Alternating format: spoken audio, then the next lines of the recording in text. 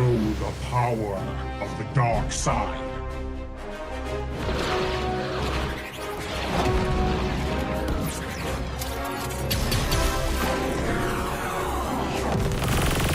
Target on the move. Prepare to engage.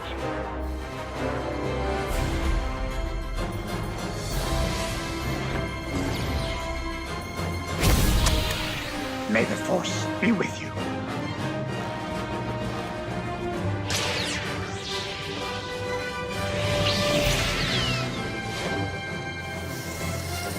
I will do what I must.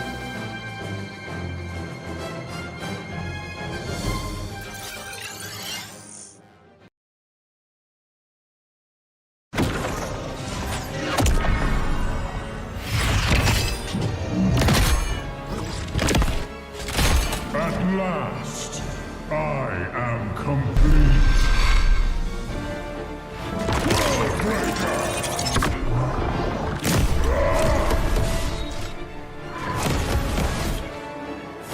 Come in fairness.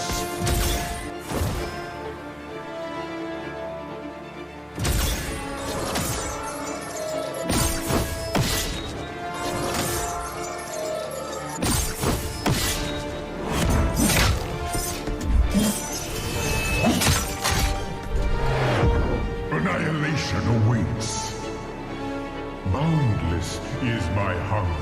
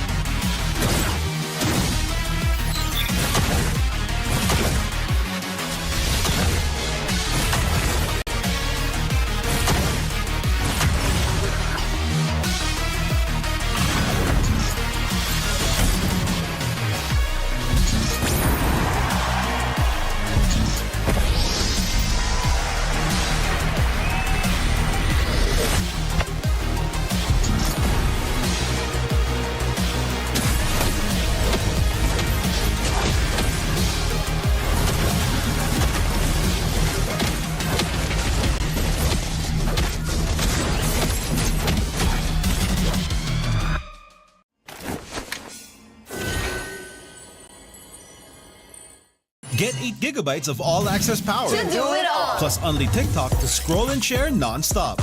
Power, work, life, and more. With Smart Power all-access data now up to 90 days. Load now.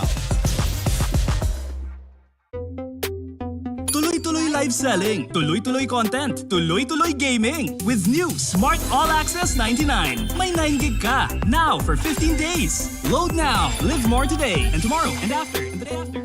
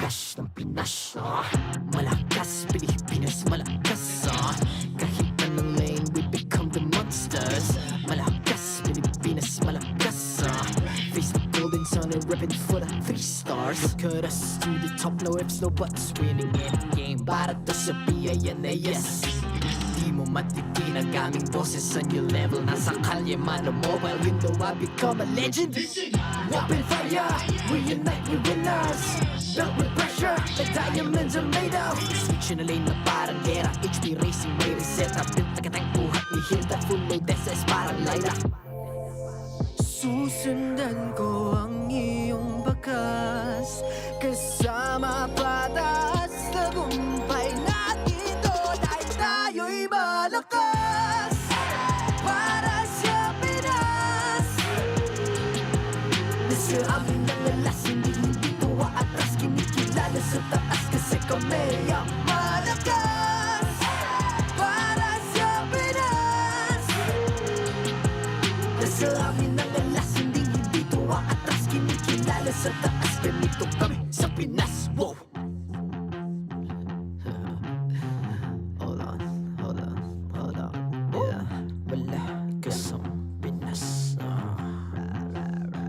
We are laging every beat No surrender, no retreat Pag nagsama-sama Just imagine what we can achieve Laging every beat No surrender, no retreat Giving 100 all my all Cause we just cannot be defeated We are unstoppable Immune and invulnerable Ready ang equipment Lahat frozen, malang crowd control Pakita ko na jab like pow Beast of the southeast So matawag proud and loud Cause every enemy we devour Susundan ko ang iyong bakas Kasama patas Tagumpay natin ito Dahil tayo'y malakas Para sa Pinas Nasa amin ang alas Hindi tuwa atras Kinikilala sa taas Kasi kami ang malakas Para sa Pinas Nasa amin ang alas Hindi tuwa atras Kinikilala sa taas Ganito kami sa Pinas Wow!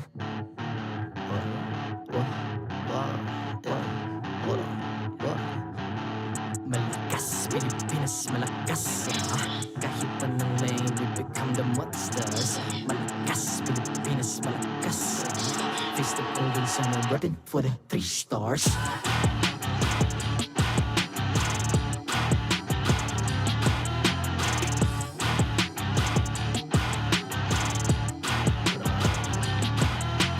Ang lakas ng Pinas, we unite, be the stars Ang lakas ng Pinas, we unite, be the stars Ang lakas ng Pinas, we unite, be the stars Ang lakas ng Pinas, we the stars Ang lakas ng Pinas, we unite, we the stars Ang lakas ng Pinas, we unite, we the stars Ang lakas ng Pinas, we unite, we the stars Ang lakas ng Pinas, we the stars The 14th season of MPL Philippines is brought to you by the following sponsors. Smart, the official telco partner of MPL Philippines Season 14. The official tournament phone of MPL Philippines, Infinix GT20 Pro. Official suppliers, EMC Asia and Index Salon. Don't miss any MPL action by following our official Facebook and subscribing to our YouTube channel. Follow MPLPH on TikTok for more content. Experience the Lakas ng Pinas playoffs of MPL Philippines Season 14 action live at Green Sun Hotel. Grab your tickets now via official MPLPH website. And to ensure the equality and fairness of our games, MPL Philippines is also monitored and supervised by the Games and Amusements Board.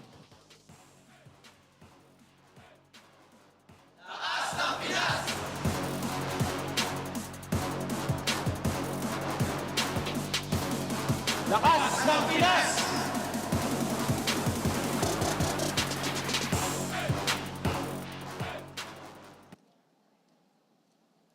It's day 3 of the Retribution Rumble, the final day of the regular season. Rivalries born before the season began will take center stage as Blacklist International meets Aurora MLBB once again.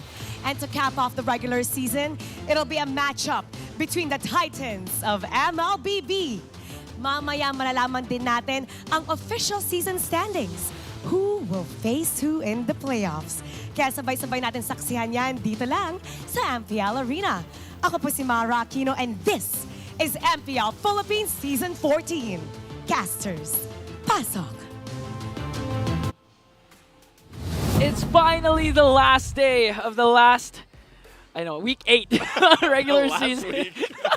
I was doing something, but welcome to the English Desk. My name is Ian. Together with me is Papa Bear Naisu. And Naisu, so far, even down to the last day, we haven't sealed off yet the playoffs. The standings, rather. The 6 teams that will be advancing are there.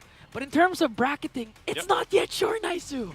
It's not sure. But, of course, there is something sure for our audience out there. And that sure thing is you can level up your game anytime, anywhere with Smart's Power All 99. For just 99 pesos, you get 8 gigabytes for all your favorite apps, plus only TikTok and only text to all networks. You guys can stay connected, improve your MLBB skills, and keep the fun going with your friends no matter where you are. You can load up now and enjoy nonstop gaming with Smart. So, again, thank you to Smart. Now, as you were saying, Ingan, yes, the teams have all locked in their spots for the playoffs, but what today brings us to, and I love that we still have this wait to the last day of the regular season, is this right here, right? Once again, it's RSG Philippines and TNC Pro Team not going to the playoffs. These are your 6 teams going, but who is going to fall into what place when it comes to the playoff bracketing is what we're after. The fight for the upper bracket is still in the works. Falcons APBren, Smart, Omega, Aurora, TLPH, all are fighting for that second seed, but unfortunately for Smart Omega, speaking of Smart Omega, the streak has been broken, by the way. It has. No 14-0, 13-1, because Smart Omega was able to reverse sweep Fnatic Onyx yesterday in one of the best matches, but right now, as we can see, we have 2 matches. First one is the highlight match between Blacklist International going up against Aurora MLBB. And of course, our star match of the week, TLPH versus Falcons APBren. It's the Titans once again. This MLBB rival now is known all over pretty much globally for MLBB esports. And despite that TLPH, they've lost to FCAP. FCAP still regards TLPH as, their rival, the team to beat for them. And maybe even the team to a point where it's like they always push them to limits.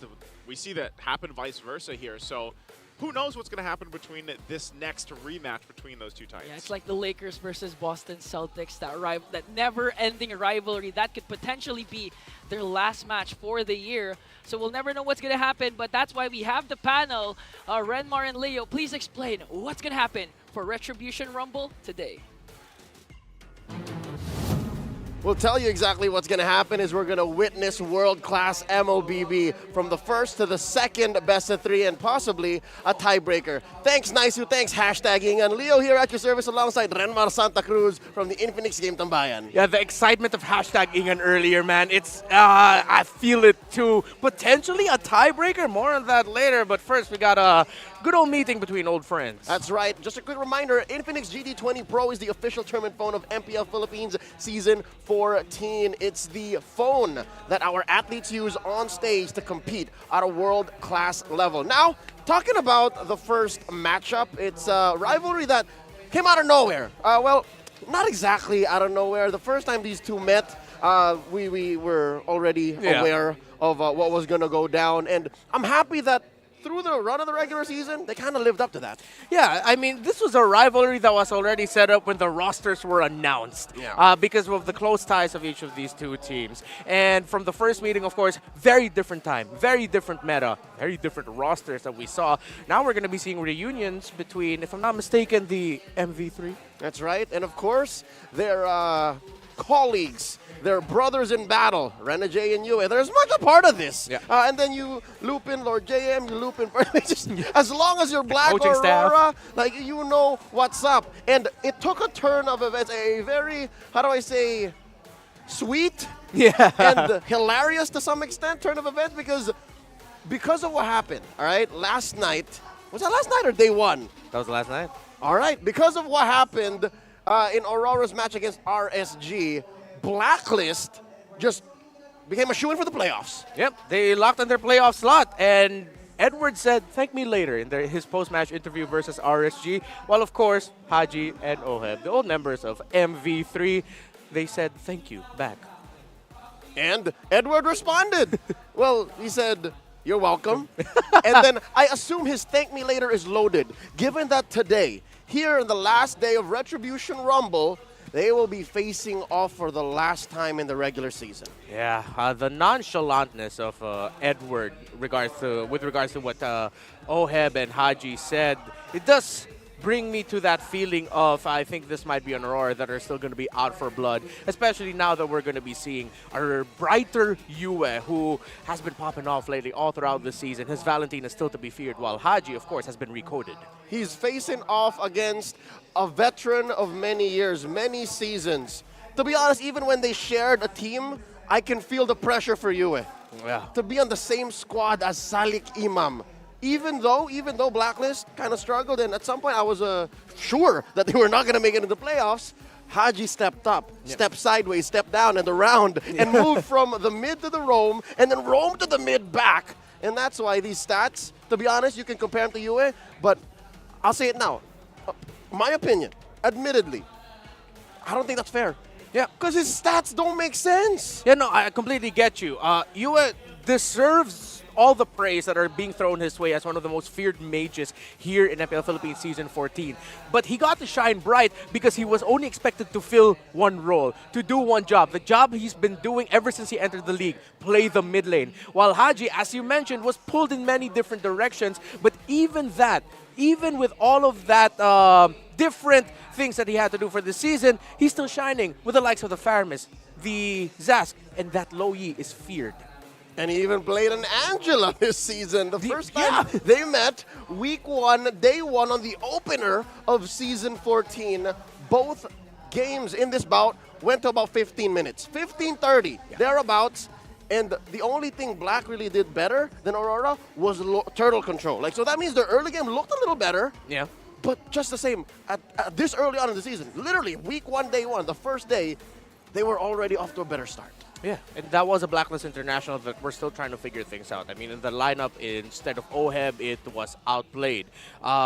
Great as he is, it was still during a time where the team was trying to find their total chemistry and still struggling. But now, Blacklist International, this is the perfect time to show Aurora, to show the world just how recoded and ready they are for the playoffs. Because, yes, there's a bit of a break between the playoffs, but teams have always said that their last result in the regular season sort of affects their mental state heading into the playoffs. That strong idea of momentum is what they like to latch on. Literally. You know what they say, right? It's not how you start, it's how you finish. And with this being the end of the regular season, no matter what happened to Black, no matter how ups and downs and left and right and loop-de-loops they took around the regular season, the fact that they made it to the playoffs is already a testament to how well they figured out what happened to them, how they recoded, how they renamed their lineup. Blacklist International Season 14 _1_2_3_final. That's what this is now. Yeah, it's like a multiple version thesis is what they showed up. And I'm sure we're going to be getting a different version of the playoffs, but it probably won't be different from the version that we'll see today. So this might be the closest to we'll see as their playoffs form. Hence, all the more important that they put on a good showing here. And as we look at the key players, we looked at the Haji Yue comparison. What does a good mid laner need? A really great roamer, man. And you cannot deny that the effect of Perks and Renjay that they've had in the success of these two rosters, definitely they deserve the flowers. You said it. You said it. That word triggers me. Renjay, it's over. That's it already. I was going to say this was close to a 50-50 as possible, but when the Hitman... Oh, no. Hitman. When the Hitman comes into play, you know that we're going to have a good day, all right? Ladies and gentlemen, we want to know who you support because I'm suddenly all Aurora, all right? I did say in the forecast, I do believe Aurora should take this home, and we want you to show your support, MPL fans, agents, Auroras. Who do you think will win this match? Is it Blacklist International or Aurora? Vote now via the online poll. I remember for this one, I believe I voted for Aurora as well. And I think the standout, I can't remember the standout player that I went for. Though. Do you remember yours? Oh, wait, no, I'm pretty sure it's Renjay. All right. In all fairness, if I don't write Renjay, it's in an effort to not seem so biased. Okay. Understandable. But deep inside, you know what it is. But I think it's clear that both of us are predicting Aurora for this one. Yeah. Not to say that Blacklist won't put up a fight. Of course. I do believe that, again, through, fair enough, Perks' unbelievable improvement. Through basically watching hundreds of videos set up by Coach Bonchan, basically his roamer jams. Yeah, the roamer jams. to learn how to set the way he did. In the weeks that, in week 6, all right? Much as I'd like to forget how my prediction record went because of Blacklist, Perks up and turned that all around and made the glory run for the playoffs that they're on now. Yeah. But even after that great performance by Perks, there was a little bit of a dip as well. I believe it was when they went up against Team Liquid Philippines that they somewhat struggled. But going up against Renajay, you're really going to have to be in your A game. Master of the Basics said it best. Renajay is the roamer that has definitely mastered the basics. I mean, he's been with the young man for the better part of 3 years now. Yeah. So with that said, best believe in this next matchup, you're going to see a lot of RORA, recall. Wait, what is that? I don't think they've spammed it enough for us to know what that sounds like. I can't remember how it sounds like, honestly. Renajay, do me a favor. Specialized MPL Philippines team recalls are now available. You will now be able to represent your favorite team in the most unique way possible. Log in game now and get yours. I have mine already set up. I'm a Liquid main. Yeah, I think a lot of people are Liquid mains though, but it's annoying. I mean, the more you see or the more you hear, the other recalls already also have their own kick as well. Imagine like a big A just getting spammed on you. Like, what does it mean? Like, I mean, for people who aren't familiar with the esports scene, why is it an A? It's Aurora, but yeah. It's Aurora. Also, it's not just MPL Philippines franchises. You also have a fair share from our neighbors in MPL Indonesia. Yep. So you could help out and support them in their runs, given that later on there will be M News reports coming in from the lovely Mara Aquino. She'll be telling us exactly what's going on in the world of MLBB esports. So stay tuned, because already not just in the Philippines are we slowly ramping up to the big one at the end of the year, M6, but also in other parts of the world. So best believe you want to be on the lookout for that. Yeah, a majority of our season has been unpredictable, but it seems like as the year goes on and the other leagues and their timetables goes on as well, it's like we're seeing some unpredictable results, some new names in different regions. So yeah, I'm really looking forward to what Mara has to share with us with her update for MUs. Not just here in the Philippines are we unleashing the hero within, but elsewhere as well. So you want to be able to stay tuned for that. Once again, it's the last night, the last day of Retribution Rumble. Although we might be in for 3 best of 3s, we don't know. Maybe. We're in for sure for a great night. So once again, we'd like to thank you all for joining us. Go ahead and hit up the comment section. Let us know via the YouTubes.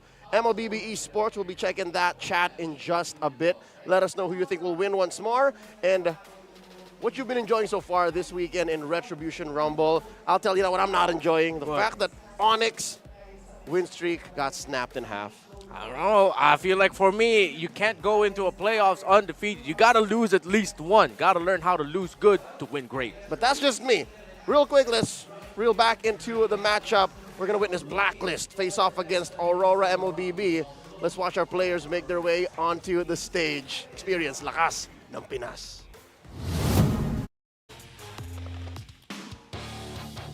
Welcome to the final day of the regular season. Our marshals are Joshua, Chico, Pat, and Jeff.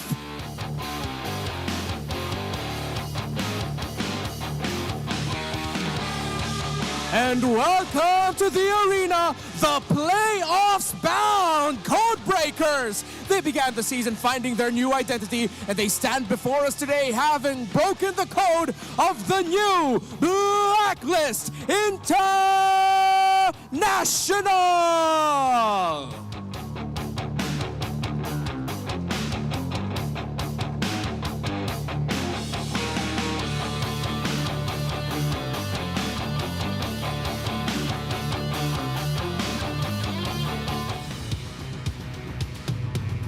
The bright lights of the regular season began their journey as a new team with a star-studded lineup.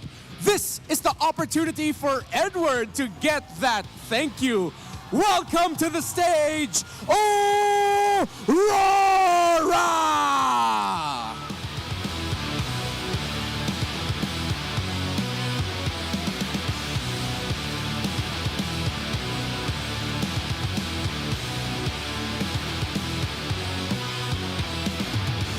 And their coaches for Blacklist International, Coach Bonchan.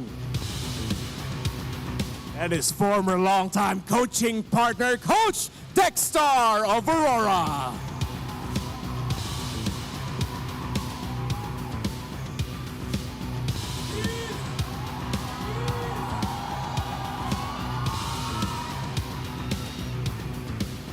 It's time for the face-off. All players step forward.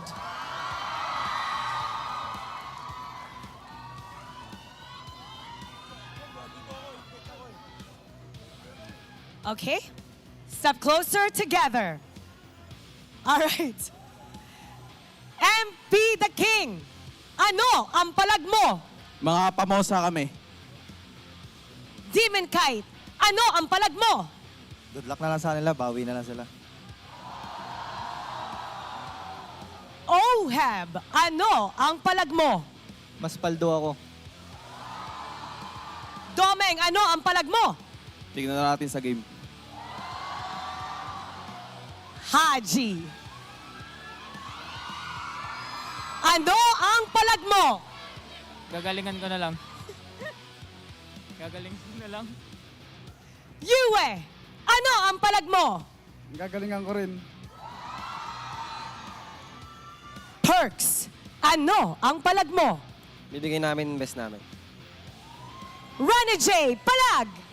Good luck, galingan mo. Huli naglaro ako sa Blacklist, nag-M5 kami. Lord JM, ano ang palag mo? Wala, good luck lang. Edward! Palag! Good luck. Palag kung palag, fist bump.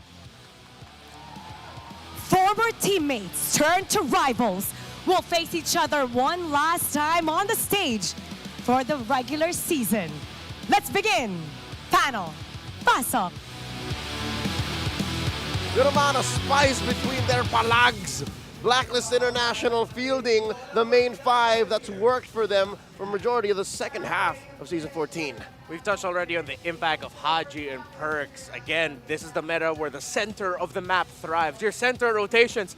So MP the King, show us why you put the King in your name. Show us why you're a two-time Khmer King. Why you've led teams in Cambodia to great success. And you're going to have to do it really well with Haji and Perks as you go up against one of the most fearsome junglers this season in Demon Kite. You know what's scary about MP the King? What? They've lost a lot in Season 14, but his Bane still holds a 67% win rate. Ooh. Respect from one Bane main to another. Aurora MLBB, on the other hand, though, their stats are a little more everywhere given how versatile they were in Season 14. Yeah. Yue, Renegade, the center of the map, it's Hitman or Healman. Sometimes the versatility comes from what kind of hero Renegade wants to play. But Demon Kite, you know what you're going to be getting from him. Assassins, Lings, Hayabusas, Maniacs early on, hell yeah, Nolan, but watch out for that Fanny. Enjoy. Enjoy. Oh, right. Yeah, he also has a Joy. What I tell you, they're crazy. They do almost anything and everything, but yeah. Here's what's interesting. I did not expect for their first blood rate to be this high. Ladies and gentlemen, Aurora is actually #1 total first blood and first blood rate in the whole league. Yeah, so that just goes to show that ever since Aurora themselves acknowledged that the early game is our weakness, they made it their strength. They like to find that first blood. They like to ensure that they get an advantage leading up to the first and second turtles. But it's interesting, now that we know the Blacklist have recoded themselves, it's how will these two teams, who have very similar rotations, who like to switch things up in the side lanes, how will that come into play?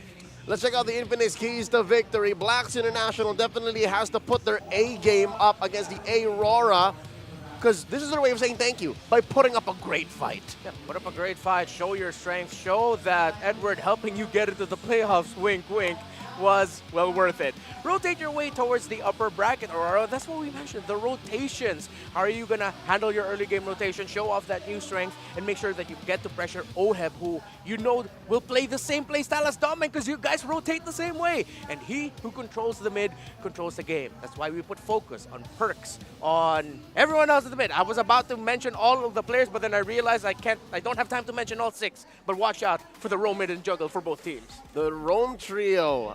Interestingly enough, they're going to come in at very different times. I understand now how this dynamic is going to come into play. Aurora, high first blood rate. Did you know that Renegade is the #1 when it comes to first bloods among all roamers. Ah, yeah. It's his tendency to really like to get that early poke trade in the Get mid. in there. Yeah. Just get in there. It's the first wave and third wave pokes that they usually go for. Which is a total polar opposite of Perks, who just tends to be patient up until the very last moment when you're looking at a 16, 17-minute game. And why is he not rocking the implosion? Why not? And then suddenly just turns on it. Yeah. I mean, that's a perfect way to put it. Like, for Renegade and Yue, when you really think about it, they're the two roamer mid-comp duos that really just go for the, hey, yeah, we're going to hurt you first so that you can't even get close to getting vision and all of that.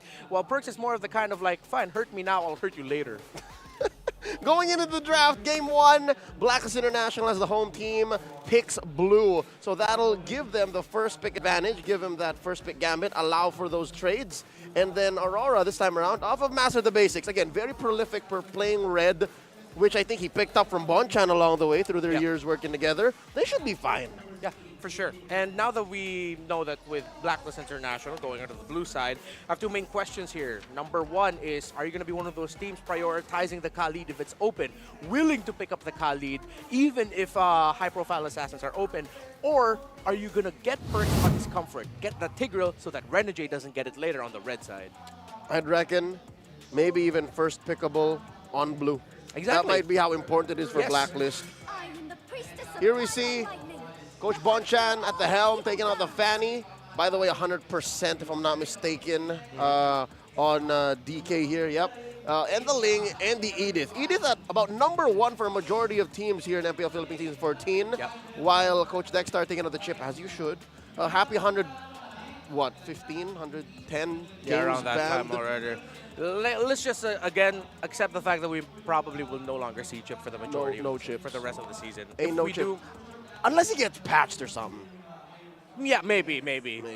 But now for the first pick here, so if Aurora take out an assassin, that might actually force Blacklist to pick up the next available of assassin, because they can still go for the roamer trade here. I will not take it away from Blacklist for suddenly first picking a Matilda just to take it away from the Renegade. With Phobius gone here now, and You you say have the Renegade? For the Renegade, yeah. Cool, Matilda thanks. for the Renegade. Yeah, that's the right way anyways. But no, they're still going to be chasing the assassins, There it's it the is. Hayabusa. So I wouldn't take it away from Aurora to just go ahead and pick up their main roamer right now. No rush for Aurora to actually put a hero on DK. Again, the aforementioned Joy shows up in his arsenal. Angela hasn't been banned just yet, so they can do anything. But wait, no, this is uncharacteristic. Look how cold DK is. He knows what's up. He knows he means business. Is the Julian alongside Khalid? Man was staring all of us down. I felt him in my soul. Yeah, I thought that Julian would go into the third pick, but the Khalid does get picked up. That most likely will be the roamer for Aurora. But let's still not turn off the idea of Edward picking that up. I mean, he had the winning Raging Sandstorm off to the back. That's true. I think a majority of why this could go into the Rome is because of the stellar performance of the Hall of Legends inductee Chaknu last night, who, with the help of the Khalid, ended Fnatic Onyx 13-game series winning streak, rather, ending it at 13-1. Here's the answer by Blacks International, the Gatot and the Valentina. Yeah, I like that they paired up that pickup together, because if you pick up the Gatot Gacha and picked up a different mid laner and leave the Valentina open for you, and number one, you're giving you a comfort. Number two, that actually makes Aurora think about the possibility of putting the Khalid into the roam, pair it up with a Valentina that gets the ultimate of the Gatot Gacha, leading to an incredibly annoying time for the jungle of Blacklist International with the constant invades they'll be getting from the EXP. Yep. So, again, because of this Moskov pick, we're more likely to see the Khalid in the XP now, right? That's the current school of thought we're following. The Harith gets banned out by Aurora, and Blacklist taking out the Vexana. So there's still the Zask left out for Aurora, who, by the way, I think is on the downtrend. We really haven't seen much Zask in the past couple of weeks. Yeah, teams have really understood like how he likes to play around the formation, how static he can be. As strong as he is in making his own plays, teams have just read into it and played into it, especially with the changes that he had. Still great in terms of dealing the damage, but for players, it seems like their ideas are the same. It's like he just feels a little bit different, and it feels a little bit riskier now. He's more item dependent now. Yeah. Picks up more magic power inheritance for more items, so you can't really start bullying as early as the first 5 minutes. Check it out! RORA bans out Lord JMCC, who, by the way, is sitting at 75%. The few times he's picked it up, they've actually won plenty with it. Yeah, and looking at the Khalid and the Julian, that is very dive heavy, meaning that the other pieces of Aurora might not be enough to really help the backliners, whatever you is going to get, knowing that the Valentina's not there anymore. So a CC would have been a great pickup for Blacklist International later on. So now I think here we might see if this Khalid will be, where this Khalid will be going. If not that, then maybe Yue would want to pick up his hero now. However, there's a chance that Aurora might actually hold on to that, save that for last, and just already show their hand with the Roam or EXP Khalid. No. And there's the Aurora. So still doesn't show us anything. Yeah. Again, one of the few strengths you have as red in this current metagame, given that you are at a disadvantage. I think the win rate is at a very unhealthy 56-44. Yeah. Good split for blue, but not so much for red. Could have sworn that was going to equalize somewhere down the season. But que sera. Now Blacklist closing up their draft. Still no gold laner. Not a Lunox lineup here. Harry just got banned out. Did they want to hit the Claude? Yeah, the Claude should look good. It's not like they need a carry.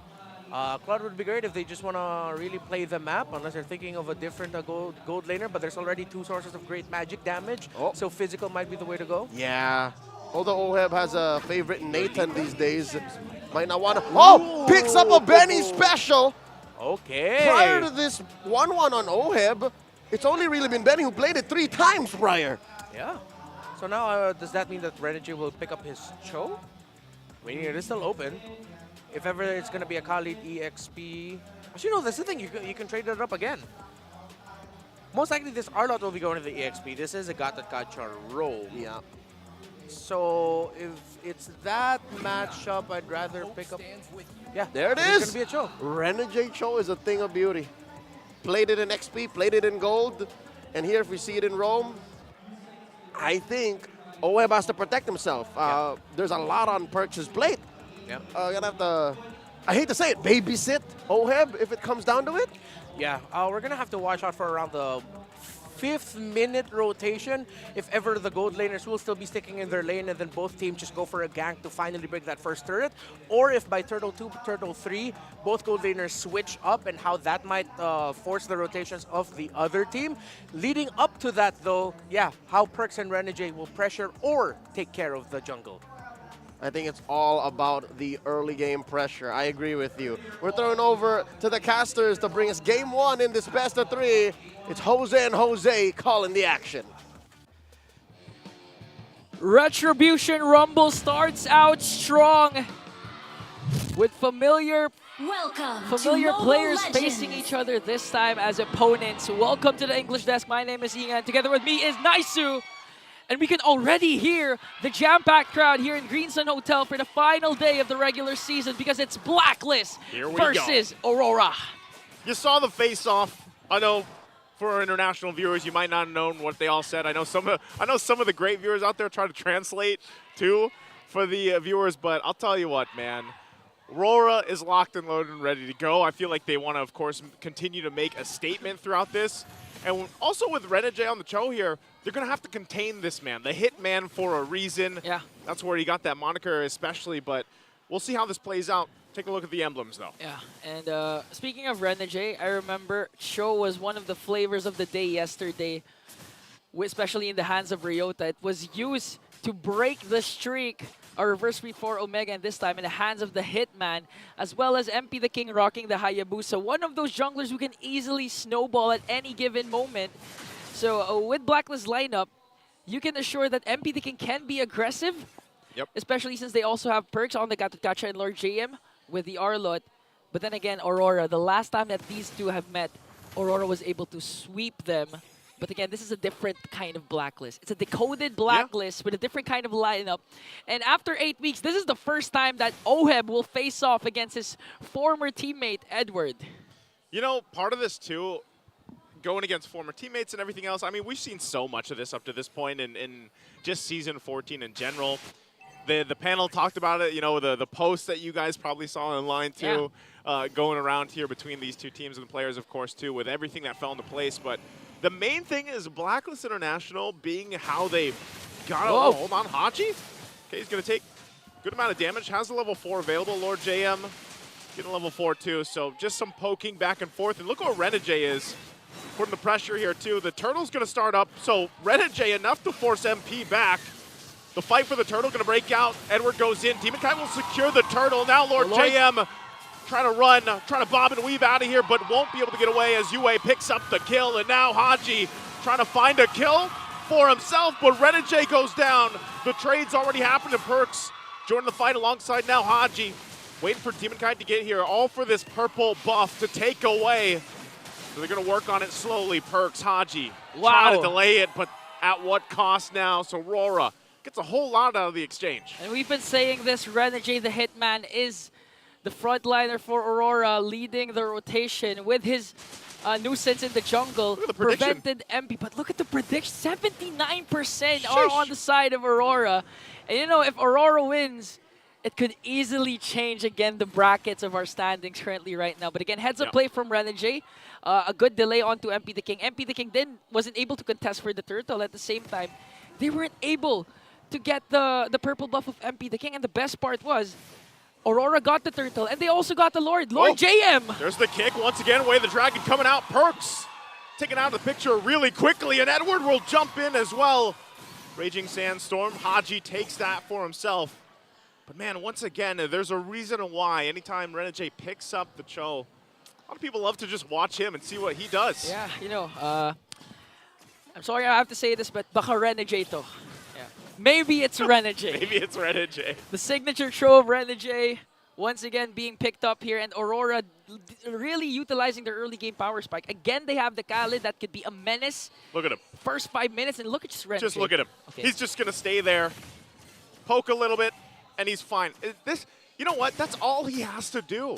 That's all you have to do to be an effective Cho for a lot, especially in the early game when you know, you kind of got to rely on positioning even and being protected as a gold laner. But even as a jungle, MP the King has not been having a good time. Renegade uses the way of the Dragon, not the way he wanted to go. There's the final slash in response, plus the jump on in. Domeng joining the fight. They get frozen down too, but they're going to fight it on out as they force him back. Lord JM trying to run. Domeng goes back in. Now Perks taking the brunt of the damage. Can Ohab help him? Ohab, the spear's going to miss though. Point blank. Good thing Ohab was there, but he didn't even need to help them further. Okay, Blacklist was able to finally win a clash. They got to Edward and Yue in exchange for, I believe it was Haji. And that was a good catch coming in from Lord JM. Final slash connecting onto 3. Luckily, Renegade's Way of the Dragon was off angle as well. That's why Blacklist was able to turn things around. But again, Renegade just really giving MP the King a hard time, zoning him out while Aurora works on the Turtle. You know, I love to see it, man. Cho just being a nuisance enough to these assassin junglers, and that's all you got to do. Now the objective taken up for Aurora, once again, to build up on the lead that they have here. And that's really where you got to pay attention. You got to look at things falling into place for Aurora. And if you're Blacklist International, you're looking at what they can do to answer back. Again, at this point of the game, nothing's out of hand, right? They actually have a lot of potential to turn these fights on their head. It's more so that MP the King hasn't been able to get that, you know, that snowball momentum we always see from Hayabusas early on. He has gotten a couple kills, but he's been constantly focused out, especially from Renegade here. And now they're going to force a fight again. Oheb could be in trouble. Fires back. Defensive Edward trying to get back with Raging Sandstorm, but Oheb will pick up a kill. On to his former teammate, Edward, and a heads-up play from Perks to protect Oheb as well. Popping his Revitalize, making sure that he's not going to get bursted down as Demon Kite works for a trade onto the bottom lane. But a 1v1 between Lord Jam and Demon Kite, though. Okay, so that was a kill onto Edward. In exchange, Aurora got a third down bottom, but this is the thing. You've been saying Renegade has been a nuisance in the Blacklist's jungle. Yeah. But even onto the middle lane, he's trying to zone out every single member. And if we're going to go back to the keys of the victory, one of the main things that they have to think about is whoever controls the mid controls the game. And so far, it looks like Aurora still is controlling the mid lane. They're going to, and you can see this happening here. Like, they're getting all the turrets that they need to. They're pushing these in. They're getting the space to work around, and, you know, they still have... Oh, hold on. Or JM going to get kicked once again with the Way of the Dragon from Renegade. They get frozen down. There's the answer back, though. Renegade won't be able to escape the crossbow of Tang coming out from Oheb, but now Oheb could be in trouble in response, but Perks still working on it, still fighting for it. Oheb doesn't want to press the situation further after losing 2 members, the 2-for-1 trade. Okay, that was a good call for Doming to just wait a minute. I'll enter after almost all the ultimates from Blacklist have been expended. He waited for the crossbow of tank to be used up, and then he entered in. That's why they were able to take down 2. And again, Demon Kite dominating the neutral objectives.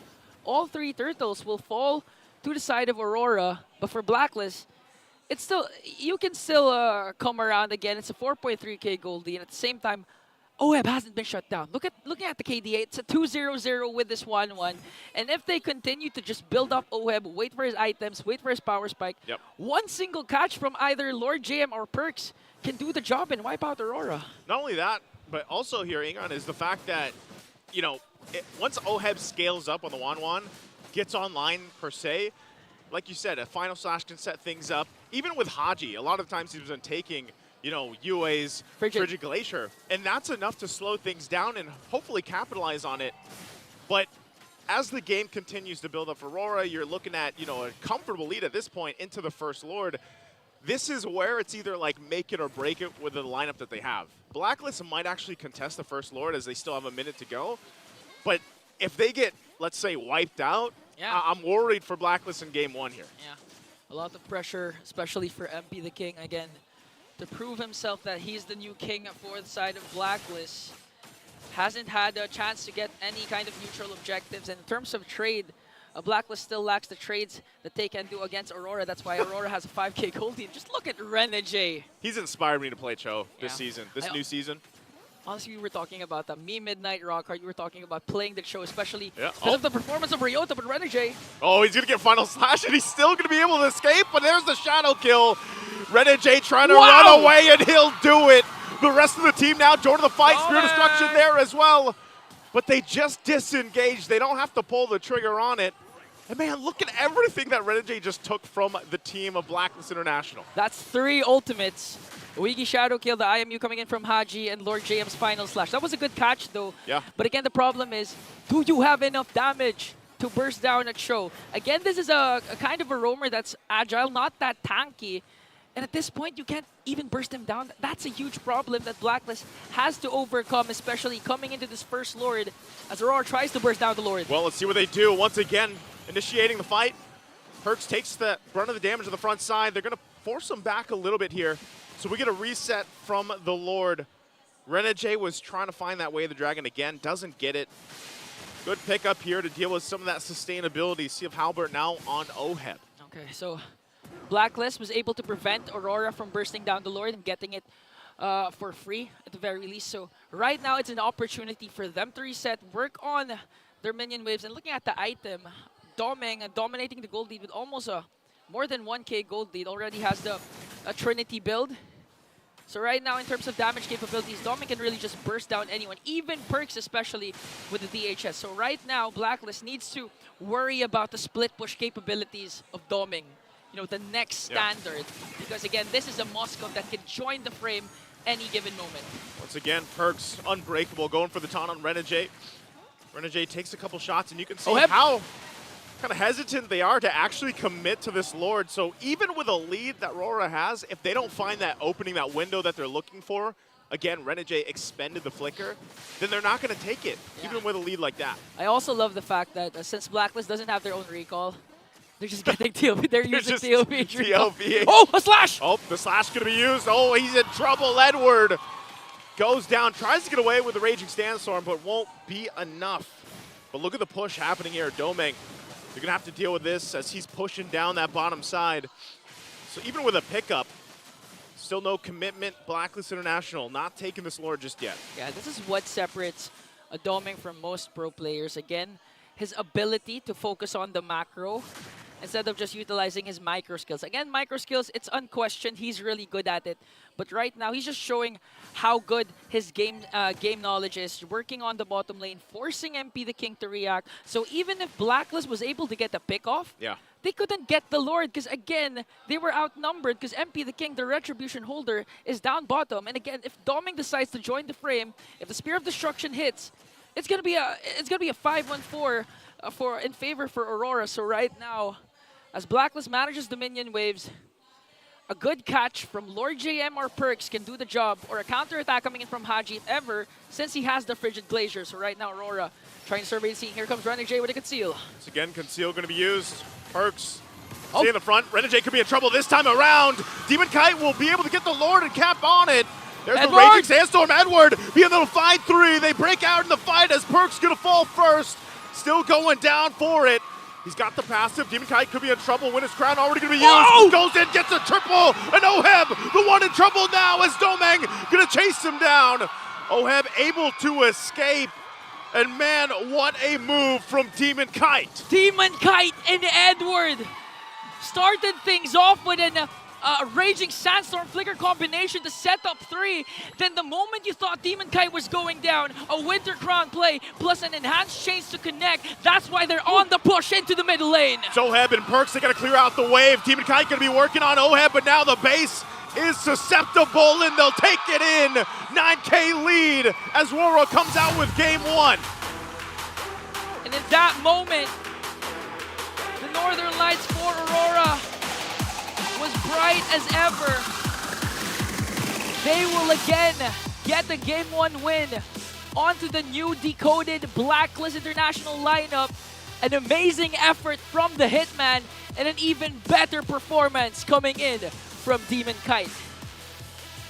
What a game, man. What a game, a fast game, action-packed, starts things off slow, but in the end, they gave us a huge, huge show. Props to this man, the captain of Aurora, Renegade, for the setup. And man, Renmar, Leo, they have to explain what happened to that final clash, because honestly, I don't know what happened. Guys, take it away. Luckily, we have more than just a minute to break down exactly what went down, and we'll tell you exactly what happened. Welcome to Infinix Game Tambayan. Leo here at your service alongside Renmar Santa Cruz. A sudden but decisive victory by Aurora. And, all right, you and I were watching clearly, right? Along with the thousands and thousands of people online from all around the world. Thousands of millions. Thousands of millions. Yeah. A gajillion. And basically, what happened was the XP lane aggression and the roam aggression of Aurora led to them just blindsiding Blacklist and not noticing that DK was just going ham on everything that he could lay his hands on. Yeah, 404 there, and all of those kills, or at least 3 of those 4 kills, came from that last sequence. And it was just, again, the strength of a Julian in a team fight with how quickly he can get his skills back. And if you blow out your abilities too much and Julian still has that enhanced sword and chain available to him, and you don't have ways to dodge that, then yeah, you're pretty much screwed, man. There's no escaping that. The fact that this whole game was on the back of that you know what? It's not just that moment. Many different little skirmishes were off of the back of DK knowing exactly that this is the time for me to lean hard into this take. And yeah, there were some moments where Blacklist seemed like they were winning, right? But they did not start off of a Lord shuffle, wherein Perks found an almost perfect final slash. And Lord Jam, yes. And almost instantly, Aurora switched it up and said, wait, this can't continue. We're going to start losing dudes.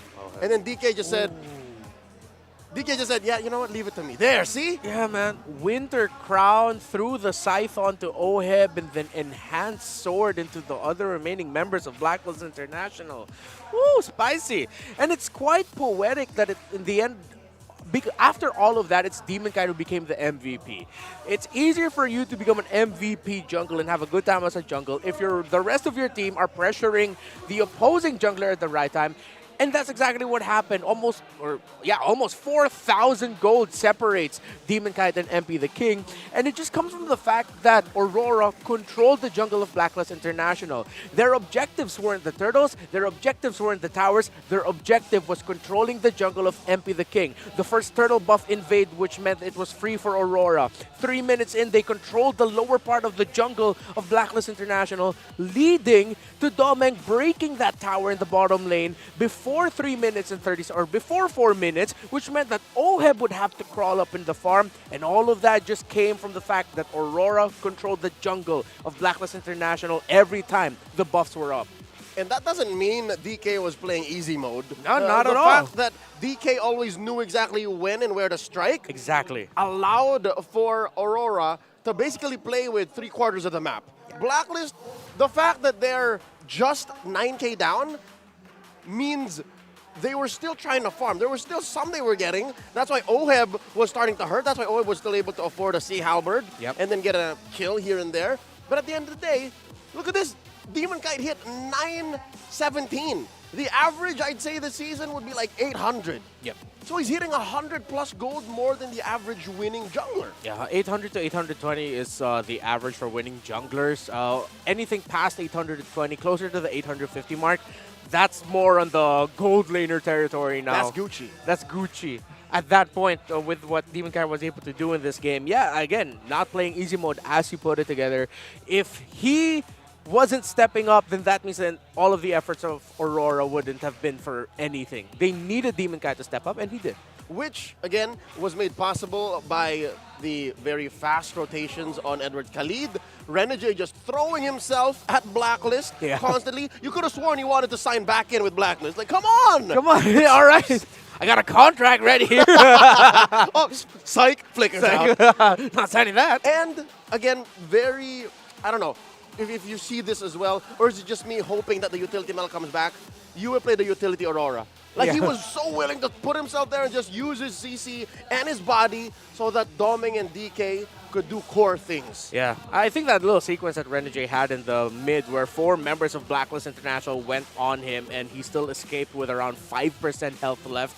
I felt like that was a nail in the coffin moment. Even though it looked like Blacklist International, that last Lord fight, could have turned things around. It's those moments where you go, yeah, that guy's on a roll. Yeah, the rest of his team is on a roll. They're probably going to win this. And in the end, they did, which out of the map pressure strength of Aurora, how well they do the macro, they're pretty damn good at the micro as well in the team fights. And I think that goes without saying, you can't be a successful macro team without having sound micro. Yes. And that's what makes Aurora so dangerous. Yeah. From a roll-to-roll perspective, they are, if not the best at their role, close to it. Close to it, yeah. So when you duel with them, you know you're dealing with world-class talent. When you're playing with them on a map scale, next thing you know, you only have just this much farm. Yeah. One thing I can show is that Demon Kite really showed that in this game with this meta. It's like, that was the signature core performance. He was definitely the core of that lineup. Speaking of, cores have taken quite the turn in this current meta game. Here's a quick meta check talking about what 1.9.20 has done to our metagame. On the downtrend, here's a core hero we don't see anymore, Roger. Yeah. Zask, again, I was calling Zask on you. He has a stellar win rate on that. Doesn't show up as much anymore. Joehead, more of a acquired taste these days. Hylos used to be a first side pick, and also he just shows up like last pick these days. And of course, Terizla. Where's the Rizzler? Yeah. At this point, I think that with the other EXP options you have available, with the rise of Kali, the rise of Gata Kacha, even the rise of Cho, those aren't just roam pickups, they're EXP lane pickups too. And then of course, with how important it is to control the center of the map, it's understandable why Matilda has made a comeback with how fast she can help rotate. And of course, well, Low Yi's there. But if we look at the consistent heroes, those are the ones consistently getting contested. Well, for Chip, he's just, no one wants him. Poor guy. I'm pretty sure if Blue could ban him, they would too. Yeah. We've never seen a Blue Chip ban though. It's always been Red. Yeah. It's happened Red 2, not Red 1. Yeah. But it happens. First also, phase for sure. Yeah. Also the Edith, still at 98%, then now to 93. It's very rare that she doesn't get picked, all right? Or banned, because a lot of teams, I'd say half, I'd reckon, half the teams of MPL Philippines Season 14 have Edith in their top 3 picks. Yeah. That's how important she is. And of course, the Harith, Nolan, and Tigreal. Yeah. One of the heroes I'm looking at here is that Phovius. The fall. Yeah, I feel like before the patch stat for him was more of like teams still cooking him up. Because it wasn't like there was anything massive that happened that allowed Phovius to go in. It was just more of like an understanding. Yeah, he himself actually got revamped to the lead up to this patch. Yeah. And then eventually got opened up in the MPL. It still took him like 2 weeks. Yeah. Or so. It was like, it really did just feel like cooking time. Because he showed up in week 2 even, if I'm not mistaken. To a loss. Yeah, to a loss. But then you can already see that teams were just starting to get comfortable with him. And then it seems like after like a few practices, once a new patch came in, it was just a perfect timing that, oh yeah, we finally get how to play around him. And because of that, ladies and gentlemen, I would assume there are still some heroes waiting to show up. Yeah. All right? This weekend alone, if I'm not mistaken, you got your, Jimmy's jangled when the Akai came out. Yeah. Akai Rome and Akai EXP yesterday. I'm so happy that popped up. To an L. To an L, yeah. But it showed up, so that means it might also still be in the cooking stage. Yeah, it should show up more.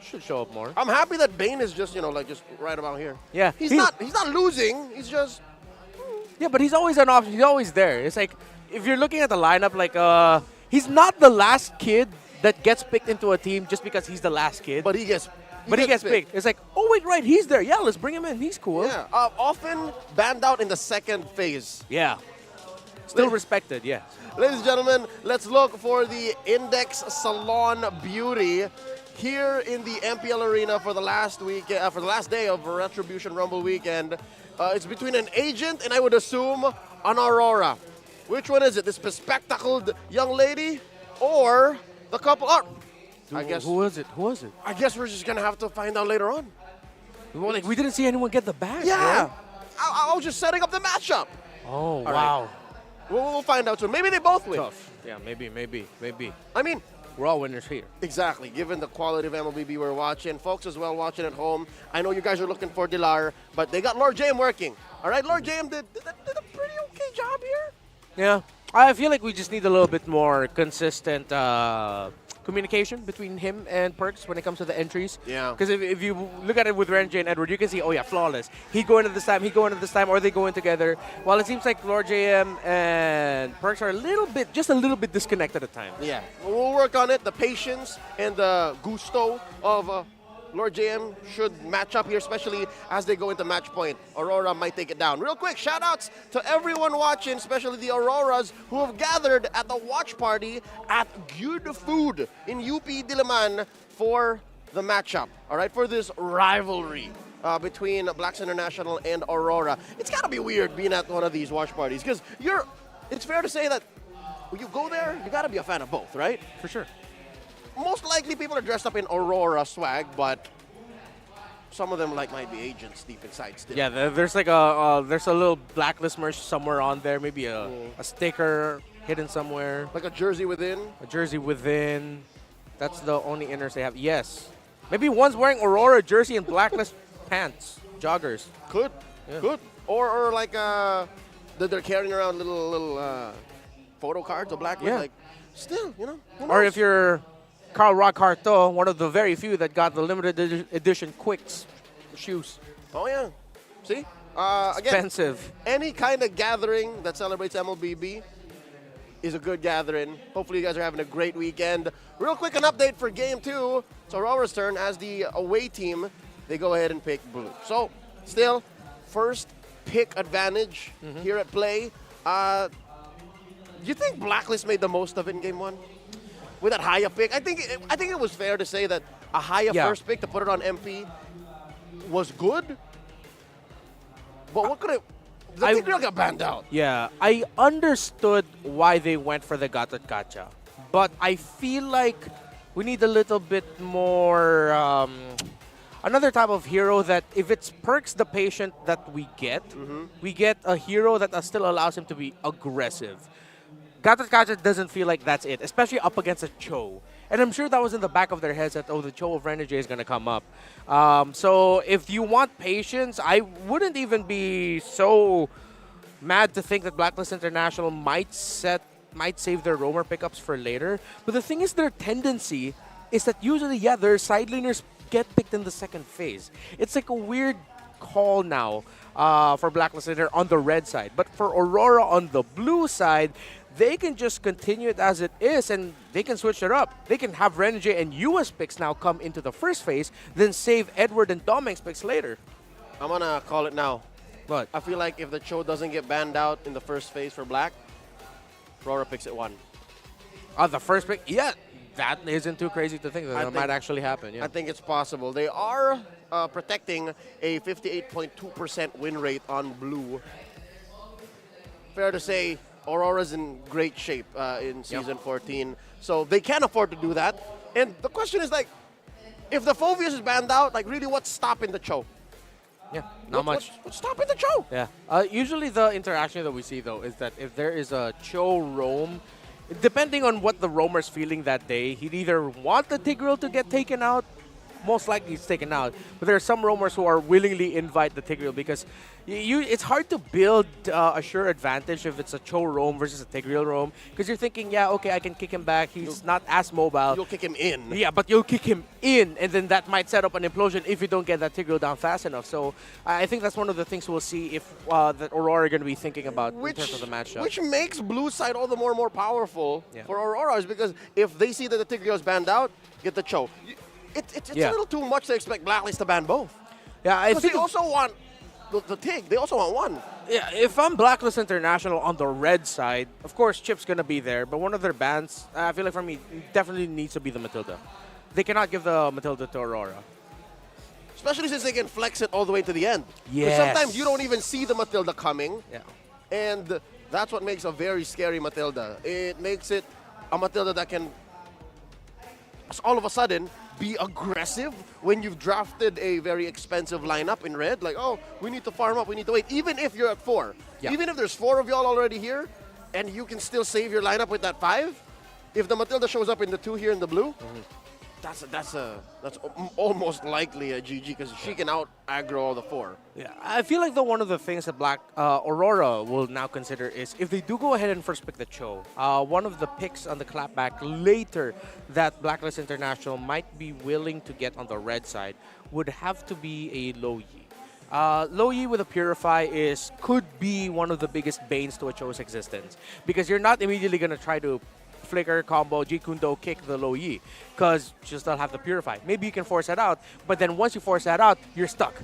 You have a Low Yi who can supplement herself with shield, suddenly you're stuck within the rotation dispersion combination, and it makes it difficult for a Cho to get away. That's one of the responses of teams have had recently to the Cho is to pick up a Low Yi in the mid and then just make sure you pair it up with a good high crowd control roamer as well so you can punish that Cho. Yeah, to be fair, I think they could just make sure the Low Yi isn't touched, so they have an answer to Renegade's Cho if it does come out. Low Yi, despite her being more of a here and there kind of hero, has there it is. They respected it. Has crept up the Blacklist top 10 picks in Season 14, so they know. See, they're setting up for the Cho. Yeah, they're setting up a Cho first pick. Oh, they know. Great, and Blacklist ban out the Phobius. All the more. Yeah.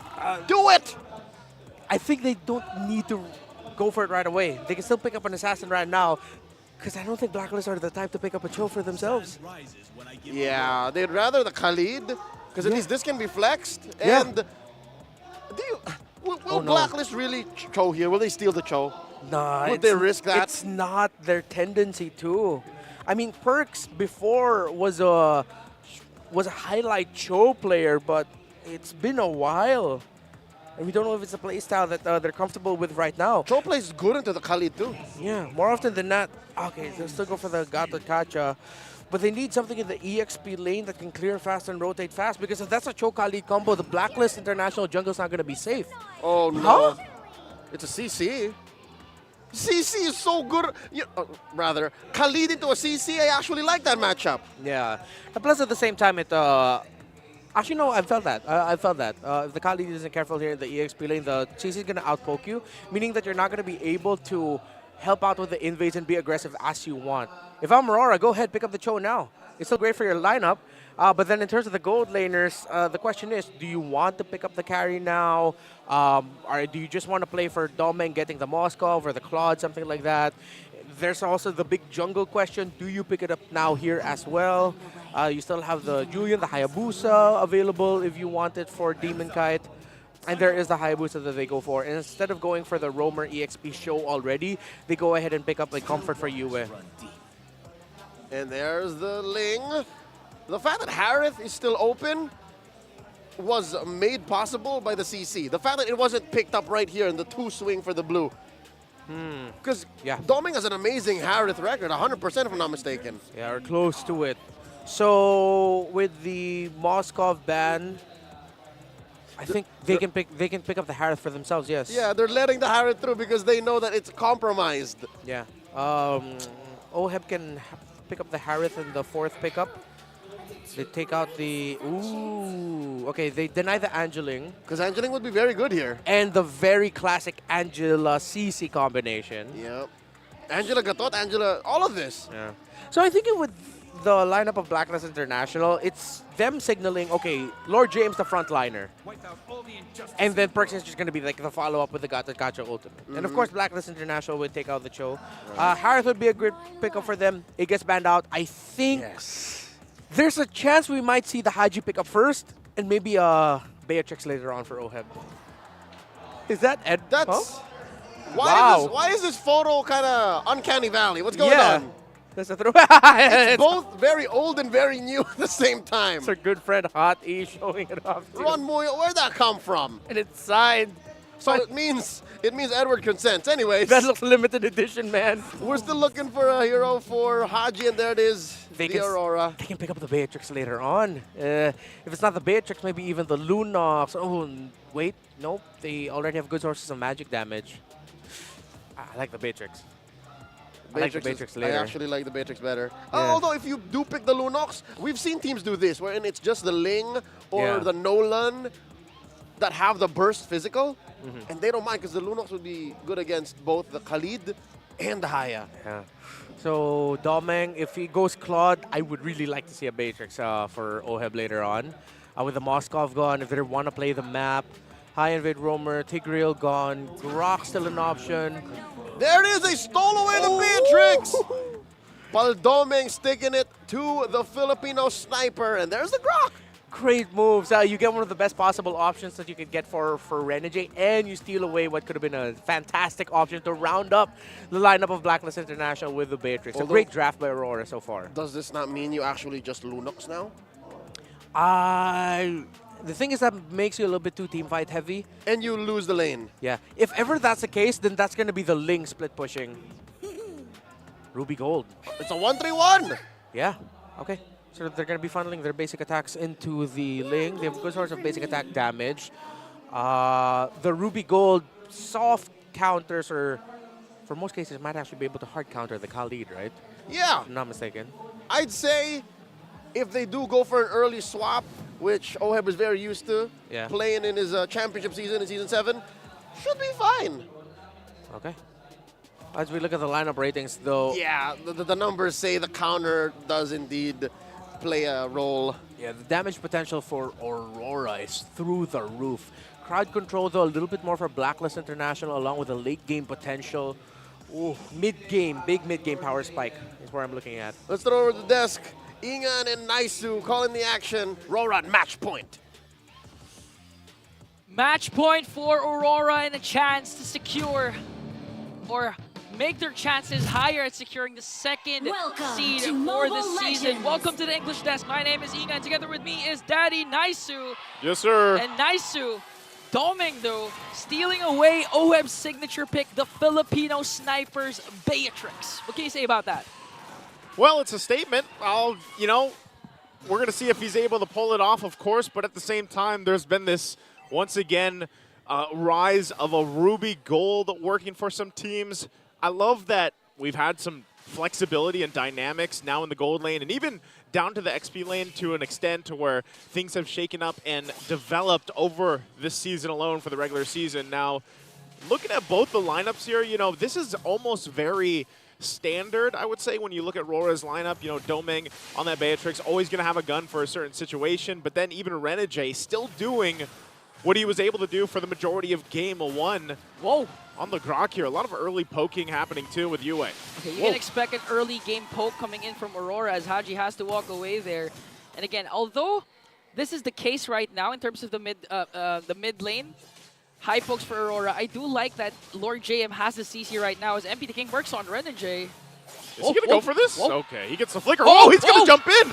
Goes in. Tempest of Blades still available. Goes, picks up everything he can, but Edward there to punish him, and now in the mid lane still, Perks in trouble. Good thing Demon Knight Quad Shadow's on out. Haji was there to help. Man, what Haji! He goes in with the flicker, picks up the kills, not going to let Demon Knight get away. When you thought that the clash is over, someone just randomly flickers in.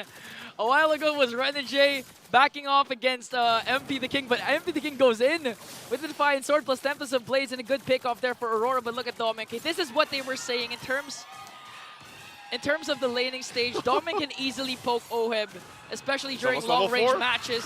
Almost level 4. Let's see if he's gonna get that sniper and bring down Oheb. But okay, Blacklist right now, in terms of lead, they have a slight advantage as they are controlling the Turtle Pit. Going to rotate down. They got to work on the objective.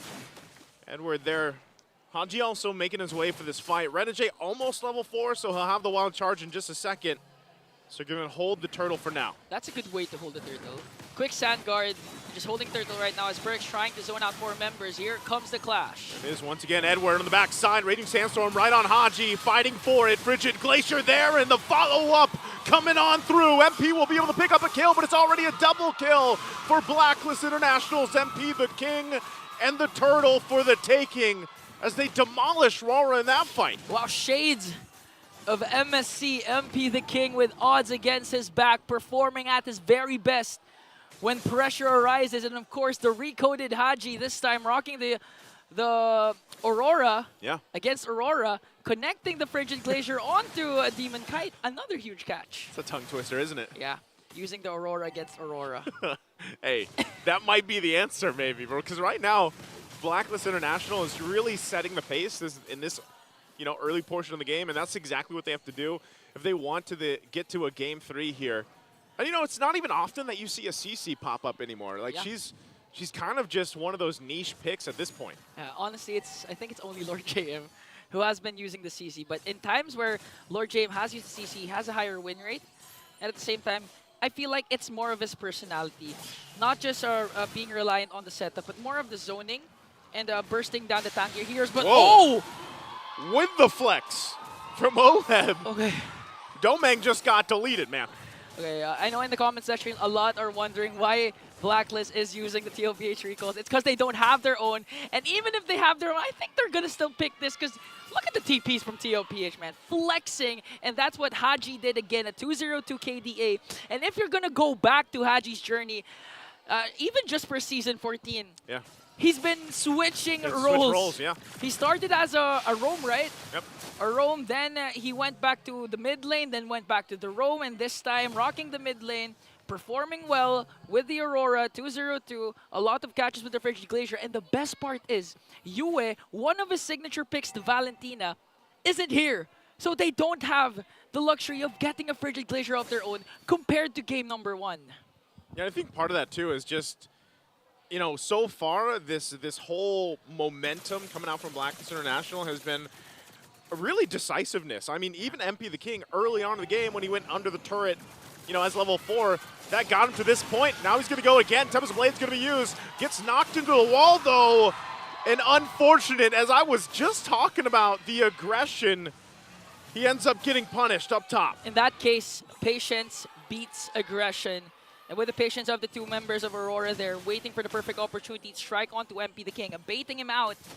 That's when they were able to strike back and bring down once again MP the King. So right now, Aurora's doing a good job in terms of macro, but here's the job Lord JM is known for. Just zoning out Renegade, eventually going to zone out Edward, making sure that Blacklist has a good position to get another turtle as 4 members are approaching here in the Turtle Pit, working onto Renegade. Just look at the damage coming from Perks and Lord JM. Yeah, that's a damaging yo-yo right there, man, if I've ever seen one. Because right now, like Renegade, even as tanky as he is, he's got to go heal back up. No one getting the turtle just yet. MP Going aggressive again for Domeng. Takes a couple shots. Tempest Blade's going to be used. Domeng tries to get the kill before he goes down. But MP the King will pick up one himself. Okay, this time MP the King knows he's alone. That was a good tactical reposition, then cast of the ultimate. But again, fast hands coming in from MP the King. Good cast of Tempest of Blades as well as Yue checks the brush there. Here comes Edward! Oh, there it is again. The setup with the wild charge coming in. The fight for the turtle. A huge Frigid Glacier. Gonna follow up. Perks will go in. Get the taunt as well. Edward's gonna heal back up. Still fighting for it. Demon Kite gets the turtle. Now Perks taking a couple too many shots as Yue gets a double. Good exchange again. Both sides here finding something, and now the turret up top will go down. Okay, a trade for Blacklist. They wanted to go for the turret instead and a kill onto Oheb, but in that case, even though Haji was able to cast that Frigid Glacier, it did connect onto 3. Yeah, got 3. The problem was the numbers game once again, and Edward doing a huge job being the frontliner, soaking up the damage, and the moment he's about to get bursted down, quick sand guard, more than enough to heal him up and re-engage once again. That's why Aurora this time was able to bounce back. But again, because of the trade that Blacklist did, they still have a slight advantage in terms of the economy. 1.3k gold lead, but the problem remains for Blacklist. They don't have a natural gold laner, a natural marksman.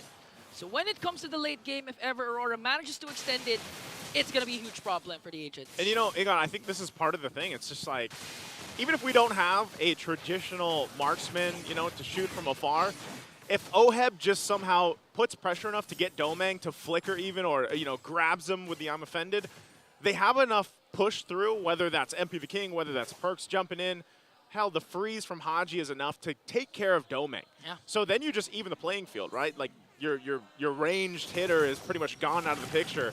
But right now, they're just going to trade objectives cross-map. Okay.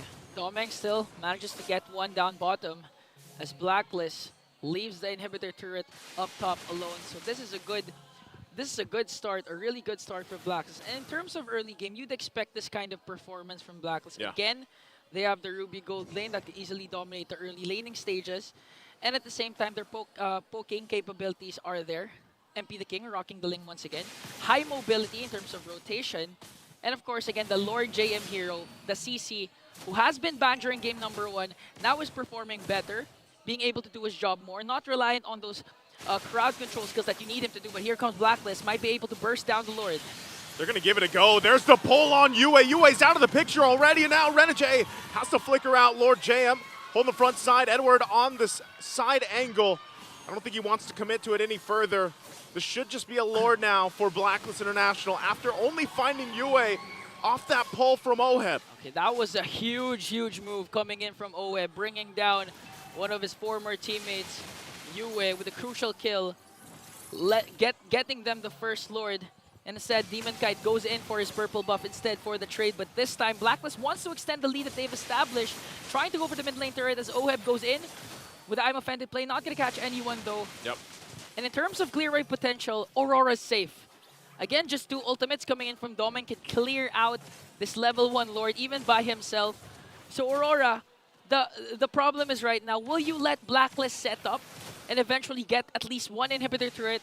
Or will you be able to play it safe, burst down the Lord without suffering any casualties and without burning any of your inhibitors? And looking at the items, in terms of gold lead, we have a match, we have an almost equal economy between Oheb and Domeng.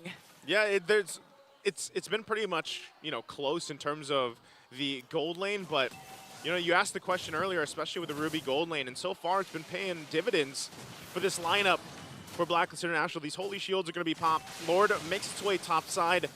And now they can force a fight. Oheb does have the flicker. There's the Raging Sandstorm. Going to go for Oheb. Perks tries to help him out. They're going to fight back. Lord finally going down. The Frigid Glacier as well. Meanwhile, action down in the bot between the 2 junglers. Will keep it together, but RORA will lose Edward in the exchange, but they hold on to the base turrets. Yeah, that was a worth it trade for Aurora. Again, instead of sacrificing an inhibitor turret up top, and they give an advantage in terms of macro for Blacklist, Edward's just going to sacrifice. Renegade goes in, finds 3 on the mark, but there's no follow-up for him. Demon Kite goes in, pokes. Lord JM jumps into the base as well with a vengeance. But even with a setup like that from the Hitman, there's no follow-through. That was a good wild charge play from Renegade, connecting onto all the agents. Plus a huge follow-up from Yue. with the Deathly Grasp, but the problem was Doming's ultimate wasn't ready to be casted. Imagine if the bazookas or the machine guns connected, they could have easily taken out one or at least two. But in that case, unfortunately, Blacklist was lucky that happened. And it's not just luck for Blacklist. Again, they've been playing well. Even down to the trades, they're trading very well. If we can recall back to the first minute, MP the King going in, forcing Renegade to flicker it. Although it wasn't worth it during that time, with Haji's flicker in to bring down, I believe it was Demon Kite or maybe Yue, that made it worth it for Blacklist. And now looking at the items, we can see an immense gold lead between the two junglers. Almost 3K, or I believe more than 3K for MP the King compared to Demon Kite. Quick maths, that's a whole lot of a lead. I hate numbers. For Natsu. MP the King, Really I know. numbers. You know, what we can say is it's a lead right now for MP the King based off what he's been doing, putting the work throughout the game at this point, and now Lord being up here. They got a nice, good lead, 7,000 gold up to this point, but you can see just how confident RORA is, even down at this. They might still want to try to contest this, might want to try to get a pick off. I'm not sure if they can actually convert this Lord, though, but we'll see if they have enough to pull things through. Right now, Lord's going to be held by Blacklist. It's going to be a battle of trades. Blacklist has the advantage to get this Lord right away, but look at Renegade's position. Will they go instead for a pickoff? We'll never know what the plan of Aurora is, but one thing for sure is they're brewing something up. They're cooking something up with the current formation that they have as Blacklist will burst down the Lord. It's for the health here. Retribution already going to be used too. They jump in, they force the fight. Oheb will be able to get the Lord and they break it out. But two are already down for Aurora. Perks jumping in, won't be able to find anybody from that. And also Domeng gets back to base. And Blacklist now facing this base rush here. It's only 3 members of RORA. 1/3 of the MV3 secures the Lord for the side of Blacklist as they extend the lead to 9K.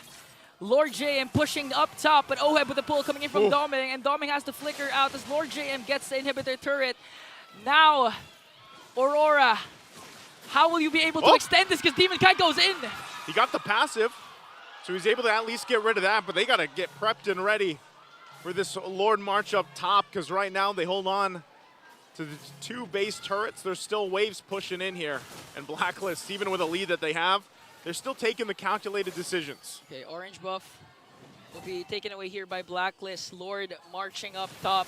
They still have 5 members though. They can go for the engage for Blacklist. In terms of kits, all their ultimates are available as well as their battle spells.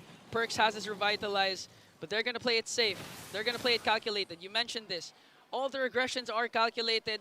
We're going to have to wait for who's going to initiate first. Will it be Oheb? Because Oheb knows he wants to go in with the I'm offended play, but Edward! Sandstorm with a wild charge, going to be able to find Oheb, and now breaking out into the jungle. They have to disengage, but here comes MP the King. Tempest Blaze going to be used to stop the Sand Guard as he picks up Edward. The 1-for-1, but Demon Kite jumps in with a shadow kill, looking for Lord JM. Won't be able to find him, and Domeng loads up the sniper shot. Won't be able to find Lord JM either. Oh no, Aurora really won that clash. Edward for Oheb, shutting him down, finally handing the Filipino sniper his very first death. That was a good cast of the Raging Sandstorm. And MP the King, quick heads-up play to bring down Edward as well. They were able to save their 2 inhibitor turrets, and now we are approaching the possible power spike of Aurora. They have Domeng onto this Beatrix. A marksman compared to a Ruby can dominate the late game. And Blacklist, they know this. They're pressured to end this game right away. Look at the damage dealt. Yue with the Vexana leads all.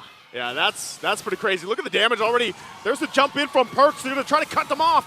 Edward could be in trouble. He's low. Tempest Blade's going to be used. Demon Kite jumps back on the backside. He will be able to find Lord JM for a little bit longer, but now Demon Kite's in trouble. Couldn't pick up the kill as he finally goes down. Demon Kite and Edward gone. It's up to these 3 from RORA to defend against a full push from Blacklist. Oh, they're not going to wait for the Lord anymore. They have minions. Oheb still has a potential setup here as he's trying to zone out Renegade. Here comes the inhibitor turret, going to go down. And 1 more inhibitor turret into the middle lane. Renegade enters the frame though. What are they going to do? Still holding on. It's only 1 minion left. Renegade taking a ton of shots. Oheb trying to get away. Once again, MP jumps in. Domeng! Won't be able to find Domeng as Domeng gets a double. And they're trying to turn this one around with every piece of ammo they have, from Domeng to Yue to Demon Kite and Edward. What is with this Retribution Rumble week? I mean, yesterday we saw Omega finish the streak with 3 amazing defenses in one game. Aurora might also pull it off. Hertz jumps in, gets the taunt, and just disengages Demon defensively. Demon Kite looking to find something, won't be able to grab it further. Lord is still up, Yue still on the hunt for Haji. Domeng loading up the shot as Yue will pick up the kill. And now the Lord, even with 2 down, now MP the King back up. You're down Haji if you're Blacklist International. How are you going to approach this fight, this dance-off, this shuffle with RORA? A poetic way for Yue to end his former mentee Haji as Aurora tries to burst down the Lord. MP the King is here though. It's going to be a retribution battle between the 2 junglers. They're going to jump in. Demon Kite will be able to find Oheb, trying to zone them off, but MP will be able to find Demon Kite in exchange. Tempest of Blades already used, but Edward will be able to get the Lord. And now Blacklist trying to run down the rest of RORA, but they don't have enough in the tank to follow through. Edward just bought some time. Edward, Legend Zero. He said yesterday, thank me later.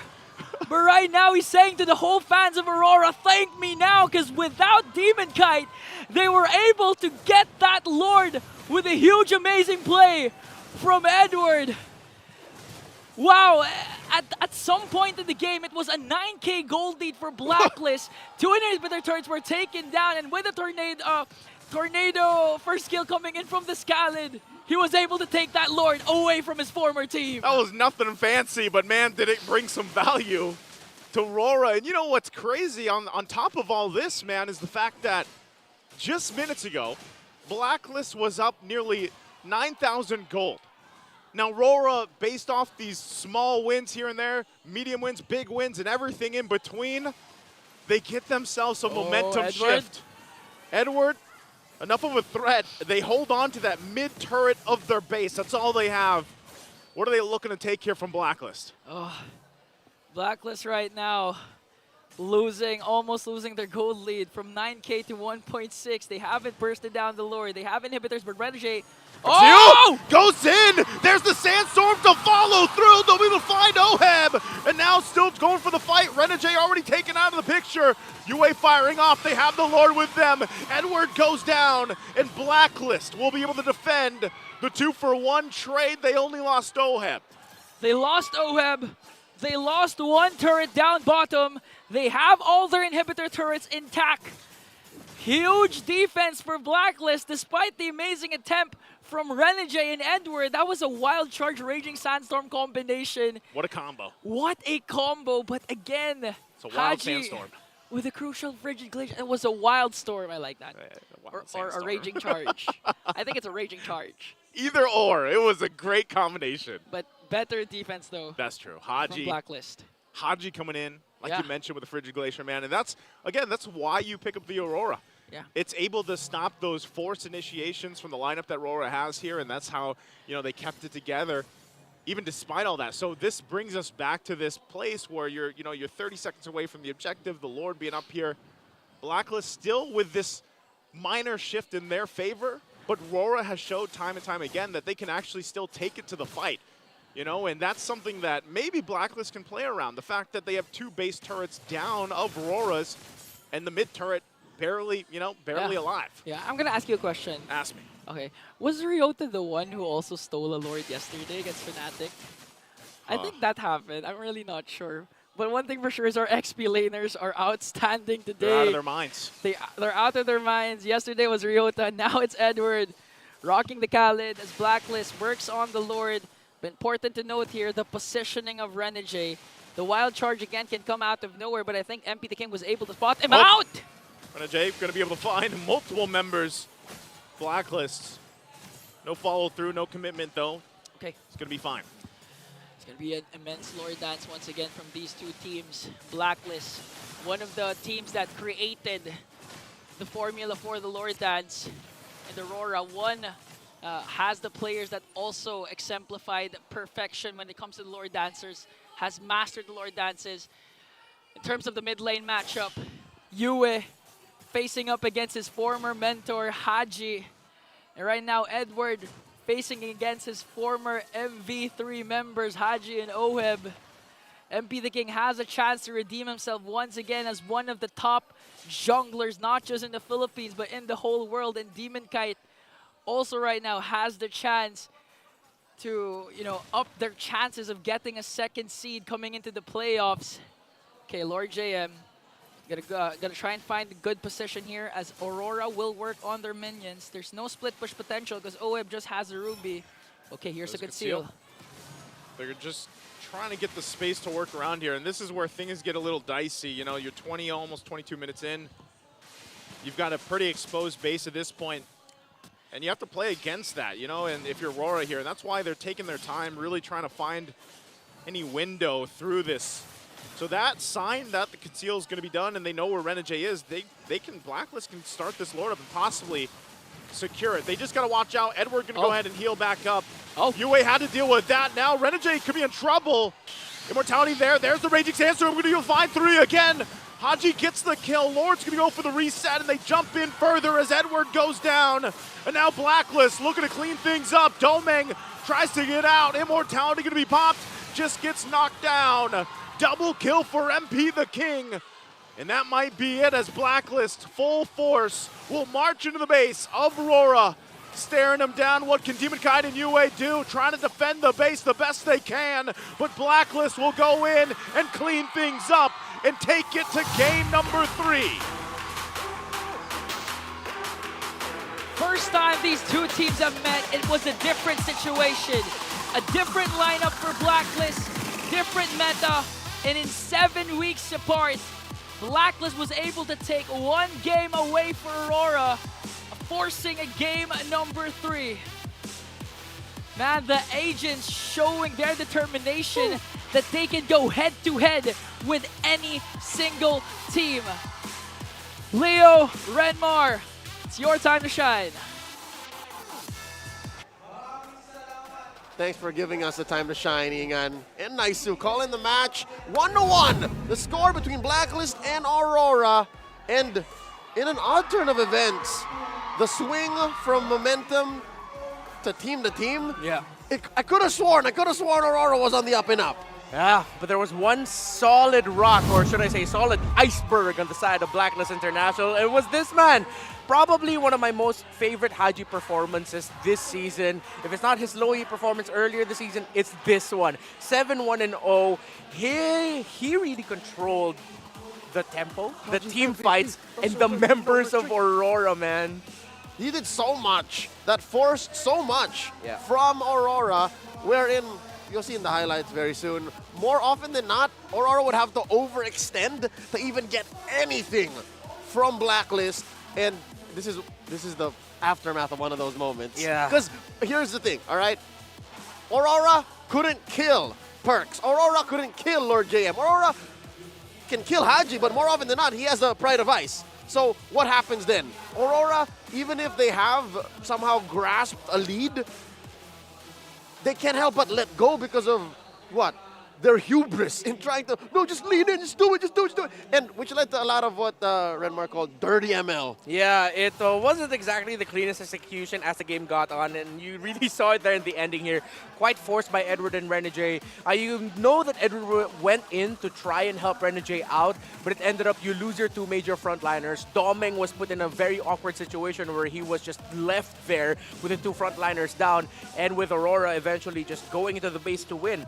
2 major sequences early on for me that really showcased Haji's MVP game. The long skirmish initiated by MP the King where he got the first blood but he got killed, but then Haji covered that by flickering forward to take down Demon Kite. And the first turtle where Haji with his ultimate was able to freeze the key members of Aurora who were zoned and pressured by Perks and Lord JM. And remember earlier we were talking about Perks and Lord JM, it felt like their communication was a little bit off in terms of who initiates, who frontlines. They fixed it here. And it helps that Lord JM is on a hero that just front lines. Yeah. Really, there's nothing else this CC needs to do. And name a hero from Aurora. Maybe say for Renegade, because most likely if you get hit by a wild charge, truth be told, you did your job, right? You baited out a big ticket ult from Aurora. You're doing a job well done. So splendid work for Lord JM. Again, that's why this CC is his hero. Yes. I'm going to tell you now, it's not the Arlet. It's Not the Terizla. Not the Terizla. Those is most picks. Not the did he pick up a Khalid this season? Not yet. It's the CC, all right? I'm trying to get to the point where it's the CC. And him just being up front, throwing yo-yos at folks, allowed for him to be the best wingman. Yeah, and the presence of the CC, again, will always piss off any Beatrix player, especially when you get to the point where the CC already has the blade armor, and that was his third item. So with the War Axe, with the Brute Force Breastplate, again, that's just the joys of CC, her core items, which allows her to constantly engage and really be annoying. The longer the fight goes, if you are caught alone and you get hit by the curtain call and then the yo-yo blitz, man, you gotta back off because that will take you down from 100 to maybe even like 10-20% of your health. Once a blade armor is up, if you're the Beatrix, yeah, you're just really waiting for everyone else in your team to set up for you to be able to clean up. Which is impressive because the stats say CC on Lord JM dealt the most damage across the board, 75k. So they spread out the damage well enough to, you know, fix that whole Perks and Lord JM connection to allow Haji to play captain and serve all the roles that Blacklist have, and not to mention, allow Oheb to really flex. I think Oheb, he wasn't a core here. He was more of, again, he was the one in the 1-3-1. He allowed for Aurora to think to, he made Aurora make a lot of mistakes. Yeah. Just to put it at that. Yeah, every time Aurora would want to get into position in the major team fights, Oheb wouldn't be shy with using the I'm offended, and then Haji would be like, all right, thanks for the feed, man. I'm going to use my Glacier. But in the 4th minute, it was actually Haji and Oheb taking down Doming, delivering the first gold laner death of the game. They weren't able to convert that rather into a turret. However, what they got from that was they freed Oheb, allowed him to rotate and to join the fights. Once the Ruby was joining the fights, that's when Aurora felt, yo, why is this so difficult? Oh, right, they have 3 tanky presences that we have to get through before we can even get to the Aurora that was so integral to the team fighting of Blacklist International. Which is interesting, given that in the current metagame, given the patch, you're usually seeing 2 cores, right? Yeah. Here, they had 1.5 core. Yeah. 1 meaning the Ling, right? And then you have a half core in Haji, because he dealt a lot of damage too. Yeah. Great performance. Again, 7-1 and 10 for Haji, and nothing too special with this build. Lord JM and Perks just died once each. Oh, yeah. That's how difficult it was for Aurora to decisively get damage in there, or to have conviction in taking their engagements.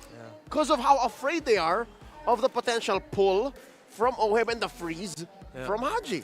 Yeah, and one of the difficult things also that RORA had to deal with is that you have 3 members of Blacklist International who actually built the Blood Wings, or excuse me, the Queen's Wings. Queen's Wings. One on the Ruby, one on the CC, and then one on the Gatakacha. So even when you think you got them, they're like, huh! Yeah, it's like, no, we're still here. We can dish out just the right amount of damage to bring your key members down. Which is difficult because their only real right clicker is the Beatrix. And maybe that's one of the reasons why this ended up looking like a not so clean execution game where things got messy. Because things get messier once you're thinking, okay, I've used all my abilities in terms of the muscle memory and the math. This guy should be down. Wait, why isn't he downed? And then it gets cramped. In that moment in time, in that engagement, you're like, wait, let me just put a little elbow into it. Yeah. Let me just force it just a little bit. And it's that forcing it that leads to Blacklist punishing them. So with that said, we're going to leave the match here on lock just a bit. We got one more game in the best of 3. Got a question for all of y'all. Who should be the regular season MVP? Oh. Season 14, from week 1 to week 8, who had the most stellar, most highlight, most, what do the kids these days say? The most Riz? Yeah. I mean, trying to get at something here. I'm sorry, isn't it obvious? There's really only one regular season MVP. How Sigma are you? Thunderbelt. What? If you really think about it, Thunderbelt completely changed the meta, the play. It allowed Roger in the jungle to go, all of that. It used to allow Roger. Thunderbelt's MVP. Oh, sorry. Now he's not here anymore. Do we have to say player? I guess. Oh, yeah, because that's the P in MVP. King Kong.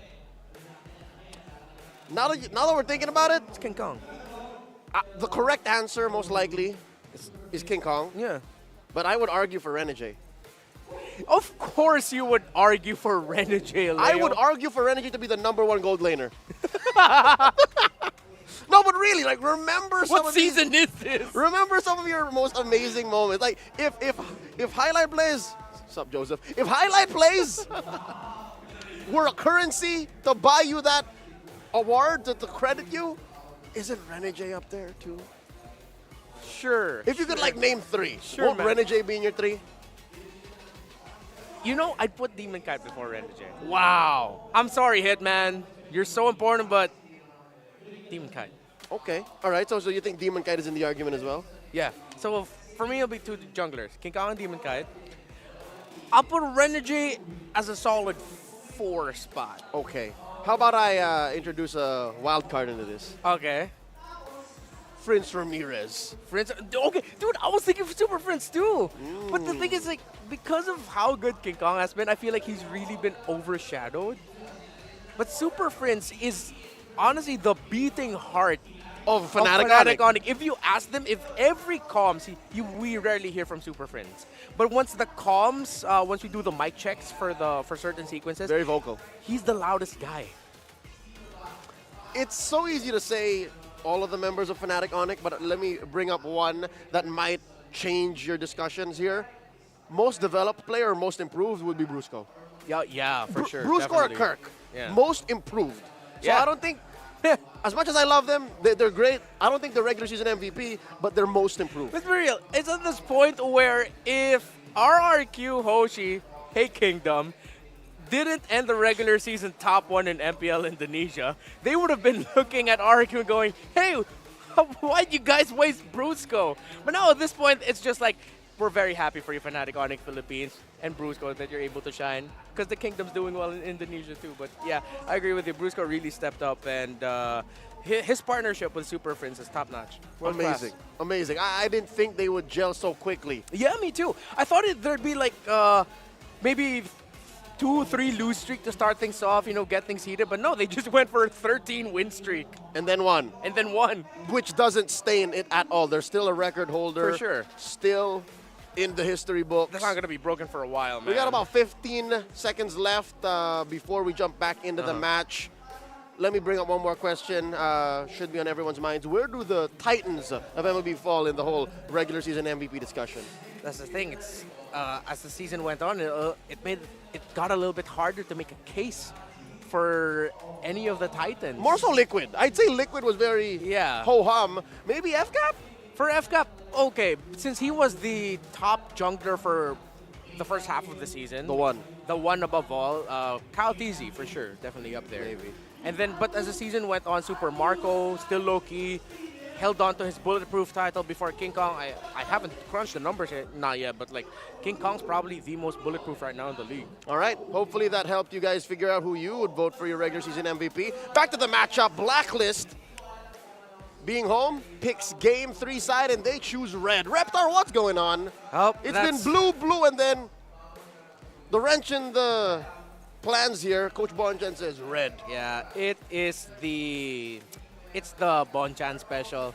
He's always been the red side guy. It's the Bonchan plan. It's the Bonchan plan. It's the Geo. When around week 5, when we started to see more red side wins, that's when Blacklist International, when given the choice, would choose to go red more. And considering that they're coming from a game where they won on the red side, I think it's also the idea of them just wanting to continue the momentum. That's right. And if ever, it's going to be Aurora making the drafting adjustments here. Because Blacklist don't need to budge. They can still commit the bans into the Fanny, Chip, Phoveus. Whatever happens next after that is Aurora adjusting to the draft, adjusting their bans, and adjusting their picks. Yeah, they can actually just play the first phase the same way. Yes.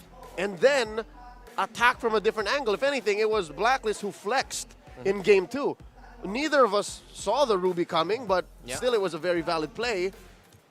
Something tells me Aurora, by this news alone, makes them think, it doubles the priority on them problem solving. Because if they were blue, that would have been like, all right, reset. This is definitely a game 1, best of 1 all over again. But this time around, Blacklist being red reminds Aurora, as they start the games, like, oh no, this is the same situation. Yeah. We're gonna get beat up again.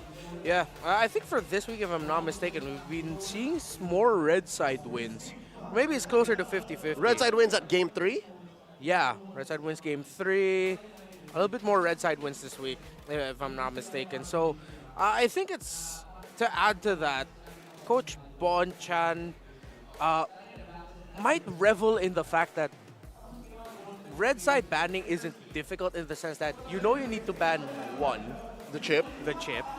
And then the other two really are just, hey, what do we want, guys? Just play it around that. It's like one chip ban, one really hard respect ban. True. And the other one is usually a ban that could show up, a pick that could show up as one of the next two in the blue side. Yeah, it's like a choke ban. It's a choke ban. There we go. That's a good way to put it. I take out the Julian. I take out the Haya. Yeah. I take out the Fanny. Yeah. All right, here we go. Just a few more moments before we begin Game 3 proper. The draft is upon us. And once more, it's Aurora on blue. This has got to be trippy for Coach Master Debates. Like, what? You gave us blue again? Yeah. Sir, It's like, what's your command? really, it's an idea of, I think they're forcing it to change. Look at this. Dex asking Master Basics, yo, he did that. Really? He did that. you know Bon. Yeah, I do know Bon. They all know Bon, See, dude. look, there it is, the Fanny ban alongside the chip and then the Faramis Tig. It's exactly the same. And it's Aurora who make the change. They take out the Gata. So this is different from their Low Yi ban from earlier, which leaves Low Yi open. Blacklist International, let's see if it will still be a Phoveus ban here. Yes, it is. Okay, so exactly what we talked about, right? It's Blacklist committing to the same bans and Aurora forced to react and change. Hold up, Reptar, did they go first pick? Yi? Is that worth it? A little bit too aggressive for my taste. Yeah, it is. They might even consider an Edith rap before that, but no, go for Assassins. Take away the Ling. So MP's got a Haya now. Yeah. He's got to bring out the Haya Boo Boo. The alternative is you go Nolan. You go for the burst, and then your map control means you're covering a Moskov pickup later on. There's the Matilda. This helps too. This helps with the map control. Yeah. It helps speed up the rotations. And all speaking of rotations, that's fast. They be flying. Yeah. But this is important, the mid lane pick for Blacklist International. If I'm them, go ahead, pick up the Low Yi third.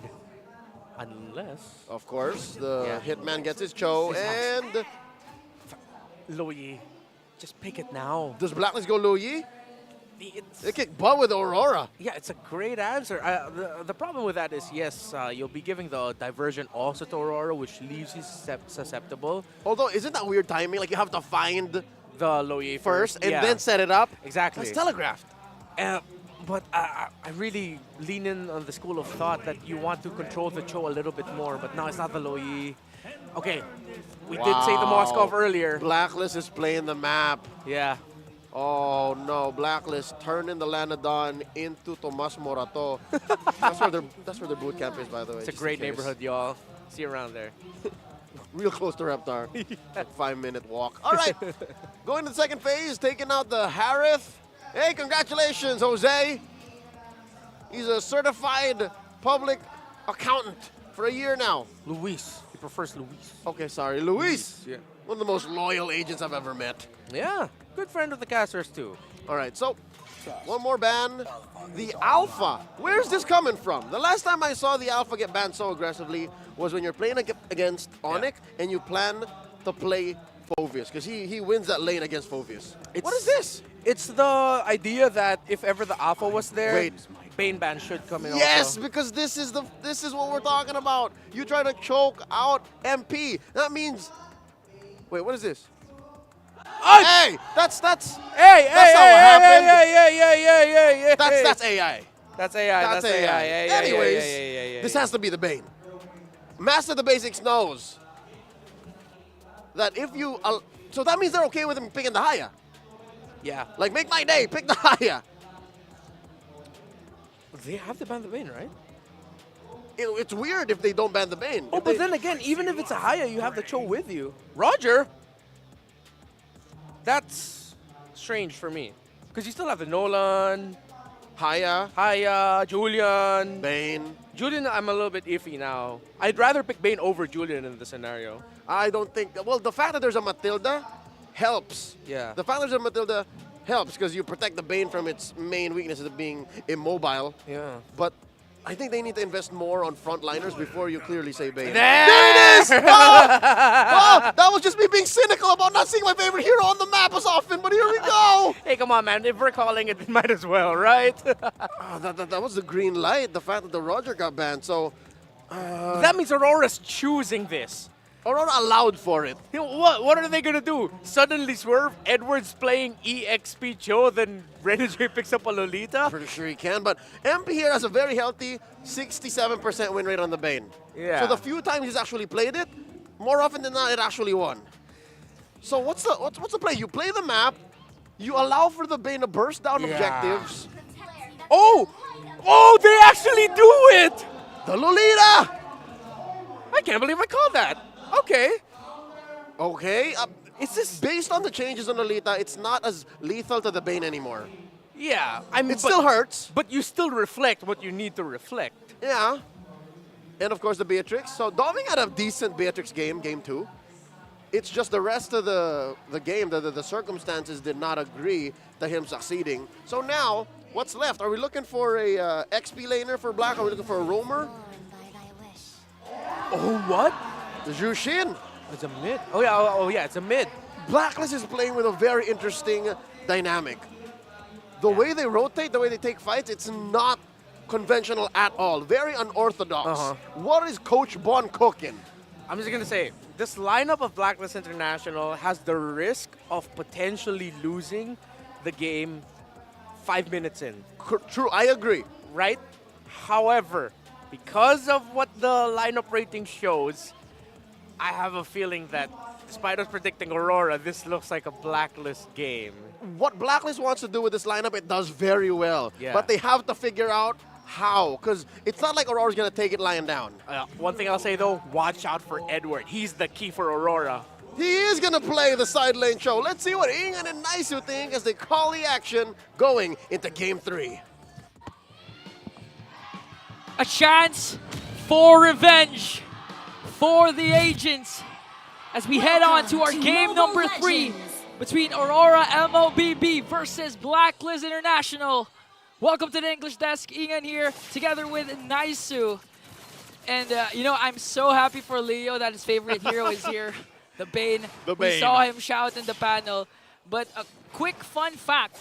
MP the King used the Bane when they had a Game 1 win up against Fnatic Onyx. And for Perks, we know Perks is one of those Matilda aggressive players that he actually used when they swept Falcons APBren. Yeah. So we know Blacklist has something in store for us for game number 3. Yeah, they asked, you know, hold on, or JM. Just going to heal back up. Perks is there too, but that's the thing. The Bane... It's only been picked, what, 10 times, I think, up to this point was a statistic there, and usually it's still a big threat. I mean, when we're talking about a lot of these objective fights throughout the game, and I think that's also why our panelists both said, you know, part of this lineup, it does have that risk factor of losing in the first 5 minutes. And that's, you know, part of the plan here for Aurora is they do pick up the Lolita, so they have that available. You know, they just want to go for some of those deflections towards the deadliest catch and everything else. But the part of this is also the fact that you have this uprising pick, the Cho in the XP lane, and I think that's going to really help them out here on how aggressive, or even they don't have to be totally aggressive for Aurora. They can actually play at their own pace with this because just what we said with the breakdown for Blacklist lineup. Yeah, even the Juicin. We've seen a lot of Juicin games yesterday, but here comes the pokes coming in from Aurora. Again, it's very crucial not to just frontline with the lineup that Blacklist has. They have the Juicin that could pick you up with the Lantern Flare as MP the King tries to start things off with the Turtle. So, okay, the Renegade pick Lolita is actually good because if you're gonna recall the revamp of Lolita, the video that they placed, it was actually Bane who was there with Lolita to show the reflection of the Guardian's barrier, the Bulwark shield rather. Yeah, to showcase that you can deflect it, right? But I think again, you know, when you're looking at this, it's not even the deadliest catch.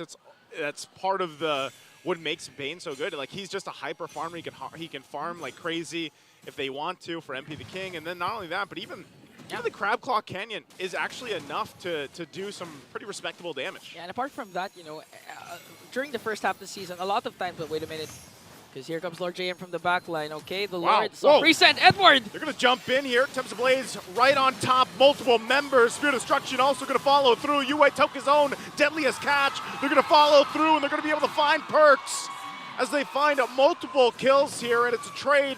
The 1 for 3, but also the turtle going in the hands of RORA. Okay, just turned around, looked at the English panel. Leo nodded his head. Disapproval, because again, Blacklist has a higher risk, higher reward when it comes to the early game, and with that triple kill from Demon Kite, you know they're in trouble. Bane has a huge way of dealing a power spike early snowball, but with this snowball coming in from Demon Kite, it's going to be hard to pull off the Bane once again. It's funny because Demon Kite gets a triple in that, and it was just like all he had to do was Tempest Blades there and then follow through because, hey, you guys have a deadliest catch, you have a Bane? Well, so do we, says Aurora, as Yue takes his own. And that's something that, you know, Blacklist has to be mindful of because no one's going to be deflecting Yue if he decides to take that. And you can see the shots already coming through from RORA. Domeng just showing that he can also rock the Beatrix, not just the Filipino sniper, using it against even Oheb as Lord JM picks up his Thunderbelt. An aggressive start for Aurora, even down to the orange buff. They're not giving Blacklist a good time. Perks circling Eagle, going to be able to try to escape, and that he does. Demon Kite now in trouble as well. Tempest Blades out. Here's Lord JM though. Raging Sandstorm able to follow through on the kill. Deadliest catch once again used by Yue. Perks waiting in the whims, and Domeng going to join the fight. There's the kick from Edward. Following it through as they pick up one, and now Edward could be in trouble. Tries to get out with a Jikondo. Little bit further. He will be able to get away. MP the King, I don't think he's going to be able to line up the cannon. So, wow, Edward coming through. A great escape for Edward, but Blacklist clearly still won that trade, picking up 2 kills, only trading 1 death for their side. That was a good play, though, from Edward. Way of the Dragon, alley-oop to Domeng's ultimate, and we can hear the crowd just I don't know if that comes through our mics, but there's always that one fan in the crowd. Yeah, either for Edward or for Yue. You know what? We love it. That just shows how passionate Filipinos are for this game, the love for the game. But right now, second turtle is up for grabs. You see 4 members of Aurora against 4 agents. Haji continuing to use the Lantern Flare just to zone out Yue and Renegade. And at any given moment, Oheb can also join the frame here as he has the Spear of Destruction, as both of these junglers are working on their purple buff. A while ago, it was Aurora who secured the purple buff, leading to a triple kill coming in from Demon Kite. But in this time, Blacklist can actually control the Turtle Pit with how they're playing, how aggressive they're playing as well. So MP the King has the chance to regain what this Bane can do in the early game, assuming he doesn't get picked off again and assuming Demon Kite doesn't go out of his mind. See if he does do just that. Pokes Perks a little bit here.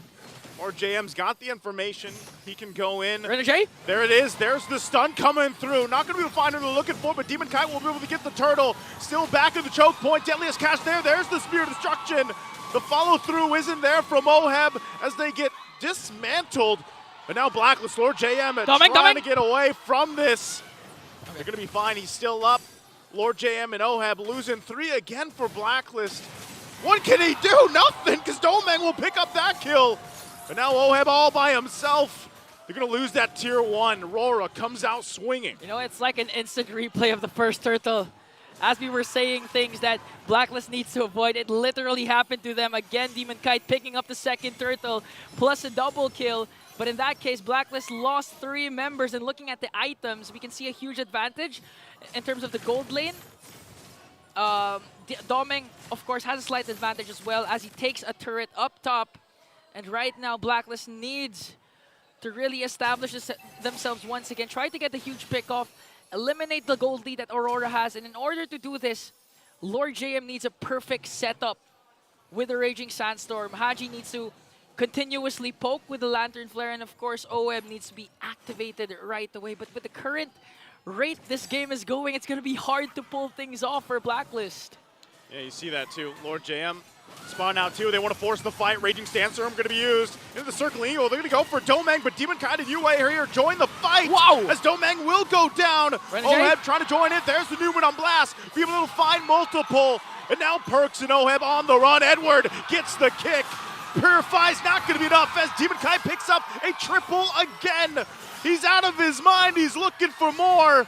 Takes a couple too many shots from the turret and will have to disengage, but RORA continuing to find a whole lot here against Blacklist. Because of the gold lead Aurora has established, Blacklist had to use up a lot of resources just to take down one member of Aurora, which resulted to Aurora being able to counter-engage. Again, heads-up play from Edward, all the way from the bottom lane, making sure he's in the picture as Aurora tries to get Lord. They don't want to let them get the Lord for free. Raging Sandstorm in the backside, and they jump in once again. Unleash it. Demon Kite will be able to jump on multiple. Gets stunned in the wall. Thames of Blades following through under the turret. Takes too many shots as Oheb gets the shutdown. And what happened to RORA? It's only Domang alive. What a fight for Blacklist. And that's how you turn things around. Aurora, they got the Lord, but they won't be able to use it. Blacklist can easily burst it down. Finally, Oheb in the picture, connecting with the Spear of Destruction. Heads up play as well for MP the King with that huge, deadly catch as they work on the Lord up top. And look at the gold lead, Naisu. 400 left, but an off-cam kill from Domang. Takes down the KDA machine in the middle lane.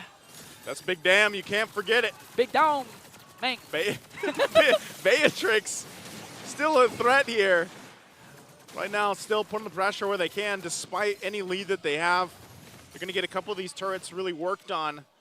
They can still play around the space that they have for Aurora, but man, you know, if they have another team fight like that and they get nearly wiped out, look at Domang. It's going to be troublesome. Took down the turret down bottom without even the minions using the sniper. So right now, again, Aurora in the driver's seat. This pendulum game swinging back and forth for both of these teams. But with the recent clash, we all know that Blacklist is capable of going head-to-head 5-on-5 against Aurora, assuming their skills will be intact, will be casted right on time. Here comes Haji, Crimson Beacon. Beacon's going to be used. They're going to drag Renegade. Renegade, I'm not sure if he can be saved from this a little bit further. They might have to force the fight. Edward trying to jump in. Newman a blast too, but they just get collapsed down on. Thames Blades on the defense and Demon Kite running away. As Blacklist once again will win a fight, take two through it. And now look to take the turrets. That was a huge Newman and blast from Renegade, though. The problem was Blacklist was prepared for it. Huge Raging Sandstorm coming in from Lord JM as they work on the middle lane. Look at Lord JM just really zoning out Yue and Domang. They're going to bring one inhibitor down as Demon Kite tries to push up top. They might be able to take him, sandwich him though. Oh, they're not going to find Demon Kite. Just as you said just a little bit ago, Ingan, that pendulum has just continued to swing back and forth up to this point in this game. And as you wait, 30 seconds for this Lord to come up, you're not really sure. You almost have to flip a coin at this point on which team is actually going to be able to pull through, because it's really a lot of crowd control being utilized. Like you mentioned, Renegade, even if he finds multiple members of Blacklist with a Newman on blast, it doesn't necessarily mean it's going to convert into an easy kill, because they're still fighting into a very front-loaded lineup from Blacklist International. I just have to commend MP Thinking also with his deadliest catch, always casted right on time. There's a reason why whenever you're up against Blacklist, against MP the King, the Bane gets banned out. If not banned out, it gets stolen from you. I can really recall whenever Omega goes up against Blacklist, Andoryu picks up the Bane for himself, because you can't give MP the King the Bane, but Lord JM. Lord JM, Raging Sandstorm right on the perfect mark. Domang could be in trouble. Relies on the team to help him out, and he disengages, and now they're going to force the fight. Beacon going to be used again. There's the Spear of Destruction. Oheb joins the fight. Possibly looking for more. Going to force them off the orange buff, but they're happy with just finding Renegade, and they'll start up the Lord after that. No matter how you recode, Blacklist in their DNA will always be the ultimate bonding experience, and right now, they've been rotating around the map with 5 members. He's going to get dragged back to his death, taking the cannon to the face, and now once again a Blacklist taking a whole lot. Good push though from Demon Kite up top. But still, what more can Aurora do here? Just like that, Blacklist has the lead. 1.9k as they take away the purple buff as well. Perks playing out of his mind also with the Mathilda. Can be aggressive, can be defensive. But this time you can expect him to go dive in with a circling eagle because they have the Lord in their hands. Marching into the mid lane. Demon Kite again working on the split push onto the bottom lane. But eventually he's gonna have to be there for the final potential defense for Aurora. And here comes the Lord. Lord charging up mid-turret of the base. Going to be worked on. Numinal Blast dropped down on the minions. And right now, Blacklist just looking to take as many turrets as they can off this Lord. Aurora's defense still pretty good, still strong here as they hold on to these base turrets. 2 of them. MB2 just working wonders. Oh, with 2-1-1, 2-1-5 as Lord J works on Demon Kite. No, he's trying to escape. There's a whole lot of Russian happening here. I don't know if he's going to be able to get out in time. They go in, and Demon Kite just at the right moment gets back to safety. 0.0 something seconds away from a potential death. Faster reaction time than an F1 driver. Demon Kite with a huge... Sorry, Leo. That's for Leo. My bad. Yeah, that's for Leo. That's Leo style. But okay, look at Renegades' positioning. He's making sure that Demon Kite is safe to go for the split push. And if Oheb reacts, this could be detrimental for Blacklist. But again, the Ube strategy, 5 members are rotating as one. You could also say that it's like Blacklist also a super family because they're not going... wait! Going to be in trouble here this time around. Edward trying to find something out of it, but just goes down. A big pickup here. Once again, Blacklist International finding another. Oh, and the happiest person in the building is probably Leo right now. MP the King, 638 KDA. He didn't start things out strong again. Demon Kite was able to take 2 turtles away from him. Who could forget the 2 consecutive triple kills from Kite with the Ling as they try and demolish the agents. And right now, MP the King is able to answer right back because of their current composition, their current rotation. Again, they've been rotating as one, trying to go for the pickoffs with 5 members. And now the problem is for Aurora, their inhibitor turret in the middle lane is now gone. So in terms of map control, Blacklist has it. They can again safely get the Lord. Even if Aurora tries to go for the contest, we've been seeing that the clashes always favor the agents. So right now, what can Aurora do to even out the score and eventually win this game? See what happens here. UA holding on. Deadliest catch. Circling Eagle once again. Flicker from Edward. Not going to be able to find it. Renegade in trouble too. Has to get out. Spear Destruction going to be used. You don't follow that one up, but now Edward on the run. 3 members chasing him down. Raging Sandstorm going to go through. Numinum Blast already dropped down as well. Still breaking it down. Oheb gets a kill. Demon Kite! Renegade still working on it, and Demon Kite has to get out of the fight. The trade right now, 1-1, but Blacklist still healthy. Will start up the Lord. Wow, Edward was able to salvage his death with a huge kick onto Lord JM. Despite a lot of agents chasing after him, here comes Yue going up against 4 members. And I think they're going to give Blacklist the Lord. Blacklist will secure the Lord as Demon Kite tries to work on the minions once again up top. Huge win for the agents. And at this point, what can you actually do? Because in terms of the gold lane matchup, Oheb can actually dominate it because of his macro capabilities with the Moskov. We've seen a huge Spear of Destructions keep on connecting. He's able to push, and with the guidance, with the defense coming in from Perks, he's always safe. Looking at this KDA, 316, he only died once. Same goes with Doming, but in terms of kill participation, he's more active. Again, when you're really wondering what RORA can do, it's, you know, they have this sort of pick-off-centric lineup with the Cho here, and it's always the same. Even if Renegade gets the stun, there's Edward. What we were just talking about, Way of the Dragon going to be used. Oh, still looking for it. Tempest Blade's going to be committed as well, and MP the King will go down in the exchange. And now Lord JM, there's Haji chasing down Edward, going to drag him back for the fight. Meanwhile, the rest of Aurora working on the Lord here as the base turrets, bottom side, will go down. And now Blacklist looking to rotate up, but Demon Kite just cutting the waves. That was a good cut from Demon Kite. Again, with what Demon Kite is doing, Blacklist conversion rate in terms of inhibitor turrets is 1 Lord equals 1 inhibitor turret. Imagine if he didn't do that, Blacklist could have easily go for a push again. But Demon Kite, okay, here's the chase. He's got Haji's some there. energy. Haji's there. Lantern Flare. Going to be used. Haji's jumping in. They want to force the fight. Demon Kite dashing on out. Will be able to go. Spear Destruction. Is he going to follow through? Oheb doesn't take the risk even with that. But man, what a chase from Blacklist. Woo! Man, the fans in Greenstone Hotel are going wild. Every single moment, you really need to savor this. If you blink, you'll miss it. And going back to the previous clash, when Aurora tried to ambush MP the King and Lord JM, fortunately for Aurora, the Spear of Destruction didn't connect. Because imagine if it did, this game could be over. That's why it resulted instead to a 1-for-1 trade between the two XP laners. We're almost at the 19-minute mark. Gold laners at their items locked already. This time it's just a matter of really execution.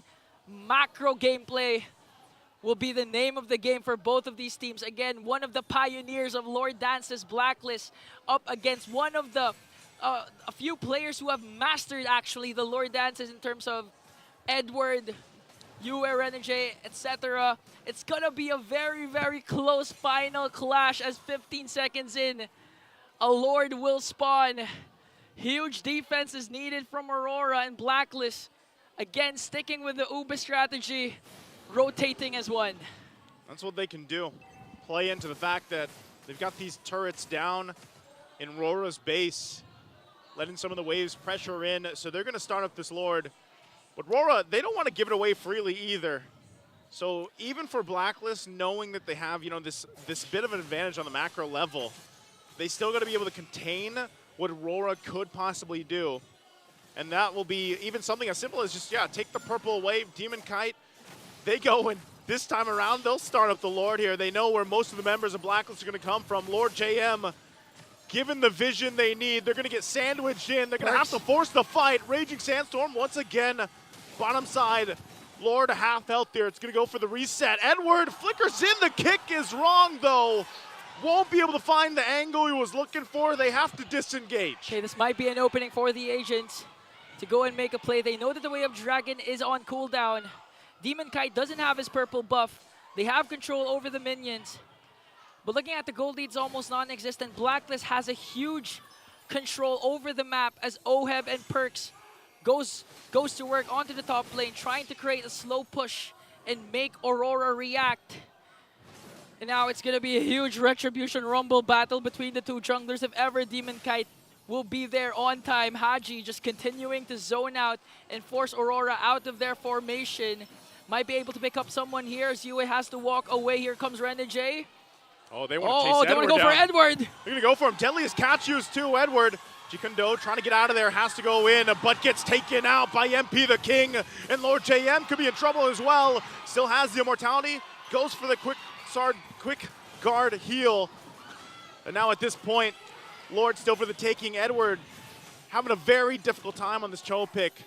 What will they do with the Lord here? Okay, Domeng takes care of the top lane as Demon Kite will have to go for his purple buff, and it looks like they're just going to give away this Lord for Blacklist. Huge pickoff for MP the King as they take off Legend Zero, and now the chase is on. They know that Demon Kite is going to go up top. They want to go get the pickoff before at least the Lord spawns, and a huge defense really is needed for Aurora. Again, they're going to have to just deal with these waves the best they can. They are going to have a full force from Aurora to deal with this. And look at this late game showdown. Oh, so in terms of late game, Blacklist has a higher chance of winning, higher percentage, 60% compared to 50% for Aurora. Here comes the chase. The beacon going to be used. Demon Kite, Finch Poison, he'll be fine. Lord, though, mid lane. He's going to have to do something with this and rely on the team to hold the defense, hold the ground. He's going to have to get back to base in time. Yue holding on to the deadliest catch, and Renegade being quickly worked on. There's the immortality going to be popped, and Demon Kite still working through it. Lord still up, knocking on the base. They keep it together. Tempest Blades as well. Just trying to clear out the minions for now as Blacklist looks for an angle, looks for an opening, and Demon Kite will be able to get away as OHEB will pick up the kill. But they've cleaned out the minions for now, and UA goes down, and it looks like Blacklist International, the code is strong as they get ready to go in the playoffs after a victory against RORA. They cannot outshine a Blacklist this time with a reverse sweep onto Aurora. The recoded agents once again had a major upset, and you can hear the crowd screaming, break the code, because once again, they have done it, broken the code, and beat Aurora MLBB. Again, two teams here with a lot of history between each other. Even you can see them, of course, high-fiving everyone because it just, you know, they can't, I'm sure they can't wait to see and face off against each other in the playoffs here. But man, what a turnaround, what a reverse sweep for Blacklist International. And a lot of that too, just showing how disciplined they can be, even when they go in these games that are back and forth between each other. Literally a huge win for Blacklist, especially coming into the playoffs. Momentum clearly on their side. But Aurora still, props to them for showing us a good game, going head-to-head against Blacklist. These 5 young men have a bright future ahead of them. Also coming into the playoffs, led by Demon Kite, and just this game alone shows how MPL Philippines is honestly one of the best leagues in the world. And I'm excited to hear what the agents have to say with a major win against Aurora. Mara Aquino, take it away.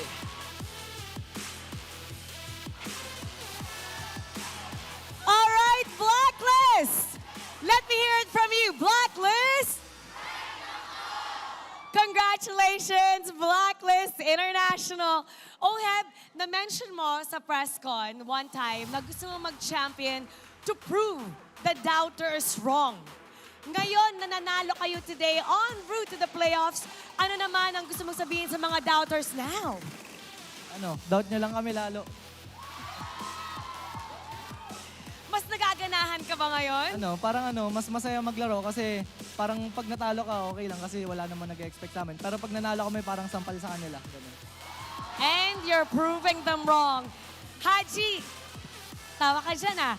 Haji, how does it feel for you na tinalo nyo ang former teammates nyo na nakatalo sa inyo in the first round? Para sa akin, masarap Revenge. sa pakiramdam para sa amin kasi momentum namin to para sa parating na playoffs. Nakita ko, nag-hug kayo kanina. Ano yung mga exchanges nyo kanina na sinabi? Nice game lang. And it was a really nice game. That was a great game. And now it's time to announce our MVP. Let's see some guesses. Let me hear it. Kahit sino daw. Sabi kahit sino. Sino ba? Lahat daw, lahat. Kahit sino. Nag-wild ang crowd. Let's take a look at the screen. Our MVP is Perks! Perks! Imbitahan naman natin sila na supportahan kayo sa playoffs. Anong gusto mo sabihin sa Blacklist? Sa ating mga agents? Maraming salamat dahil nung nasa baba pa kami, andyan na kayo. Ngayong nasa playoffs na kami, gagalingan namin palagi. Tsaka, salamat sa pagpunta ngayon. And now, it's time to get to know our lucky fan that will take home 3,000 diamonds. Come on up. You will also get Day 1, Match 1 ticket for the playoffs. Come on up. Hello. What's your name? Ali Jones po. Ali Jones po. Al Jones. Jones. Al Jones. Okay, let's talk a little louder para marinig ka nila. Sino dito ang favorite player mo? Joy po. Si OHEB. OHEB, bakit si OHEB? Tabi tayo kay OHEB. Magaling po siya marksman po. Anong gusto mo sabihin sa kanya? Magkatabi kayo. Galingan niyo po sa playoffs. Good luck po. Meron ka bang message sa ating lucky fan? Salamat sa pagiging mo, pag-aaral mo. And now, you get to take a bow with the team and take a walk with them, all right? All right, Blacklist International. You may now take your bow and take your walk of victory.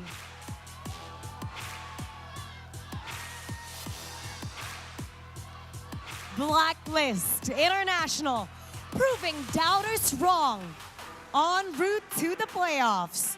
And they defeated their former teammates who beat them in the first round. Now we're gonna go back to our panel. Break it down for us. Panel, pasa. Let's break down game number 3, which took a... What was the final number? I lost track of what game duration we were at. It's past 20 minutes, around 21, 22 already, if I'm not mistaken. Maybe even longer. I felt like there was longer. But congratulations to our MVP.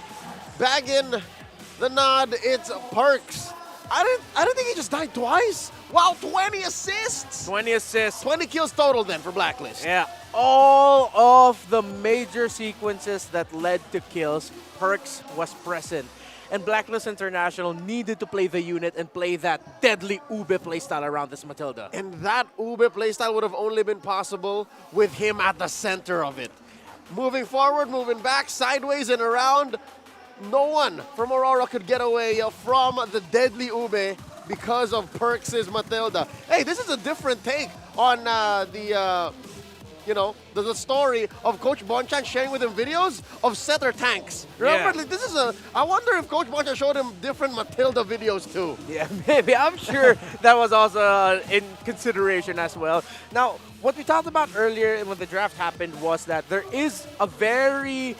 there's a window for Blacklist International to get pounded in the early game. And we felt that with Demon Kite constantly just Tempest of Bladesing on them. The reflections would be coming in. Yue as well taking away the deadly catch. But once Blacklist International hit their power spike and kept the game close so that when they hit their power spike, Aurora would suddenly feel all the damage that they can dish out. That's how they can turn it around. And exactly how we said the story of the game might go, that's how it went. We also said Edward would be key. That Cho getting the right pickoff would be key. But how difficult is it for a Cho to get a pickoff when you have 1, 2, 3 members of Blacklist all packing Purifies? Impressive work by Blacklist, upsetting everyone, ending at 22:33. There it was, just under 23 minutes. Joining us at the Infinite Game Tambayan, we have Coach Bonchan of Blacklist International. Coach, congratulations. Thank you. Amazing work from the squad. I'll be honest with you, we were running for a loop. We were shocked by the way the draft went, especially after the second phase. Where were you when they were banning out the Alpha and the Roger? What happened there? In the second phase, I'm looking forward for an Alpha pick. But since they banned it, I look for an alternative. My choices are Julian and Bane. Because the main reason that we picked Bane is when we saw they pick Ling as their jungler, normally those assassins will just come close to you. Yeah. And that's the best time we need to pick the Bane. Yeah.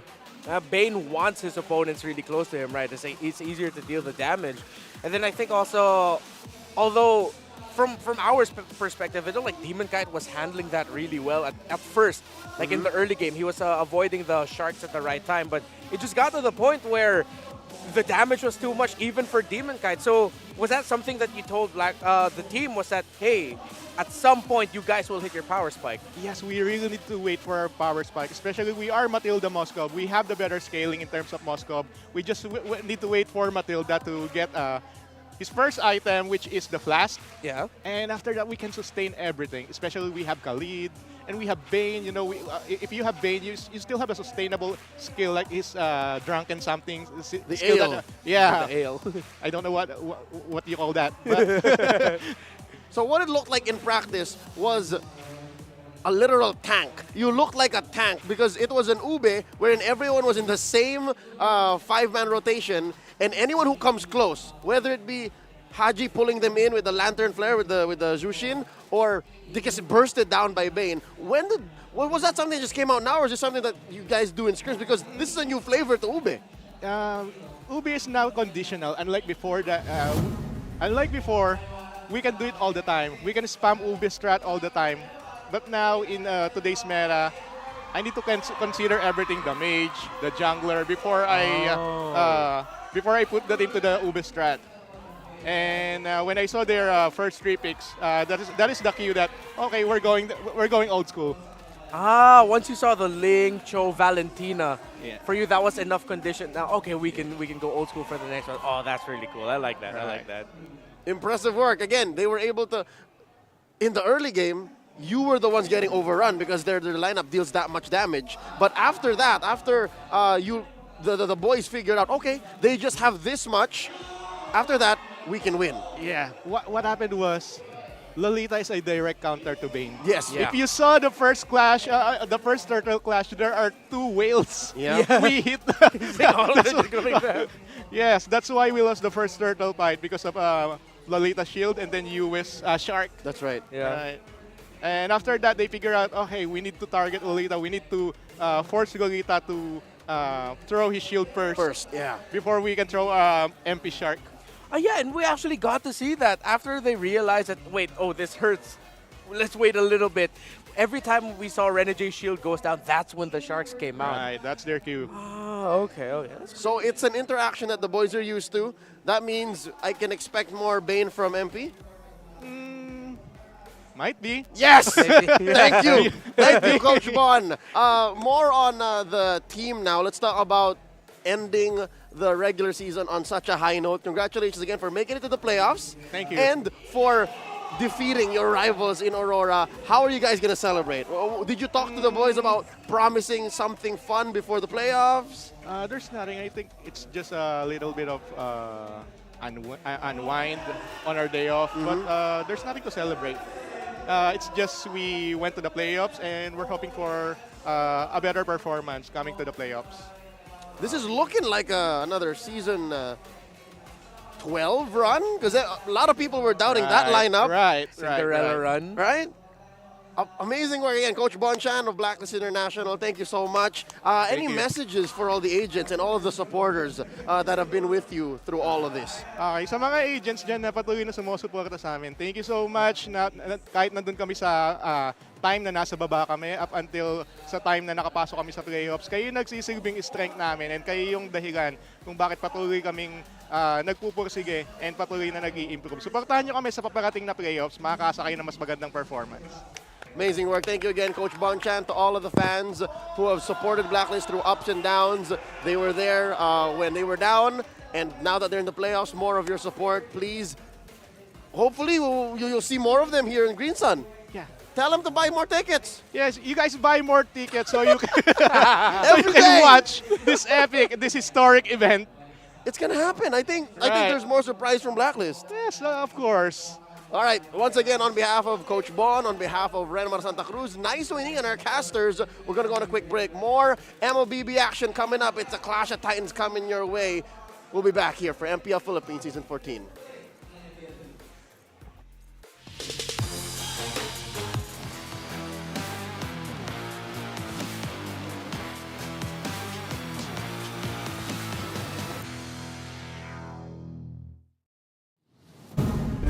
Gathering together with the sun, even though your back's to the wall. One strike, go cut the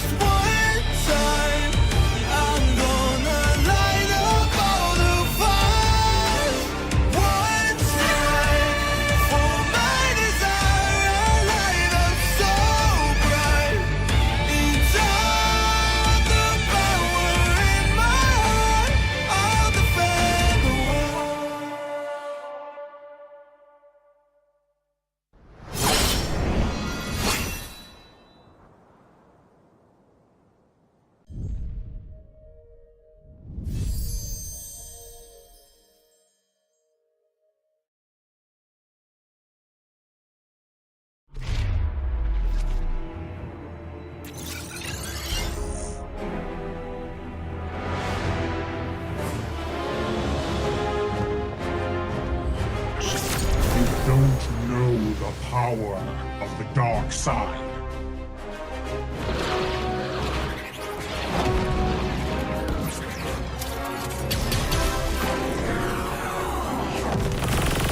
Target on the move. Prepare to engage.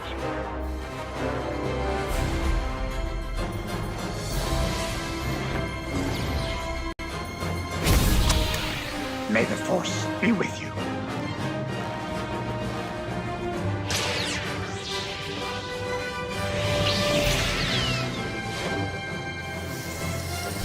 I will do what I must.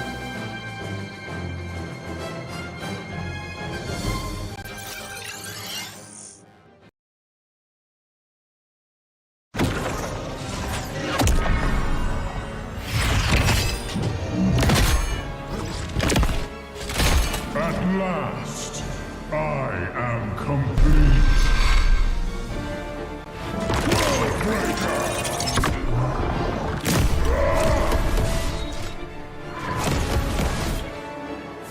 Come in fairness.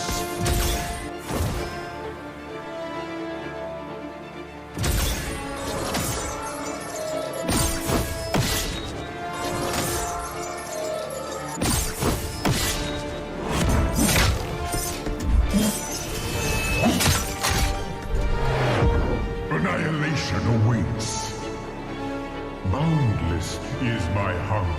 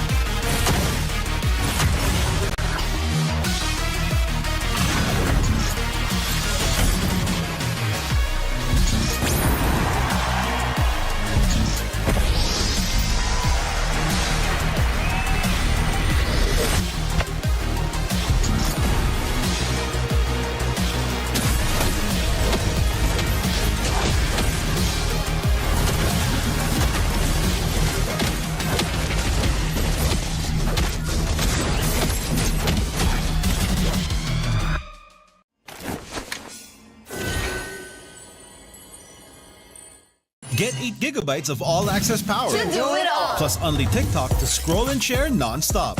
Power, work, life, and more. With Smart Power all-access data now up to 90 days. Load now. Tuloy-tuloy live selling, tuloy-tuloy content, tuloy-tuloy gaming. With new Smart All Access 99. May 9 gig ka. Now for 15 days. Load now. Live more today and tomorrow and after and the day after.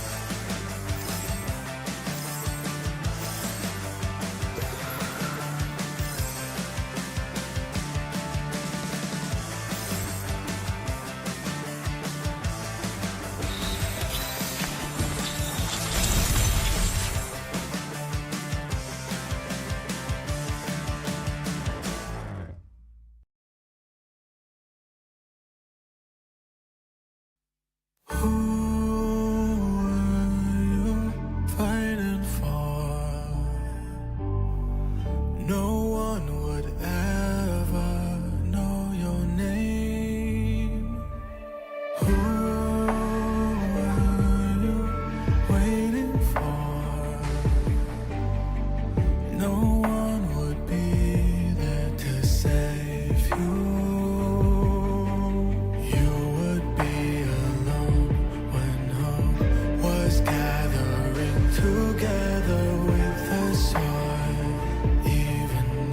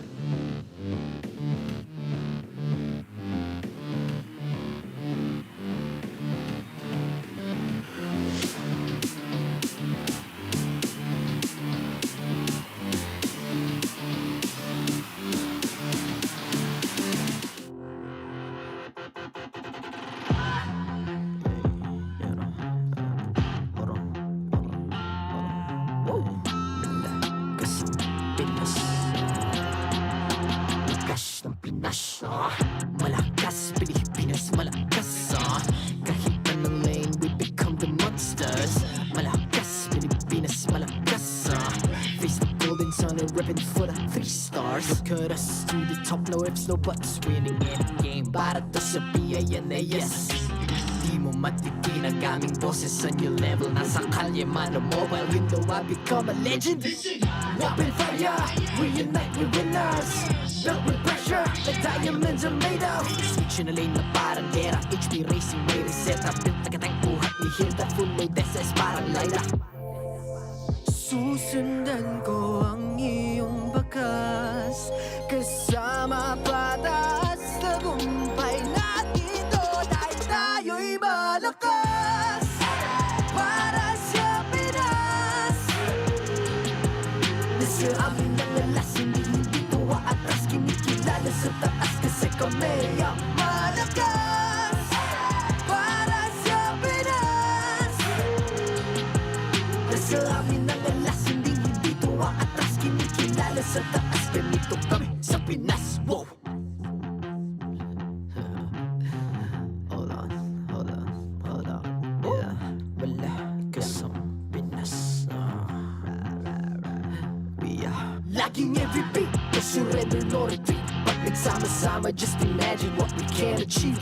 Lacking every beat, no surrender, no retreat. Giving 100 all my all, cause we just cannot be defeated. We are unstoppable, immune and invulnerable. Ready ang equipment, lahat frozen, malang crowd control. Pakita ko na jab like pow, east to the southeast. So what I would proud and loud, cause every enemy we devour. Susundan ko ang iyong bakas, kasama patas, tagumpay natin to dahil tayo'y malakas.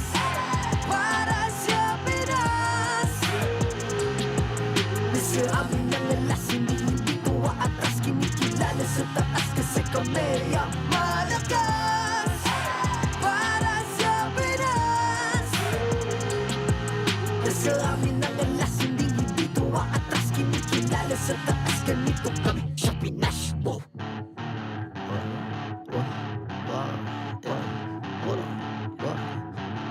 Malakas, Pilipinas, malakas. Kahit anong lane, we become the monsters. Malakas, Pilipinas, malakas. Face the golden sun and running for the 3 stars.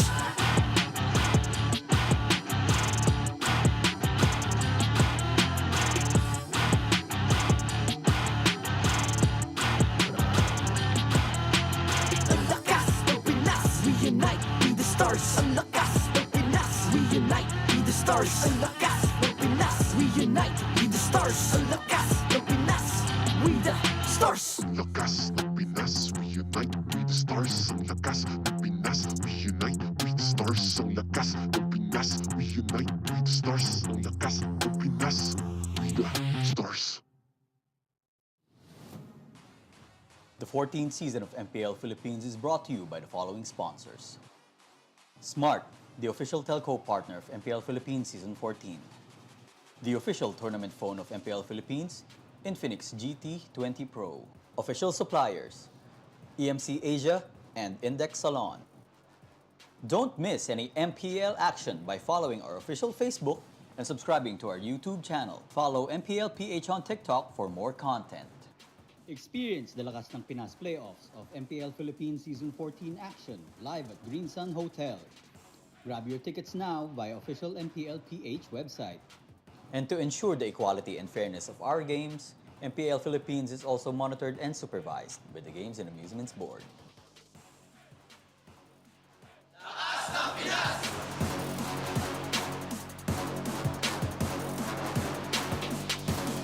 Lakas ng Pinas!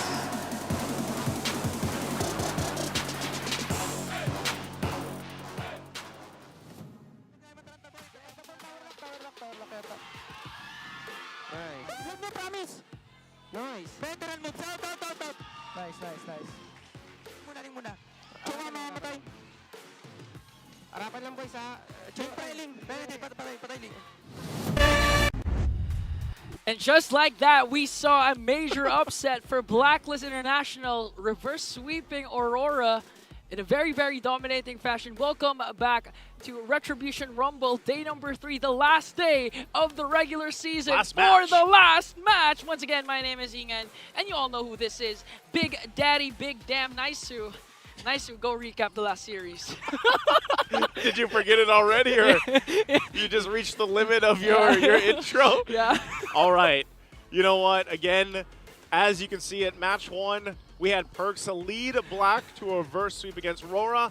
That's what happened there, and you know, it shakes things up a little bit. Obviously, as we look at the standings here currently, there are 2 teams tied right now for those 9 match points. That's Falcons APBren, Smart Omega at 9. Yeah. And of course, that means something here for the next match ahead of us. Okay, so down to the last match. Quick math. It will still have an effect on the final standing. Still, no one has secured the second seed, the last slot for the upper bracket.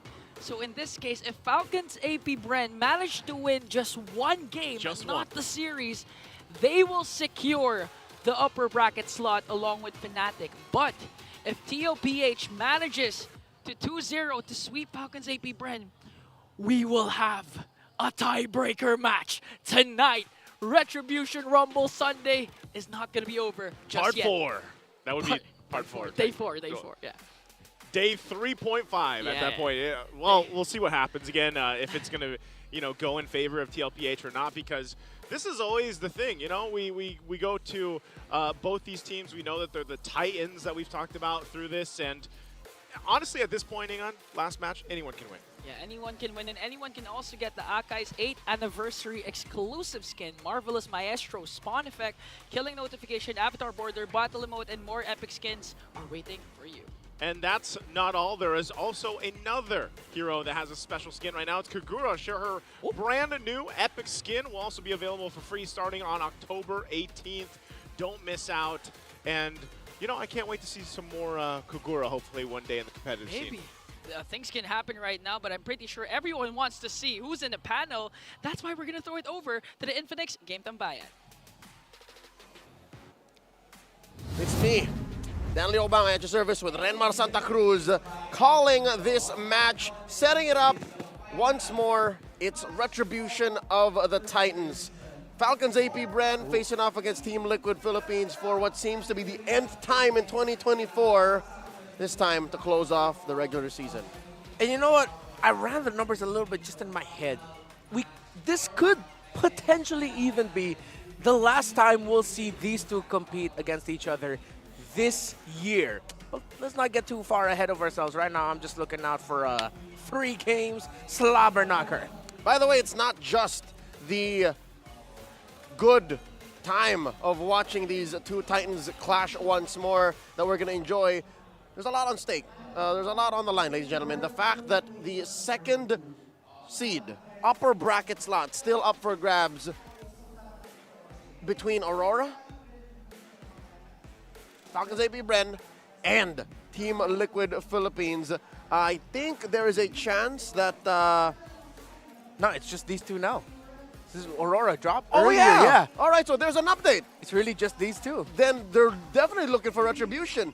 The last time they met, week 3, day 2, Falcons APBren swept Team Liquid. And given what else happened between then and now, Team Liquid, I think, correct me if I'm wrong, the one way that they can qualify for that upper bracket is to sweep FCAP. Yeah, sweep FCAP and force tiebreakers later today.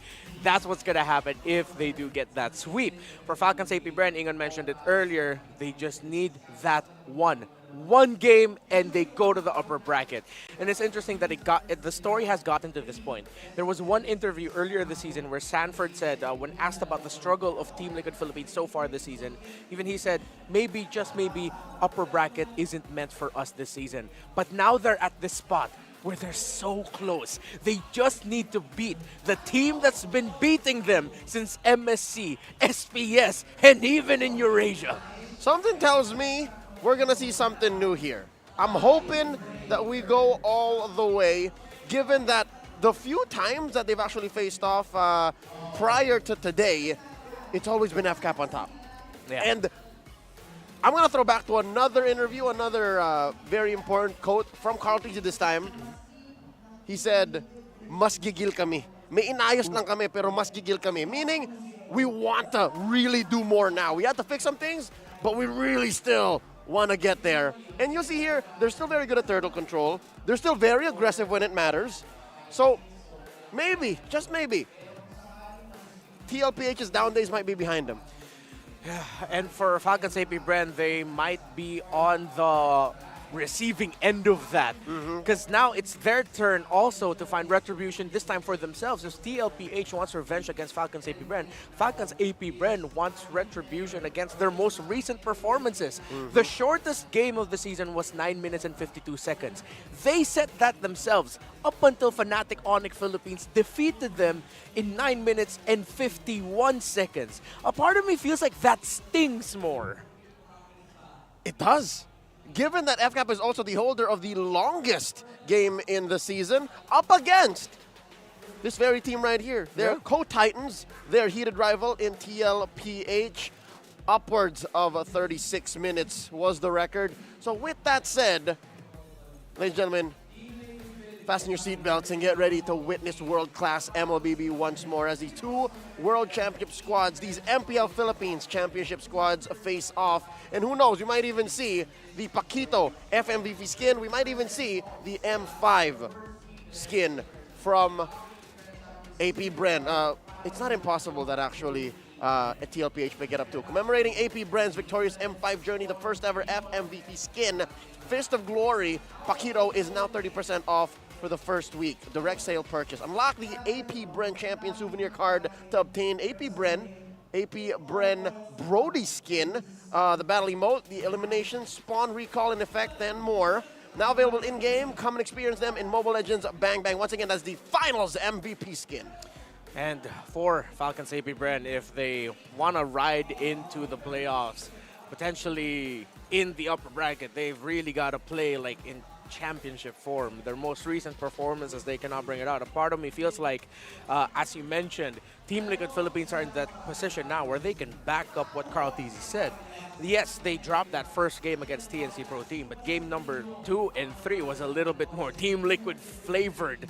So I feel like they're in that position now where, again, TLPH are one of those teams that if you piss them off or if they get pissed off at themselves, they will start playing like gods. Let's see.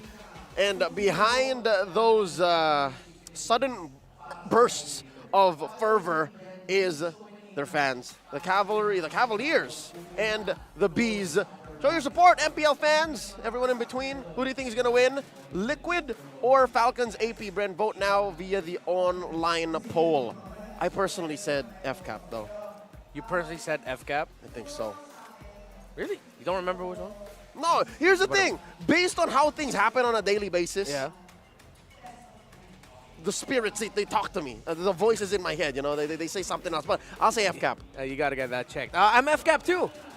Oh, you're FCAP? Yeah, come on. Like that's why I haven't been sure about it. Like I may not always like predict for them, but I've been a Bren guy since M2. Y'all know. You cried. I cried for them. I cried tears for Ducky, for Carl. That's for few. That's why I hear your voice in my head. I'm FCAP. That's my voice. My voice is what you hear in your head. Yeah, when you cried. All right. So here's the thing. I put my money where my mouth is. This is the first recall I bought. Oh, really? Yeah. Not the liquid. Before that became a thing, before everyone just started doing that, this was the first one I bought. Oh. For reals. Okay. Well, to be fair, I got the APBren Champion recall first, and then I got the horse, and then I got this one. That's somebody's rent money that you spent in total. Yeah, a good amount. All right. Thanks, MLBB. We hope to see you in chat. We hope to see you guys watching online. Let us know who you think is going to win. What are your expectations? All right, are you expecting for this to go the distance? Are you expecting for Team Liquid to finally get their comeuppance and take it to FCAP? Because here's the thing, stats-wise, Liquid don't look good. Oh, yeah. It's a bit of a struggle for them. Yeah. But if we're going to try to simplify this Titanic matchup and all the heroes that they have, I honestly want to look at the mid lane. I want to look at the hero pool shared and contested between Few and Sanji. We know the typical picks, the Auroras, the Valentinas, the Vexanas, but I'm really looking at who gets Loyi, who gets Faramis. which one of these two are more willing to pick up a unique hero in the mid. We've already seen the Nana high loss combo for Falcons APBren, while Team Liquid Philippines, they flex around Sanford's flexibility as well. That's what's tough is because looking back at Team Liquid's stats, they do shine in a few avenues. Number one would be average assists and kills. They're number one there. So their sheer breadth of aggression and performance game to game, that definitely helped. They're number two in average control time. So Daddy JP doing work, Sanford doing work. Oh yeah. That definitely shines in the numbers. And they're number three, Turtle and Lord control. So even if they do lose, they have a good showing in those games regardless. Like, they still get these big ticket objectives. And even though this series ended in a sweep for Falcons APBren, their last meeting around, that doesn't say the whole story. Game number 2 was the longest, again, the longest game we've had so far this season. It still is. That's when we first saw Lunox brought out in the gold lane by Team Liquid Philippines. That's one of the major reasons why they held on. And I think the gold lane mages might actually be coming into play here. The Nathans, the Lunoxes, the Alices, but there's so many to talk about. The draft is almost upon us, ladies and gentlemen, but before we get into the game, of course, let's welcome our players on stage. Here we go. Retribution of the Titans coming your way.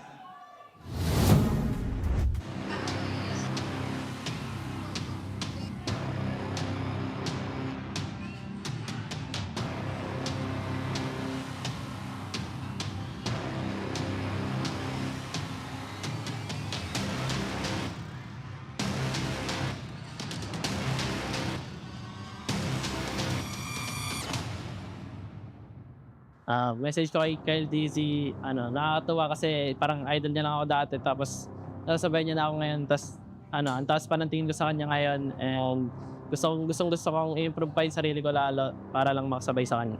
Ang masasabi ko dun sa message niya about me, sobrang saya ko kasi yung dating ako na nanonood sa kanya ngayon na hinahangaan niya na rin ako ngayon. So parang nakakatawa ng puso kasi hindi ko naman to expect na mangyayari sa akin na yung idol ko na nagiging idol na rin ako. So maraming salamat sa paghanga mo sa akin, Carl Tizit. The Titans of MLBB are back. Our marshals for this match, Joshua, JJ, Pat, and Jeff.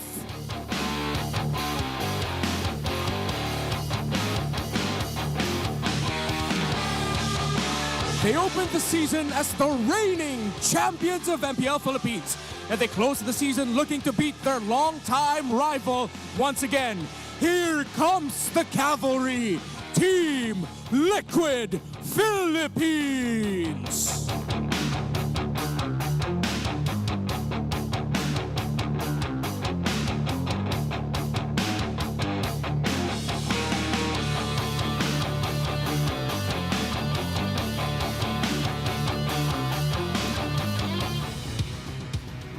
They have dominated for seasons.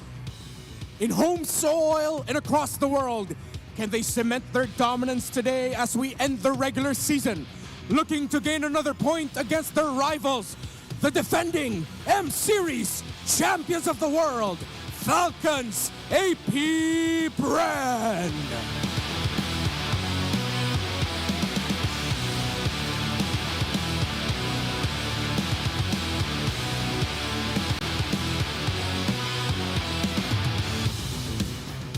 For Team Liquid Philippines, their coach, Coach Saire. For Falcons APBren, Coach Ducky.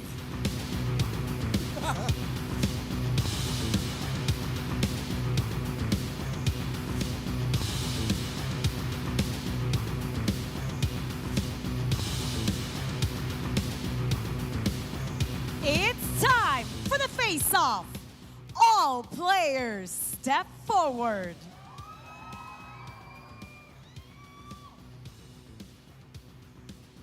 Step closer together. Benny Cutie, ano ang palag mo? Wala akong palag, birthday niya ngayon. Super Marco, birthday boy, ano ang palag mo? Buenas ako ngayon, birthday ko eh. Carl TZ, ano ang palag mo? Papakita ko sa'yo ba't mo ako in-idol. Kyle TZ, ano ang palag mo? Sana wag mong kalimutan na idol kita.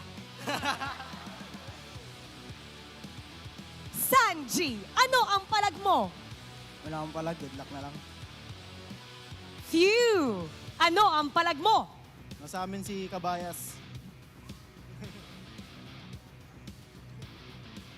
Step closer together. Sanford, ano ang palag mo? Magandang gising ko ngayon. Flap TZ, palag. Pangit ng gising ko ngayon. JP, ano ang palag mo? Papawiin mo na kami. Oh, Gwen, palag. Yoko. Palag kung palag, fist bump. How fitting that the last match of the regular season are between these two titans. Sworn enemies on and off the season. Let the casters and the panel tell the tale. Panel, pasok. In full display, both their fervor, their competitive spirit, and their deep friendship. They're in the palag moment leading up to this bout. Their sense of humor as well, but when we get into the game, nothing's going to be funny anymore. Again, we mentioned the picks of Sanji, what he's going to end up with, what he will play to potentially pressure out Few and Ogwin in the center of the map as Falcons APBren. Again, on the back of Ogwin and Few, maybe that's where they can start redeeming themselves. I hate how despite the meta changing, how many times they fought wherever they fought all around the world, it seems like it's the same dynamic, is it not? Is it the aggression and the forward momentum of Team Liquid versus the macro and just calculated approach that FCAP has?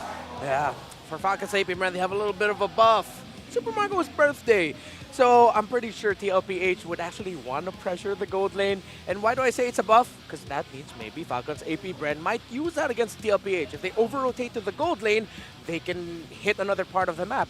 Or maybe they'll protect Super Marco by picking a lineup that is able or stronger to fight as 4 better. See, isn't that just all about the stats? Isn't that turret damage a trump for FCAP? Doesn't that say that Marco more often than not is able to find success in his lane? On the other hand, TLPH has better first blood, better early control. So that means Benicudi can wait, can sit back up until the rest of them are ready, and he can brew that bagyo and then just come in and end things. And that might actually be one of the things we have to look out for here. Which of these two gold laners will decide to be aggressive earlier?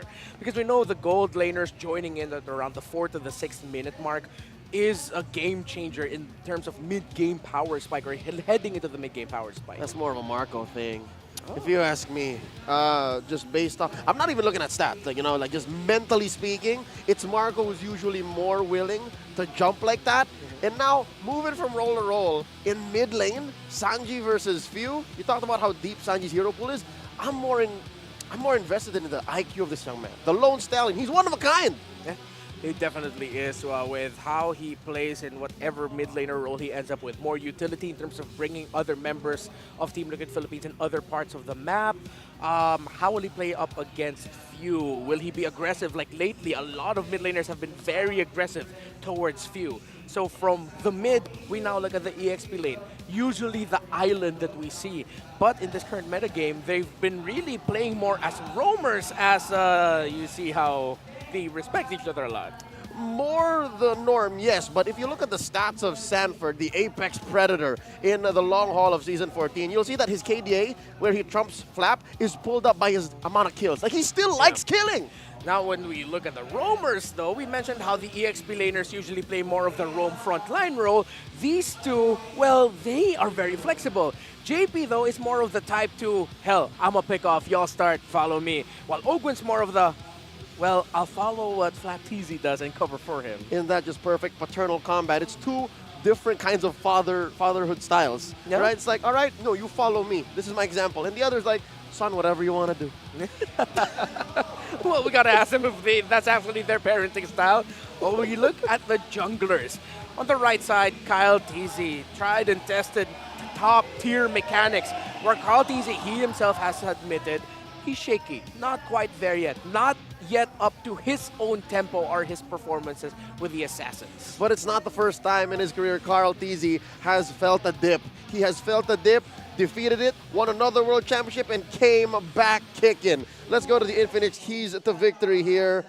Liquid just challenged Kyle Tizzy's hero pool. Yeah, maybe pressing buttons he's better than Carl, but what if you take away those picks? Yeah, take away those Assassins, but Team Liquid Philippines are going to have to watch out for the Bane and the Alpha that they might bring out. But for Falcons APBren, we mentioned it. Challenge Carl Tizzy's Assassin mechanics. Make a lineup that can high invade the side of the jungle where the EXP lane is, pressure Carl Tizzy, which means it forces Sanji and JP to respond. And the last one, get ready for the Retribution Rumble, is more for everyone watching. Just sit back, relax, expect the best MLBB action you've seen in a while. Because I'm going to say it now, if ever any one of these teams make it to M6, they're going to cap another level in what we thought was possible. Because, I don't know, Filipino teams just do that.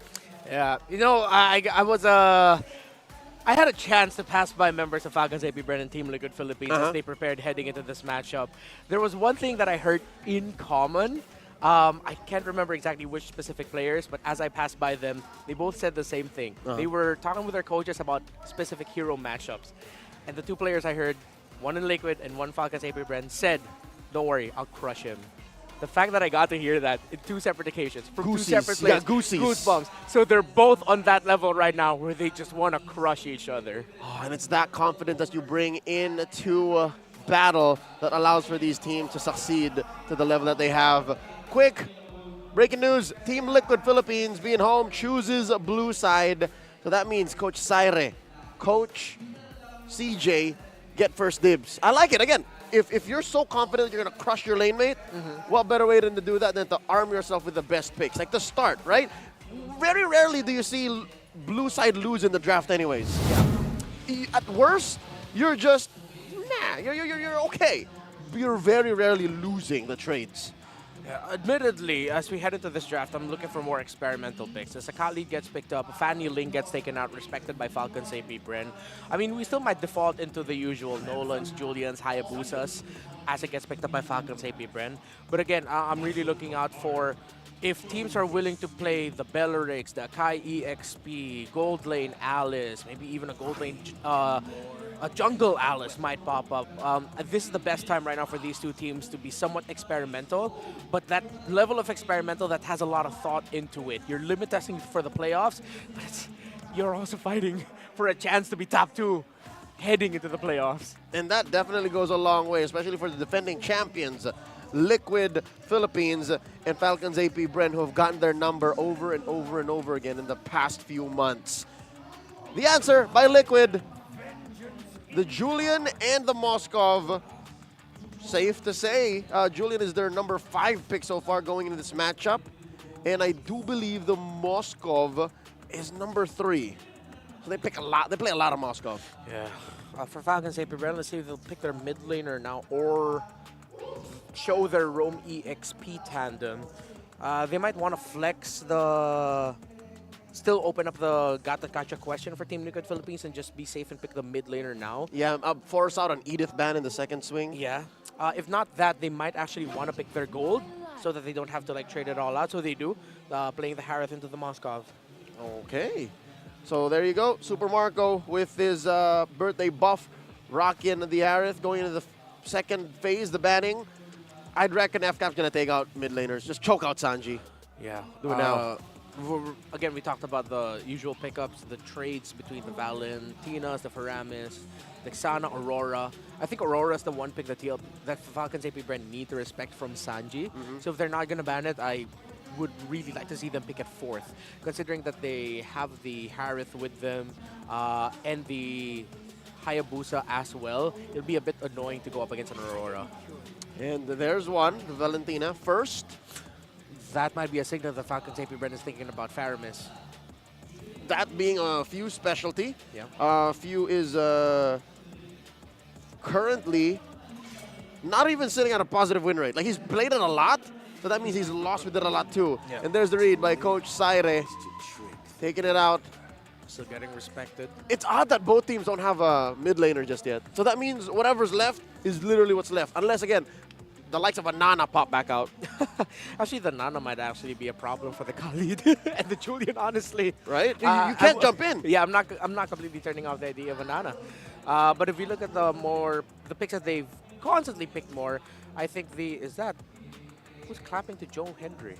That's Pando. That's Pando? Yeah. When did we get a video of Pando clapping like he's clapping to Joe Hendry's theme song? Talking about 2 weeks ago. Really? Cool.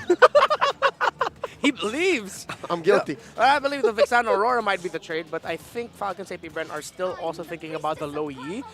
So Low Yi might actually get picked up as the 4th pick because it's the old Low Yi Haya combo where you can take care of the map a little bit better. Well, it's already out though, so. No, Low Yi? Yeah. Oh, excuse me. Right. Yes. Yep. Excuse me. Sorry, I completely blanked. Okay, so Vixana Aurora will be the trade. I second guess myself too. Is it not banned out? Nope. Okay, so yeah, it's the Vixana. So they're more willing to. Again, sometimes you gotta wonder, like, what do you want better? The utility that an Aurora brings, and its slow ticking CC, or just the instant effect of a Vixana. Yeah. Okay, TLPH has 2 dive heroes. Let's see if they're going to go for pick-off combo. Zask! Zask. Oh, they bring it back. Dear Lord, that's a oldie but goodie. And of course, the Arlo. Is this an Arlo Rome? Good question. Yeah, because Khalid Rome or Arlo Rome, I think that's the biggest question. I think we'll see it depending on the matchup. You know what? I'm going to call it now. I think Daddy JP is going to play the Khalid. Makes sense. But why pick up a Zask when you know that the high loss is still open? You can go high loss roam here, and it wouldn't be a problem for Ogwin or for Falcons APBren. In fact, it would be good. And then it would compromise the Julian too. Yeah. But instead, oh no, something worse is out there. Oh, they go for the Tigreal. Going up against... That's worse. I reckon that's worse. That's worse. Oh. Should be a little bit more difficult for JP and actually even Sanford. You can even stop quick sand guard. Yeah. Ooh, interesting draft. You know what? Not just us. I'm pretty sure maybe a lot of these picks just from out of nowhere took even Syre and CJ by surprise. But I'm pretty sure they were willing. I think they asked their players, what are you comfortable with? Let's do that.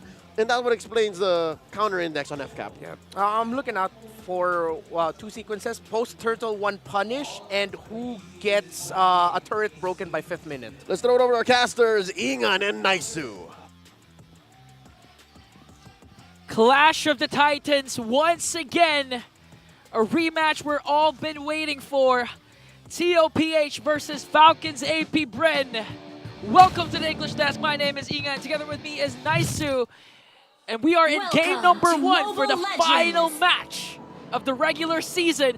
Unless there's going to be a tiebreaker. So again, with the stipulations of this match, if ever Falcons APBren wins 1 game, not the series 1 game, they're automatically going to secure the 2nd seed, meaning they're going to be at the upper bracket. But if TLPH manages to sweep them, okay, we're going to have another match after this. That's what TLPH needs. They need a sweep here, and we'll see if they're able to do it again. You saw earlier when the panel were talking about it, what happened in their first matchup against each other in the regular season. Of course, that was a sweep. That time around, of course, it was for FCAP. And so with all this, when you look at how things are going to fall into place, even with these, the poking going on early on, I like the compositions for both teams here, really. But I think, equally as much, you always have to pay attention to, obviously, the junglers. I feel like everybody, when they talk about these 2 teams, is the junglers themselves. Wow. But real quick, look at this milestone here for the Idol. 500 games total played for the Kapitan Few. Since the first player. Since the first season, he was here already. If you want to talk about veterancy, this guy is leading every single player, every single veteran. That's why you know that he's the captain of Falcons APBren. He has the discipline. Especially, I remember a lot of times wherein Few was actually saying, Flap TZ, just wait, something like that. Yeah. He has to control his XP laner. So right now, going back to the match, what do you think about this Zask Sanji? Because we haven't seen Zask for quite some time now. I know, you remember the time when Zask was just kind of like unreal. He was picked up all the time, and then now he's kind of fallen off a little bit. teams have opted more so for, you know, the Vixanas, the Valentinas, the Auroras. But I would say he's still a good threat, especially for some of the lineups that go through this. It's just, you kind of got to play the part. There's the final slash coming out from Sanford. Ogwin gonna pop him with the implosion. Will go down though in the exchange. There's the raging sandstorm. FlapTeezy's gonna be in trouble here as they focus him down. Tries to heal up with the sand guard. Takes a couple shots and finally Sanji will pick up the kill himself. And now in trouble, KyleTeezy will be able to get the turtle. Phew. Flickers out. There's the shadow kill though as KyleTeezy picks up a kill before he gets taken down. Wow, speaking of, early game potential, TLPH picks up 3 kills, only trading 1. And look at this. They also got the turtle. Despite the aggressive response of Ogwin and FlapTeezy with Ogwin's implosion and FlapTeezy's AOG, that was a good solid catch for Sanford. And going back to the face-off, you know Sanford's really aggressive, gonna be aggressive this game. He said a while ago that he woke up so good today, he's ready, he wants to go up against Falcons APBren, have that rematch, have that revenge tour, and right now TLPH rocking a 1K gold lead, and it's looking good for the Cavalry. That's really how you want to start it. Your TLPH on this, the idea of you want to make this lineup work, obviously, and scale things up really well. You can already see, you know, so getting closer to those first items with this nice little 1,000 gold lead that they have here.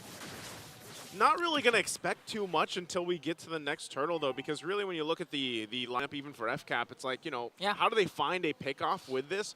It's more so a response like, you know, Ogwin's not just going to go commit his implosion, but if they force a fight, at least in the mid lane, before a turtle comes up, and they can convert it, then that's great for them. Yeah, and apart from that, no, JP is also doing a good job being as aggressive as possible. This is a roamer Khaled with a 1-0-2. What? Wait. Okay. Kyle, he at least gets the Purify out, so not going to be able to pick up a kill. But sometimes, you know, you see this happen with Hayabusa. Any of the players that do pick it up, they kind of limit test that early damage if they can. And if they get a battle spell out, great. Yeah, especially before the neutral objective spawns here. And in 10 seconds, the second turtle will end. So a while ago, we saw TLPH. Oh, Sanford. There's the final slash flicker. Able to find Few right away. Good mark, good targeting there from TLPH, and that should also get him the turtle here, unless FCAP has something to say about it. They're going to force him back. There's the implosion from Ogwin. Salmon force from Super Marco to go in and secure the kill, but turtle already secured. Ogwin actually still up, finally getting down. As Sanford picks up the kill, and now he's going to be focusing on the rest is Kyle, the next target. The jump in from FlapTeezy, as he has to get back, try to disengage, but the enhanced chains are too much. TLPH continues to take everything from FCAP. Yo, Sanford, S13 Finals MVP is playing out of his mind. Another catch with the final slash, plus the follow-up kill onto Ogwin, resulting in that KyleTeezy easy turtle take once again. Sanford's really activated early on, and this is what you want if you have a highly mechanical skilled player in the form of Sanford. You want to give him something like an Arlot that could easily outplay, come out of nowhere with a final slash. And that's what you do if you're TLPH, ride on the momentum. And we can recall the previous series that they played, all their games, or most of their games, are actually fast. It ended fast because of the Liquid Stampede, because of their former identity, Echo Express. They're bringing it back, and it looks like for this game, they're also bringing it back, Naisu. Yeah, they play very quickly, decisively. TLPH, it took them a little bit to find the adjustments. Now here, look at the damage once again. Flap tries to buy some time. They're going to jump in. Eternal Guard drop down with the shadow kill. Through destruction going to be used as well, and Benny Cutie going to join the fight. Firing off here on the backside, and now Ogwin trying to get there in time. Whoa, Raging JP! Sandstorm, though, will be able to catch KyleTeezy under the turret. JP finally getting punished himself. Still working on things together. Super Marco joining the fight, focusing down Sanji. KyleTeezy's there. Tries to help disengage, but has to get out. Benny Cutie, where's he going to go? Super Marco, the target. Throws him in, takes the damage. Ogwin's still there too. Dashes on in with the implosion, and we'll be able to find Benny Cutie. Okay, but KyleTeezy wants to go for the counter kill though. And just like that, Falcons APBren was able to answer back the patience of Ogwin. Knows the Purify isn't there. Sacred Hammer then commits the implosion to feed him off to Super Marco for the kill. And this time it looks like Falcons APBren can contest for this turtle. That was a long extended clash started things off with a flap TZ AOG onto his same position, managing to out-sustain the damage of TLPH. Now, I know Sanford wants to go in with a final /flicker combination again to pick one off before they start the neutral objectives. And JP, good response also, but here comes Ogwen with Sacred Hammer. Yeah, once again, they're going to start things up, zoning it out. Raging Sandstorm on the backside. Ogwen, the target. JP just trying to buy some time. They didn't start the turtle. They didn't commit to it. They just want to fight it out. Forcing FCAP down. A couple members less than half health, but they'll heal back up with a Revitalize. Still going to be used as well. There's the implosion. It's right on Sanford. They're going to commit everything on him, trying to get the kill, and Kyle Teasy has to get out. Meanwhile, Benny Cutie's pushing the turrets on the tier 2 at the bottom. He could join the fight anytime, but this looks like TLPH going to be able to get this third turtle. Kyle Teasy just checking things out with Quad Shadow, and he'll give that up. Meanwhile, backside Few gets forced out. Wow, they didn't even need Benny Cutie the whole time. He didn't even bother to cast a Spear of Destruction because JP did a wonderful job zoning out Falcons APBren, Sanford soaking up the damage, and just like that, TLPH got all neutral objectives. And to top things off, Benny Cutie was left alone on the bottom lane, got 2 turrets, extending their lead back to 3.7k. Before that clash, Falcons APBren was able to trim it down to 1k. But with the performance, with the absolute masterclass macro performance of TLPH, they're just continuing to dominate this game. Very fast rotation. Looking at the items, we can already see a huge gap between, not as huge, but the gold lane is in favor for Benny Cutie, despite them having a Moskov compared to Super Marcos Harith. You know, this is a scary thing too here, is like the rise of this Khalid Rome, man. You see how many times we've seen fights just kind of start up, and I'm not just talking about JP here, but this weekend alone, and even to the first time the Khalid Rome popped up, man, like, it is a nuisance to deal with. It's annoying for teams to have to deal with. Where is this Raging Sandstorm going to come through? And there's a lot of good combinations with it too, and that's why, you know, this surprise factor from TLPH's lineup, where it's either the final /flicker combo or, like I just mentioned with the Raging Sandstorm, there's so many options and angles that TLPH can utilize with the composition, and so it's FCAP being the responsive ones. And so far in a lot of these skirmishes and these earlier team fights, they've actually responded pretty well to them. It's just my question is, as the game goes on, how long can they go? Oh, JP, though, just as I was mentioning, does get spotted out and they keep things together. We're 10 seconds away from the Lord, though. Ideally, I mean, before we'd used to say, but wait a minute, because Kyle Teasy goes in with a Wiki Shadow kill. That's a whole lot of damage. Defensive Raging Sandstorm on out of there. JP's going to be fine. Should be able to reset. Lord is up here, though, so FCAP going to get in position. You know, a couple of weeks back, we had reservations when it comes to the Rome Khalid because it's not as tanky.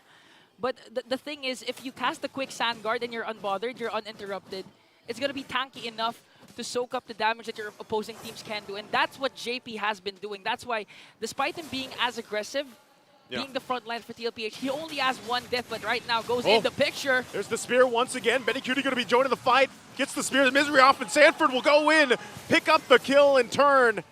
Now with 1 down, TLPH can just go ahead and start up this Lord. It should be theirs. Not sure if FCAP can do anything. Conceal's going to be used from Ogwen. Wants to lead the charge, but sees that Lord's already down. And they go back in to re-engage Ogwen under the turret. Huge setups, though. Trying to follow through, but Few gets caught out with the final slash. A good attempt there from FCAP, but now they got to deal with this Lord push coming through as they hold down the mid. Despite the chain crowd control from Falcons APBren, even under their first tier turret in the middle lane, they weren't able to burst down any member of the cavalry. That's how huge the economy gap is right now. 6k gold lead for TLPH. They're lacking the damage, lacking the sustain. They have, TLPH has the Lord right now marching down bottom as Benny Cutie makes quick work of that mid lane turret. And now you have to rely on Ogwen to get that amazing miracle implosion set. But right now, TLPH has a lot of kit to counterattack that. Credit again to JP with a crucial Raging Sandstorm. But if we know Falcons APBren, you know this team can bounce back at any given moment. 1 crucial set from Ogwen is what you need. And that's the thing, even with this, we'll see if they're able to hold it together. There can always be a forced initiation from TLPH, and that's what we've been talking about with the lineup the whole game. Lord's finally going to get taken care of. That's fine. They keep it together. They hold on to the base turrets for now. And FCAP will go ahead and buy themselves some more time. But anytime we see this, the goal difference between the lanes, how things are falling in place, this is where the tricky part is, Ingan. You know, you have these winter crowns being picked up, eventually some more of the defensive items, the Wind of Natures and everything, what have you. You have to work across that. Conceal going to be used from Ogwin again. Jumps on forward. Might get caught out by himself here. Won't be able to escape. Flap jumps in as well, and now they're going to be forced to fight. Flap holding down the front side, cut off from the team. Almost gets Sanji. But two go down for FCAP as TLPH cleans that fight up. It's not looking good for the M5 World Champions against the defending MPL Philippines champions as TLPH continues to dominate this game. A good catch onto Ogwin. FlapTZ again was forced to use the AOG to try and save Ogwin or initiate a counter-attack, but TLPH was ready for it. They wanted to go for a trade onto Sanji, but Sanji was able to escape. Slither of a health left, and TLPH is really playing this game to perfection. And in 30 seconds again, they can actually end this with one Lord, because right now, you can already feel the damage coming in from Benny, from Carl, even Sanford alone. And if you're Falcons APBren, do you contest for this Lord?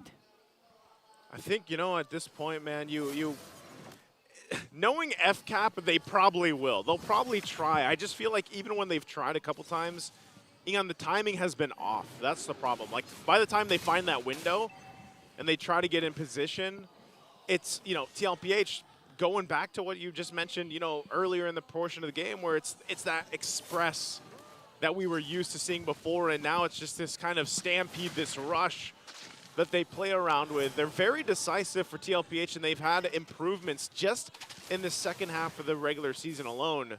So it looks like they're really locked in here. Okay, all Battles Plus are available except for Sanford's Flicker. So Ogwin can make a setup here along with FlapTZ's AOG as TLPH works on the Lord. Oh, look at JP just going right after Kyle TZ. They're going to go for him. JP defensively once again. Flap will jump in. There's the implosion, though. I'm going to be able to find a couple of members. Spirit of Destruction on the backside. Benny Cutie follows up. He's trying to get few. Gets cut off, though.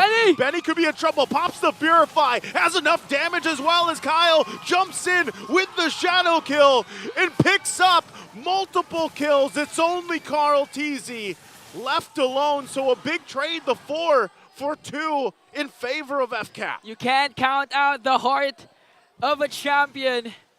Ogwin again with a huge implosion play.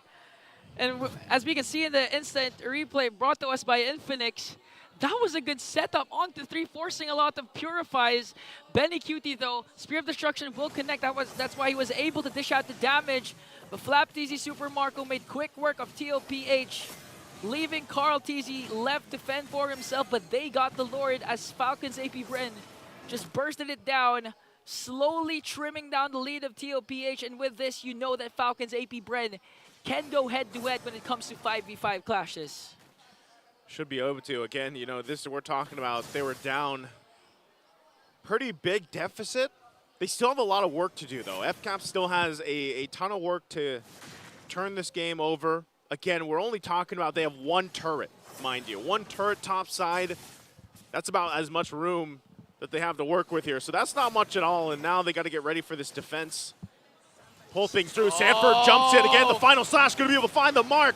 The jump in through as Ogwin's already taken out now and again in the backside. Flap's still up, still going for it. Super Marco will pick up a kill, but Carl TZ's in the base, and he's wrecking havoc on FCAP. The 1 for 3 trade this time around. TLPH still showing that they want to fight these. Okay, so that's why TLPH lost the initial clash before that, because Sanford's Flicker wasn't available. And right now that it's available, he was able to make a huge play. Now they have minions onto the middle lane. Gonna work on that mid turret. Few, Kyle TZ, what can they do? Trying to keep things together. The base turrets are at least gonna go down for now. They'll manage the waves the best they can. They hold on to one base turret after everything on the bottom side. You know, it's week number 8. Oh, Sanford catches Kyle! Cool. Very close. Raging Sandstorm from JP. The juke comes out though, but Kyle's gonna get caught anyway as Benny Cutie will land the Spear Destruction right on the mark. Still goes. And again, only Kyle TZ gets taken out. The trade though, JP for Kyle. Again, TLPH showing that they mean business, man. That was well worth it for the Cavalry. Again, another crucial final slash for Sanford and a good chase by JP to bring down Kyle TZ. Also forced out the Ovigi Shadow kill.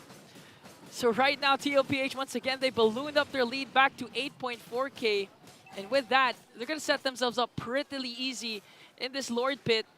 Again, 2 inhibitors are down for Falcons APBren, so they also have to worry about the split push potential that Benny Cutie is known for. When you talk about backdoor, which team do you think about? Of course it's going to be TLPH. So Falcons APBren has a lot on their plate right now. Will they contest? Will they be able to contest? Can they prevent the backdoor potential of Benny Cutie? And can they turn things around for game number 1? We'll see here. Lord for the Taken's going to be started up. TLPH, you know, FCAP's here. You got to keep an eye on JP. Where is he also going to go? Once again, Ogwin could be in trouble. Below half health, but Lord takes a little bit of a reset. And right now, just look at the zoning that Sanji's able to do as well with a little Nightmare spawns here. Keep it together. 1/4 on the health. There's the implosion. The setup is there. Still going to commit to it. Raging Sandstorm to follow through. Carl gets the Lord. They're losing the fight, though. Still working for it. Enhanced Chain's going to be able to find 2 on the knockup. And Kyle still going in. Gets a couple immortalities to work with. But TLPH once again gets the objective, the 2-for-2 trade. A 2-for-2.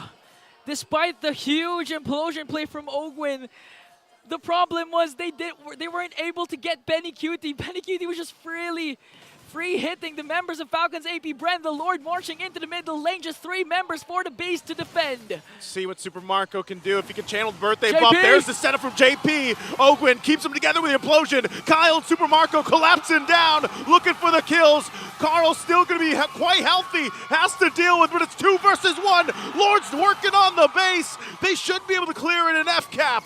Able to successfully defend, but they'll lose all their base turrets at this point. The birthday buff of Supermarket, though. Look at the KDA. 9-1-3 for this Harith and a huge defense. They have another chance to redeem themselves for game number 1. But the problem is they lost all inhibitor turrets and they're only able to take 2 away from TLPH. But with this potential push, they can actually do more. And looking at the items, Marco now has the lead over Benny Cutie, making quick work onto the middle lane as 3 members of Falcons APBren are pushing in. Look at this push. Running it down mid, gets some turrets that they needed.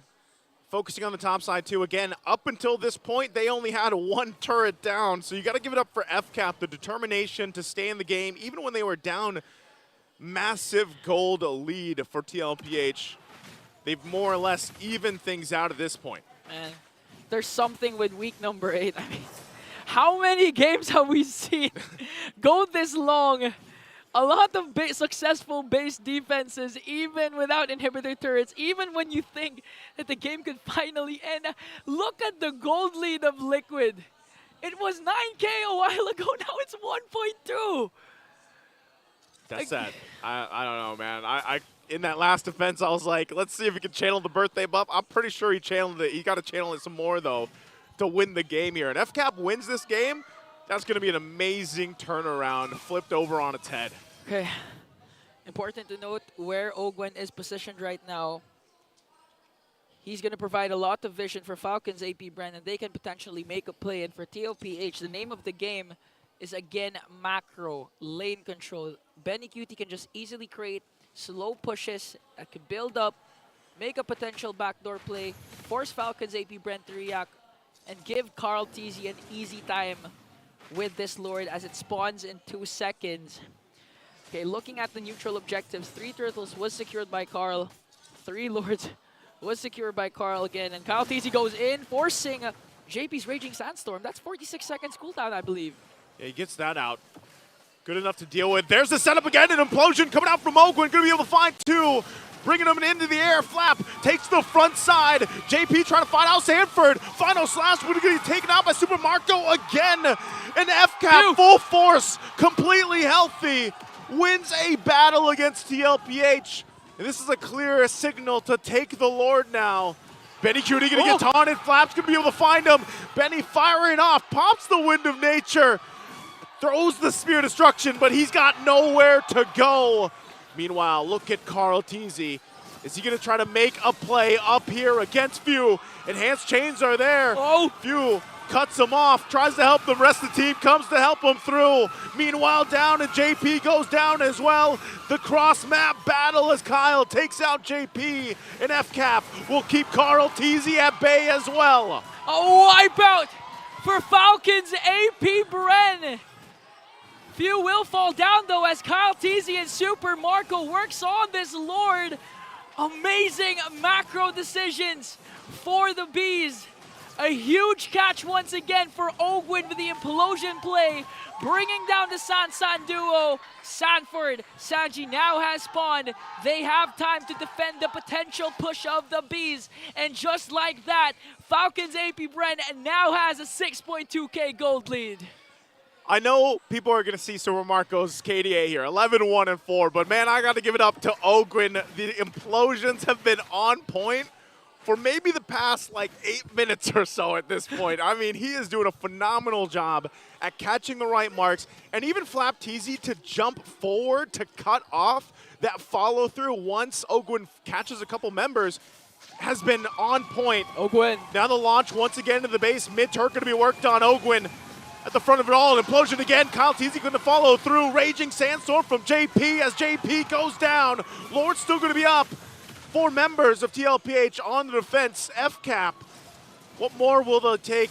Trying to push down that bottom wave. They know TLPH can still fight back even without JP. Okay, Ogwin doesn't have his implosion as well as Super Marco Zamanfor. So in terms of initiation, Falcons APBren needs to wait for the cooldown of their ultimates, but they have a fat minion up top. They can force the takedown on the inhibitor turrets up top and on the bottom lane as Kyle Teasy works on it as well. We can hear already the crowd supporting Falcons APBren. There it is! Ogwin again jumping in. Eternal Guard going to be dropped down. Sanford running back. Turret goes down already. And FCAP happy with the push. Are they going to go for the last turret here? The wave is pushing in. JP almost up. Final slash won't land, but the avatar of the Guardian will as Flap Teasy jumps in. Kyle Teasy still holding down the mid lane. Winter crowns and everything else going to be popped, and Benny Cutie firing back. Sanford gets a stun off on the Vengeance, and Few pops the Winter crown himself, but Kyle Teasy will save him from the demise of Benny Cutie, and Carl tries to pull something off, but gets punished again as FCAP pays them back, turns things around, and the birthday buff is real as Super Marco gets a triple, 14-1-6. And Sanji, he's all alone. I don't think he has enough nightmaric spawns to keep FCAP at bay for a victory they surely deserve as the base is worked on, and they take game number 1. When these two teams face off at each other, you know something's gonna happen. A comeback win for Falcons APBren. And actually, it's kind of poetic, because if you would recall, Game 4 of the S14 Grand Finals, it was Sanji left to push for that eventual championship win. But in this case, Falcons APBren won that game. Pano, explain what happened. We have names. It's Renmar and Leo. But yes, Ingan was alluding to the Lone Stallion incident where Sanji was left alone, wiping out the final member of Falcons APBren, Super Marco, to claim the Season 13 championship. But that's long gone now. A lot has happened in MPL Philippines Season 14 since then, all around the world too. And we find ourselves here securing the upper bracket slot, the second overall in the season, Falcons APBren. Wow! And that win came off of the fact that the Liquid Stampede was nigh unstoppable until they came upon a wall. And that wall was Ogwin. Ogwin single-handedly stopped what could have been a GG push. Ogwin, inside the base, a total menace. A single push of a button scatters the defending champions inside their own base. And he held on. He believed, Reptar. He believed. He believed. Content creators, it's your time to shine. Put in that play of Kiboy from M5 that sent them into the grand finals when they beat Falcons APBren in Game 1, and then put in all of the implosions that Ogwin showed in this game to single-handedly force Falcons APBren out of the gutter. From that defense, it was this one, the perfect pushback into the implosion to set up Kyle TZ and Super Marco, while JP tried to zone out the back. Both roamers did their jobs. Falcons APBren's damage dealers were the ones that got free, and as it went on, Falcons APBren started hitting the marks of when to release their skills. Flap and Ogwin were timing their abilities a little bit better, and they made TLPH suffer for it. It was Ogwin's nigh superhuman devotion to his role and to what needed to be done at the moment that seemed like no matter where on the map, TLPH felt scattered. Like, it was this random fear that, oh no, Ogwin's gonna hit me with an implosion, no matter where we are. That made it seem like, what was that, 20 minutes in, 19 minutes in? It just changed the face of the game. 20 minutes in that play, yeah. But the 25-minute monster of a match. And again, Team Liquid Philippines, we can't praise what Falcons APBren did without praising what Team Liquid Philippines did for majority of the game. San and Daddy JP. Sanji, Sanford, and JP was the wall to Falcons APBren, that every time Ogwin and FlapTZ wanted to get close, they had to sacrifice a majority of their health bar just to get vision, to the point where it started forcing Falcons APBren to use their abilities at such weird timings and force fights at such weird times. It's safe to say, up until the 17th, 18th minute mark, the map belonged to Liquid. The map was JP's playground, and he let his son San go around and say, you do what you want to do. You hit the final slash on whoever, you burst down whoever. This is why we were calling for the Zask. We were missing Sanji's Zask. But past that 19-minute mark, past the 20-minute mark, where Ogwin flipped the game on its head, it became all about Falcons APBren's macro. It became about how the birthday boy, Super Marco, ended up dealing the most damage, farming up the most gold, and you know what? I don't know what FlapTZ was doing. I guess it was the opposite of what we said would be the parenting style of Ogwin. Yeah. He was following Ogwin's lead here. Yeah, and he had to, like, I think at some point FlapTZ and Ogwin flipped a different switch and understood, yo, nothing's happening. We're not timing our things together, and maybe even more so it's because we're just really getting pressured every time we see the Arlot, the Zask, and the Khalid throw all of their abilities towards us, so we gotta time things together. So once Falcons APBren got some breathing room, it got to the point where there was an 8K gold lead. But here's the thing, that 8K gold lead was 48K for Falcons APBren, 56K for TLPH. That is still within the realm of the items don't matter anymore. Negligible. It's negligible. It just boiled down to the execution, and Falcons APBren were able to execute at the right time, the right peak. And a key here, concept that allowed for that 8K gold lead, 9K almost, to be negligible, especially at that point in the game, is FCAP just had the better kit. That's why in the draft we could not help but praise how they ended up with a Tigreal at the end and saying, yo, this is going to be so difficult for Liquid. We didn't know it was going to be difficult for Liquid in the ultra late game, but we eventually got to that point where what we saw was going to happen. An inevitable approach into a point of the game wherein Liquid be like, nothing, like, as long as Ogwin knows where we are and Flap is like within a meter away, it's over. I think we also saw why TLPH were so aggressive. They respected the kit that Falcons APBren brought, that if they allowed Falcons APBren to get into position, you know, play that 50-50 slow front to back, farm up, nothing good's gonna come from Team Liquid Philippines. That's why they were aggressive. They pushed the envelope, but then again, it just hit that wall. They hit the point where the thing that they were denying for majority of the game finally happened. Falcons APBren finding their footing, catching up with the items, and come on, Ogwen, no wonder why implosion after implosion. Fleeting time. So it's after, rare to see a Tigreal get fleeting time. After he confirms an assist, he's got another one coming. Yeah, got another one coming reloaded. up. Yeah, it was there in that end. That's why Team Liquid Philippines, it seems like now they started overthinking. At one point, I told you behind the scenes where it felt like Falcons APBren had to overthink. You did. Which they did. But then as it got longer, it was Team Liquid overthinking. Ladies and gentlemen, we're not done with the series yet, but this is big news.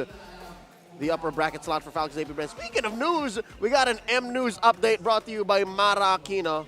Let's check out what she has to say. We're back for one more episode of M News, where we give you the latest around the competitive world of MLBB. We're gonna cover 3 areas. First up, Mongolia, as the Mongols are the first to secure the M6 World Championship wildcard after winning the ESN National Championship.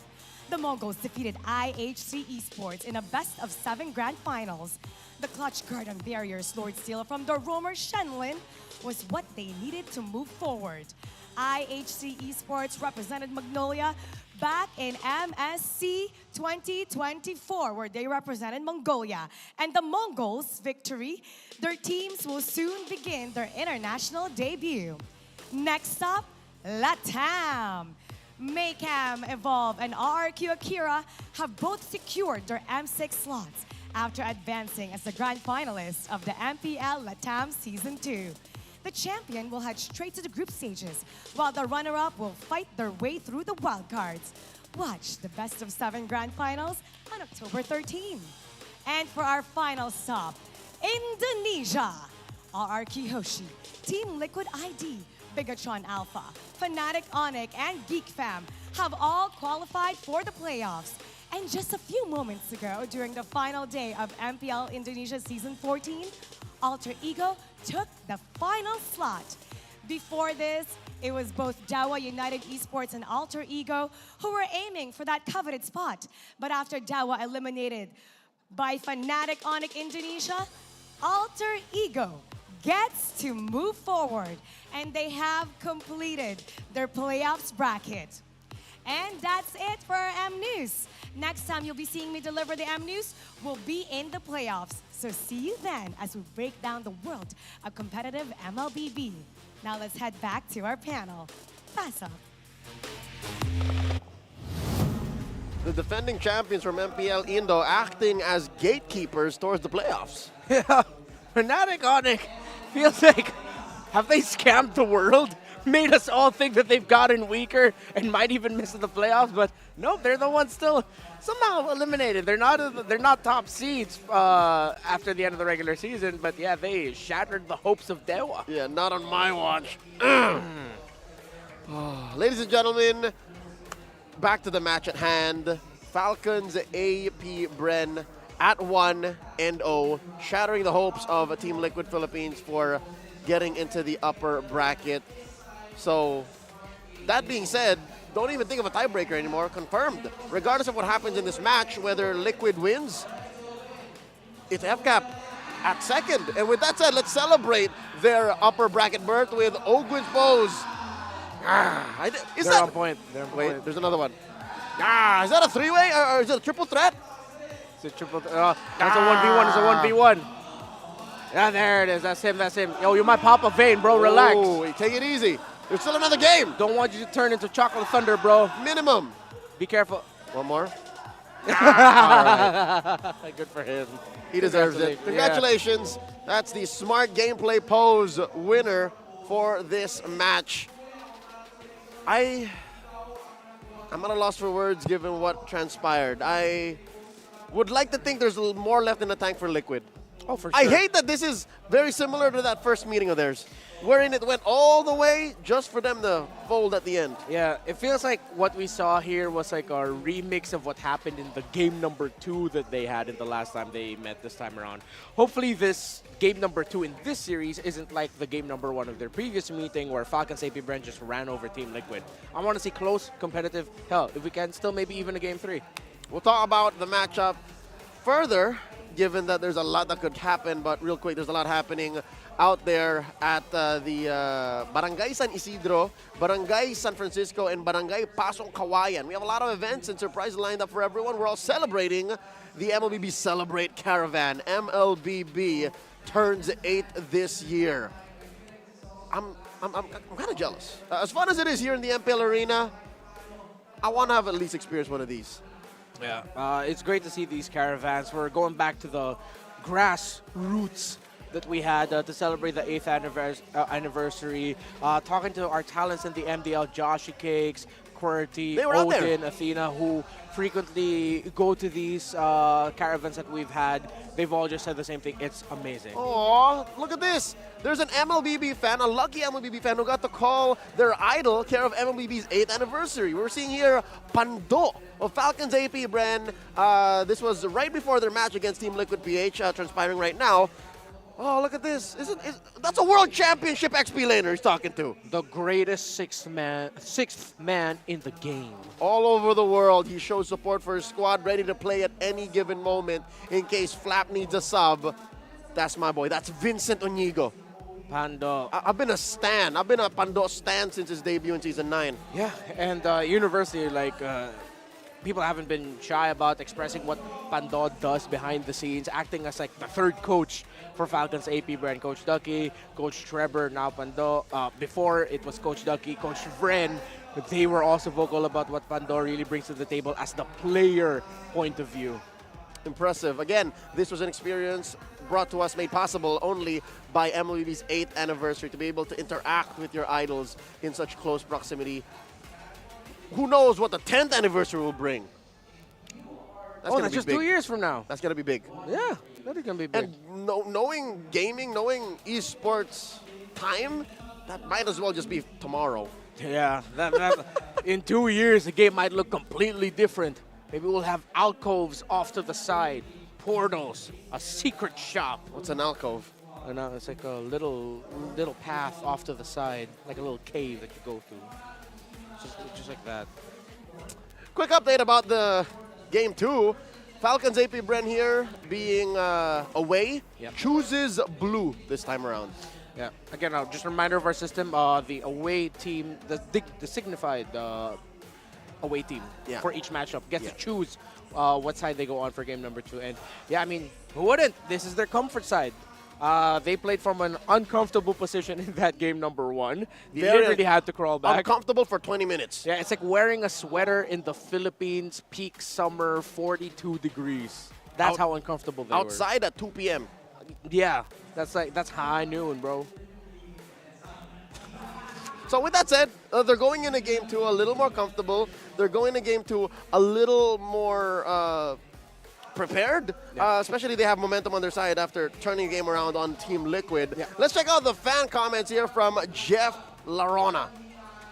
What is Balag Bug? He's just saying that was a slobber knocker. Okay, no one could breathe, all right? With bated breath, we all watched the match, players countering each other over and over again. That is what the Clash of Titans is all about, Liquid versus FCAP. It's rare that we see a game like this where it feels like two heavyweights just trading haymaker after haymaker. Super heavyweights, right? Reptar, super heavyweights. Although I will admit, I feel like Blacklist International and Aurora set the bar earlier. That was a good mid-card matchup. Yeah. That was a bantamweight title defense before the heavyweights. Yeah, that was the Intercontinental Championship 1v1 that ended up becoming the 5-star match. Yeah, prior that was a 30-minute match. Yeah. Between the workhorses prior to the unification match. That's just this one. Yeah. All right.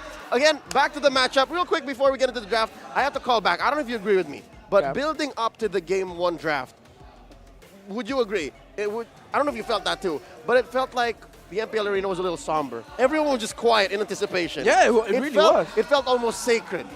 Yeah, I get what you mean. There were times where the crowd, I was like, why are they so quiet? Yeah. But then when I look close to their faces, you were could really see they were like people would just be trying to, as if they could influence the game by with witchcraft and sorcery. And to some extent, some of them feel like they can't believe their eyes. Like, they're right here in the presence of these Titans. Like, wow, I'm about to watch Liquid and FCAP go at it again, live.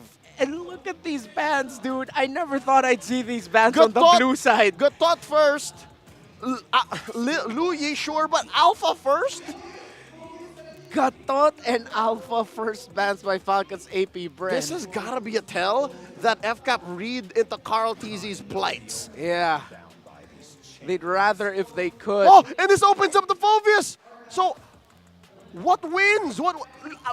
Fnatic Onic, Coach Tony specifically, almost figured out the Phoveus lineup. Like, just pick an Alpha. But now without that, what's Liquid to do? So they go for the Haibu, so you can't go Nolan Julian here. The Ling gets taken out by TLPH, That's a Rome Khalid. Yeah, it's a Rome Khalid. You can't play that into the Phoveus. What I'm trying to remember is if the Desert Tornado actually proc. It does. The Sinner's Mark? Infernal Pursuit. Okay, so it procs Sinner's Marks. It does. Gotcha, okay. You're a sinner if you do. Ah, okay. So for TLPH later, they're going to need something like a carrier or a Lunox as the answer to this Phoveus. Again, for Phoveus, it is a requirement. True damage is a requirement to go up against him and make it a little bit easier. So Falcons APBren will go for the Vexana, and as we mentioned, Julian and Nolan were the only really viable options, so they opt to go for the Julian instead. But what Falcons APBren does is they show a magic damage heavy core. So yes, the Phoveus in this scenario is a core piece of this lineup. Wait, if I'm not mistaken, Phoveus already been split to physical too. Yeah. He deals physical. hybrid now. Yeah, So, hybrid.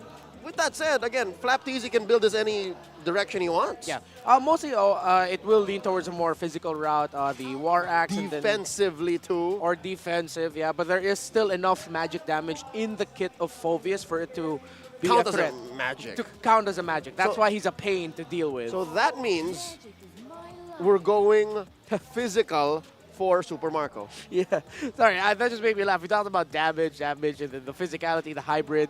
Falcons APBren taking away the Harith. One of the best things that you can do if you're TLPH is to equalize the quote-unquote magic damage that Falcons APBren already brings to the table is to bring in a Harith. However good for them is they still have the Nathan as an option for Benny QT. And the Lunox. Play into the Benny Bomb. And there's the Moskov, which I think would have been great, because again, you want physical on FCAP right now. They're kind of overloaded on magic.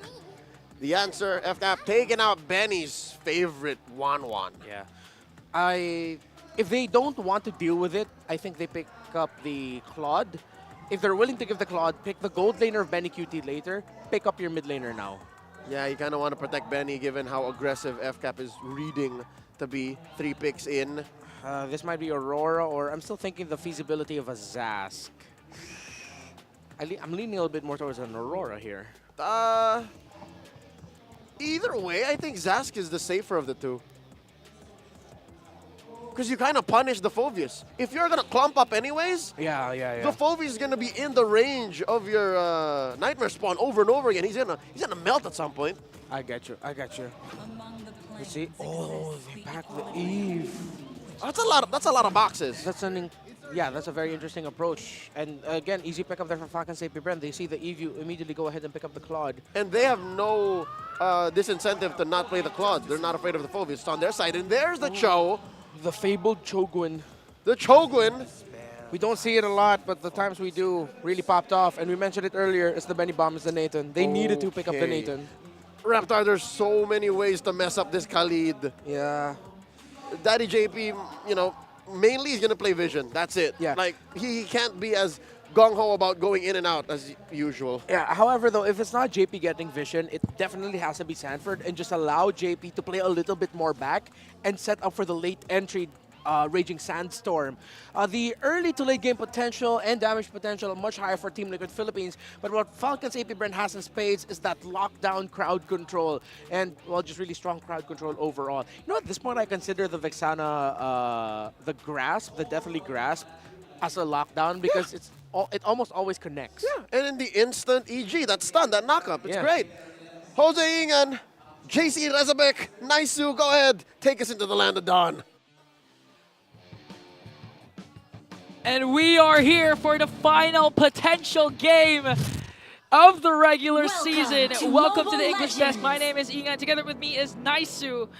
Clash of the Titans once again. TLPH versus Falcons APBren.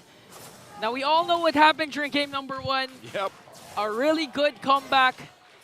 And with that, I'm pretty sure TLPH is hungrier for more, for revenge.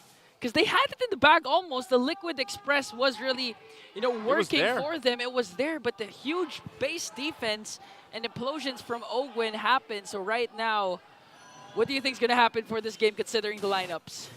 Looking at the lineups here, I like both of them. I'm glad even it's weird to say this, but I'm even glad to see the Phobius come through. I thought the Eve. That was my next thing to point out. Even the Eve. Now, Eve generally hasn't had the best time through Season 14. Neither right now is Sanji. Whoa, already, as we were talking about. Whoa! Ogwin, very aggressive, goes in for the first blood. He's going to get cut off, though.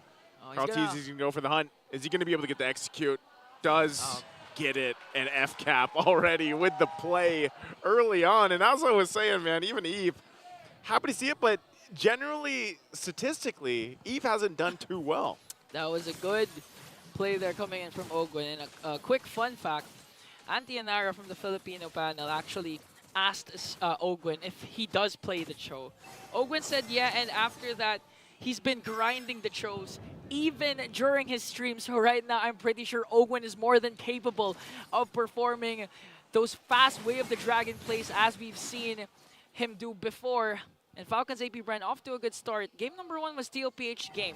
Down to the 14-minute, 18-minute mark. They were in control. The base of Falcons APBren was almost demolished. Even down to the third takedowns of Falcons APBren. They only had 2, but this time they're starting things off by going after JP and going for the turtle. Glorious Pathway going to be dropped down from Sanford. Man, they deal with a whole lot just thrown in the air. Tonal Guard dropped down too. JP on the run. Sanji setting up the rear world manipulation. And look at the fancy footwork from Ogwin. Just bobbing and weaving completely fine. Now Sanford, the target here. They'll take him down. So already a kill picked up. JP on the whims, trying to get back to the turret. There's the jump in from Flap. Infernal Pursuit, but he has the heal. JP's going to be fine. And now FCAP focusing on the turtle here. Carltees is around the corner. Has the retribution. Going to get focused down a little bit further from Flap. He's the focus and just forcing Carl off the turtle. Plus the kill as Flap shows the strength of this Phobius. Sanford now dropping down the Glorious Pathway into the raging sandstorm. They want to fight it out once again. Total Guard's going to be dropped down too. And Flap, you can't kill this guy. Still going for it. Slams down on JP. Looking for more on top of it all. And FCAP continues to get more. And just like that, there are no trades for TLPH. 4 kills to none, plus a turret take. Flap TZ, compared to game number 1, has a strong start right now. He does have the Phobius, one of the most banned heroes recently. And at the same time, the thing about TLPH is, if you give Sanford a hero like, wait a minute, Super Marco goes in after Benny Cutie. Oh, wow. Just catching him with that enhanced chains there, the increased range there too. The best part is they forced Benny also to pop his Purify. So, Falcons APBren can have a good time again when it comes to the second turtle. And going back to my point, Sanford giving him a high loss. The San duos are highly mechanical players. We've seen Sanford a while ago dominate the early game during game number 1 with the Arlet. And with this high loss pick, do you think Sanford's going to be activated as much compared to game number 1? I would hope so. I hope that he can still be activated. But yes, this is a Hylos we're talking about. So when we think about activation, especially the XP lane Hylos, you're laying down a Glorious Pathway. And that's either to engage or cut off or, find some utility there. But then also you have the Revitalize. So, really part of this, everybody has to be activated in the same sense for TLPH's lineup. You're talking about the Raging Sandstorm, the Glorious Pathway, plus the Real World Manipulation. All that sets the best box of, fighting territory that you could ask for, really. And that's where then you hope that you get to the late game and Benny Cutie does what we Benny Bomb. The Benny Bomb before, what we coined in the earlier part of the season. And even for Carltees, if he can get a snowball going. Wow. There's the kick, though, but Ogwin going to disengage. Okay. Falcons APBren going to do a soft reset on this turtle. Now 5 members of both of these teams are ready to engage here. Sanford tries to survey the scene. Zoning out, Super Marco ready to engage. Here comes JP as well. Flap TZ goes in with an Infernal Pursuit. Force pathway drop down from Sanford, trying to cut things off. Flap does not care. Just continues jump in with the Infernal Pursuit. There's the Blazing Duet from Super Marco. Pops off enough damage, but no one going down just yet. Sanford still quite healthy. Already using that Revitalize to top everybody off, and now the Real World Manipulation drops down. Turtles are going to be secured though, and Ogwin will jump in, find the target as he finds Sanji. They pick up a kill through it all, and TLPH still looking for their own. Now the thing is, this is what we saw during game number 1. For TLPH, it was a dominating start.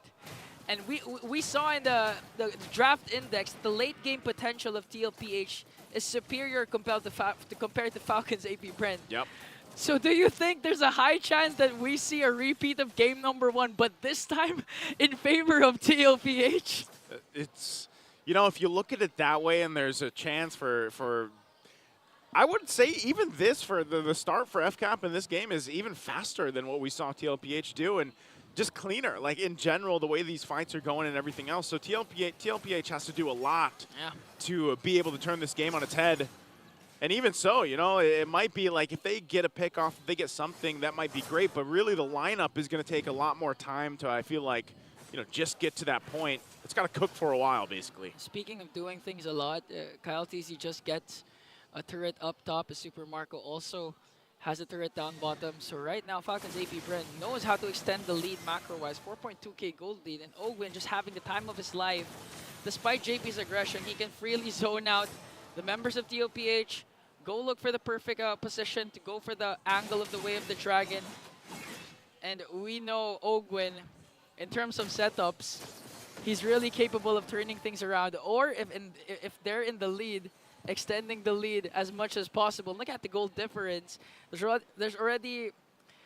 I don't want to do math, but you know that Super Marco is ahead by as much as more than 1k compared to Benny QT. It's always the quick maths. I'm trying to do quick math, but I don't want to make mistakes. Well, man, at this point, Ingon, you know, you look at the lead that FCAP has, and you know it's pretty much evenly distributed for majority here. And even if, you know, JP continues to try to focus on Flap, like Flap has been amazing, a stalwart for a lot of this fighting. Ogwin. Conceal going to be used, looking for the right target. Won't be able to find it. Glorious Pathway, this is the response. Real world manipulation as well. Flap's still there. Kyle will go ahead and get the turtle. Wow! Carl tries to fight it out, but they're forced back once again with a blazing duet. There's the kick on Sanji. Taking out Carl. Gonna get cut off and taken out. 2 down once again for TLPH. And it's looking even more grim at this point at the 8.5-minute mark as everything continues to get taken. FCAP not letting up at all. Man, I just like to commend what Few did there. The Eternal Guard catch onto 3 members of TLPH aided the Super Marco Super Blazing Duet. That's why they got 3 kills. And Kyle TZ got the turtle. And now they have a 6.4k gold lead. Made quick work onto the middle lane turret. They have minions up top. They can force a fight, specifically Flap TZ or Ogwin, as they try and burst down this turret up top. At TLPH, now the main question for TLPH is, can they defend just like how Falcons APBren defended their base numerous times in game number 1? Or will Falcons APBren's momentum just carry them on to a sweep against their most familiar foe, most familiar rival, TLPH? And looking at the items once again, you can see already Super Marco has the DHS, has the Golden Staff, a couple of gold left to get that Corrosion Scythe, really ahead of Benny QT.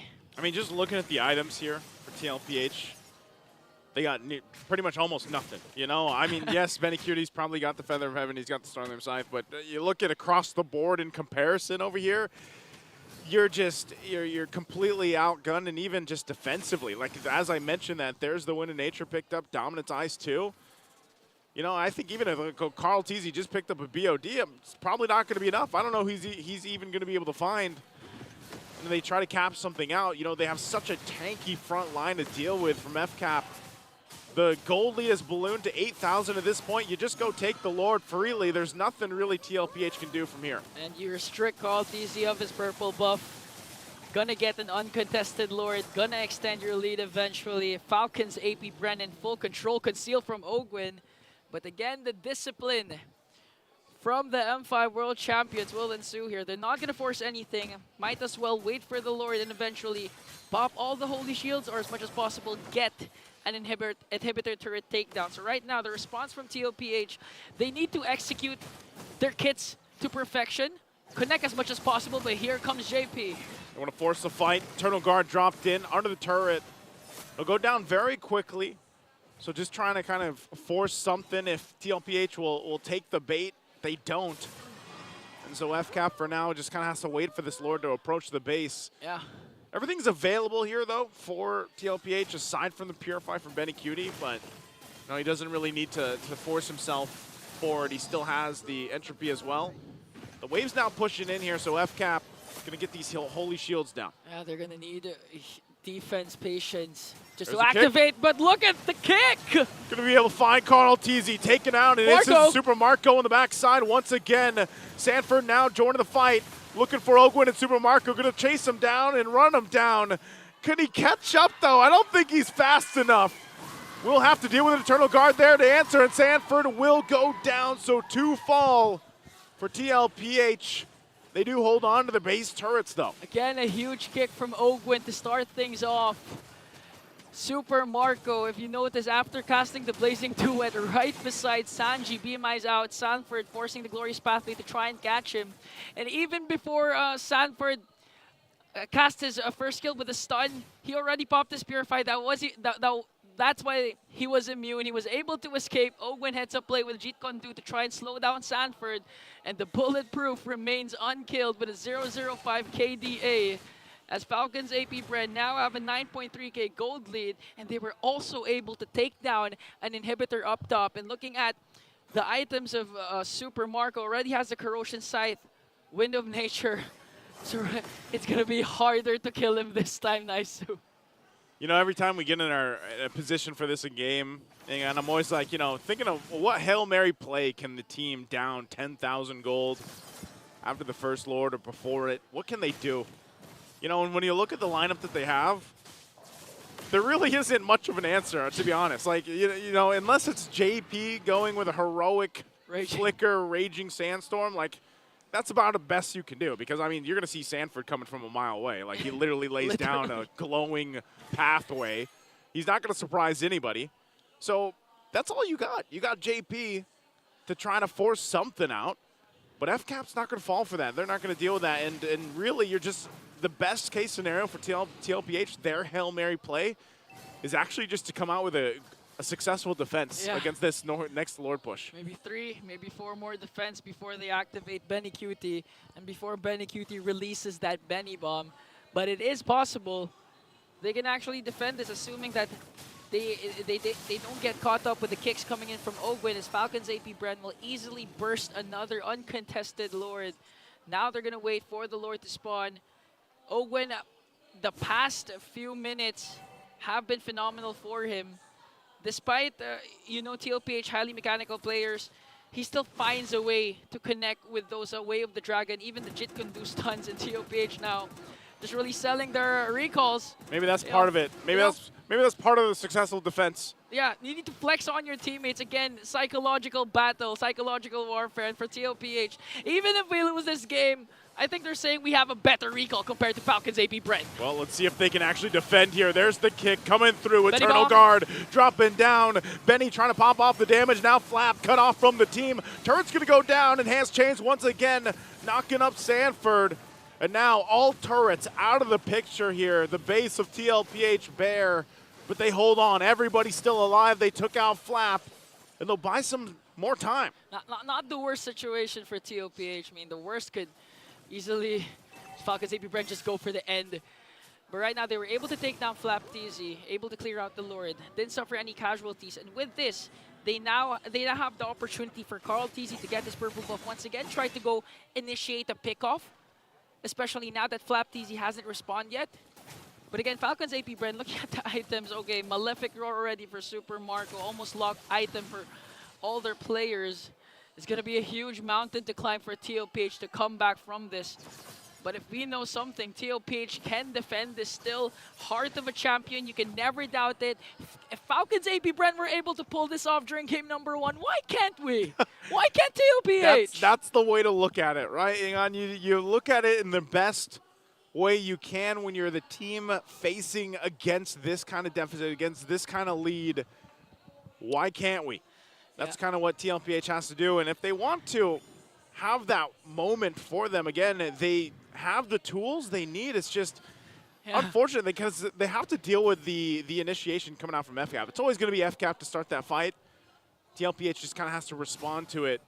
And now that we're in the territory of, you know, these immortalities, and you mentioned it, it's almost like item locked for the members of FCAP getting there. You know, it gets that much more difficult to turn things in your favor, even if you have a successful defense. You know, at this point, these are the times we're in.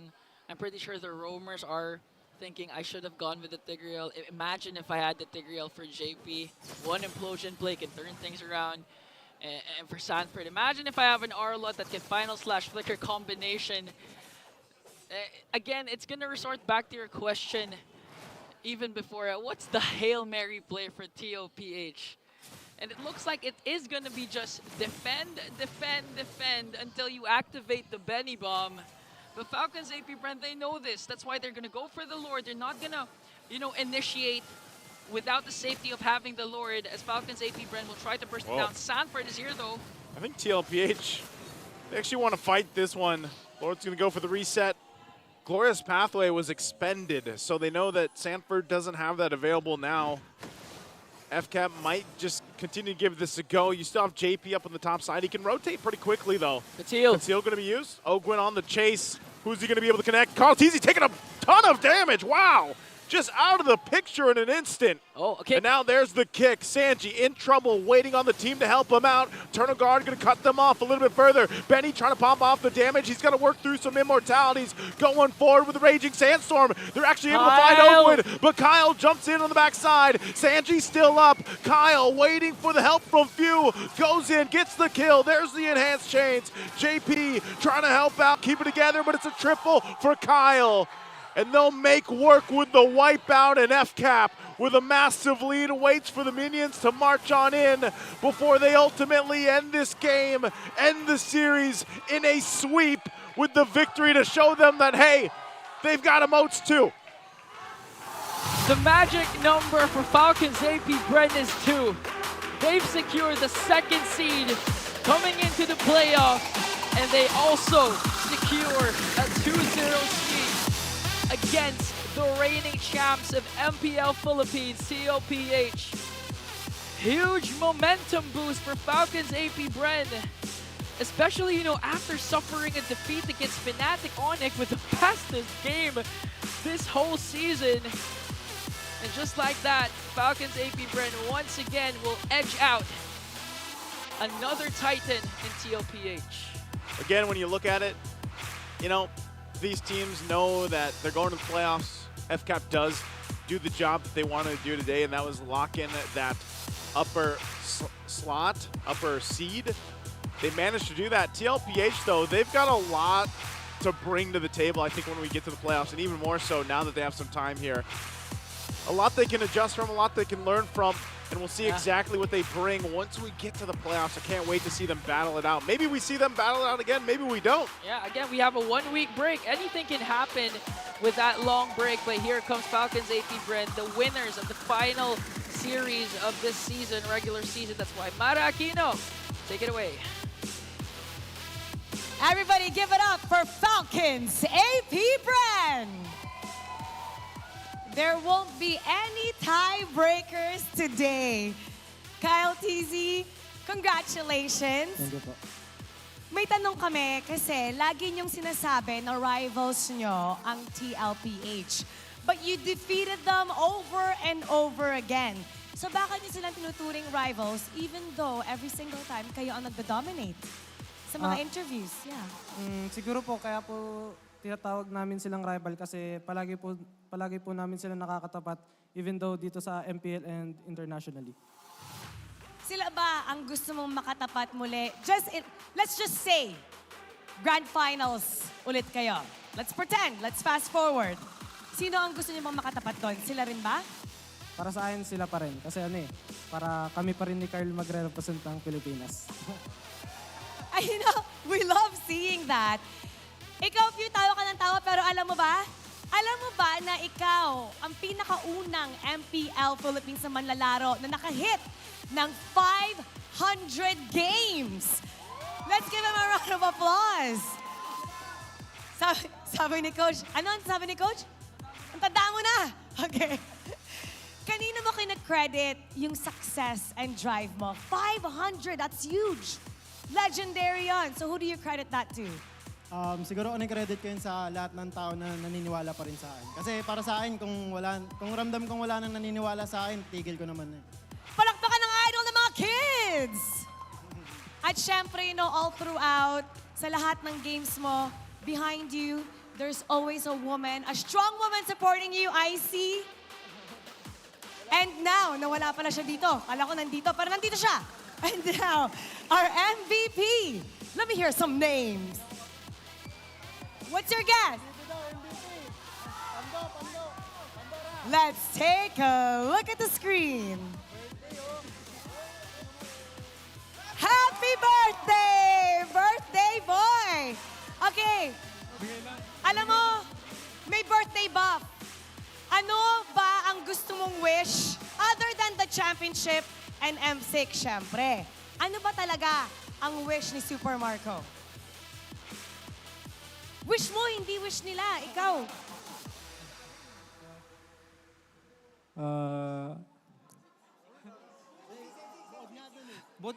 Maliban sa M6, maliban sa championship, personal wish ni Super Marco.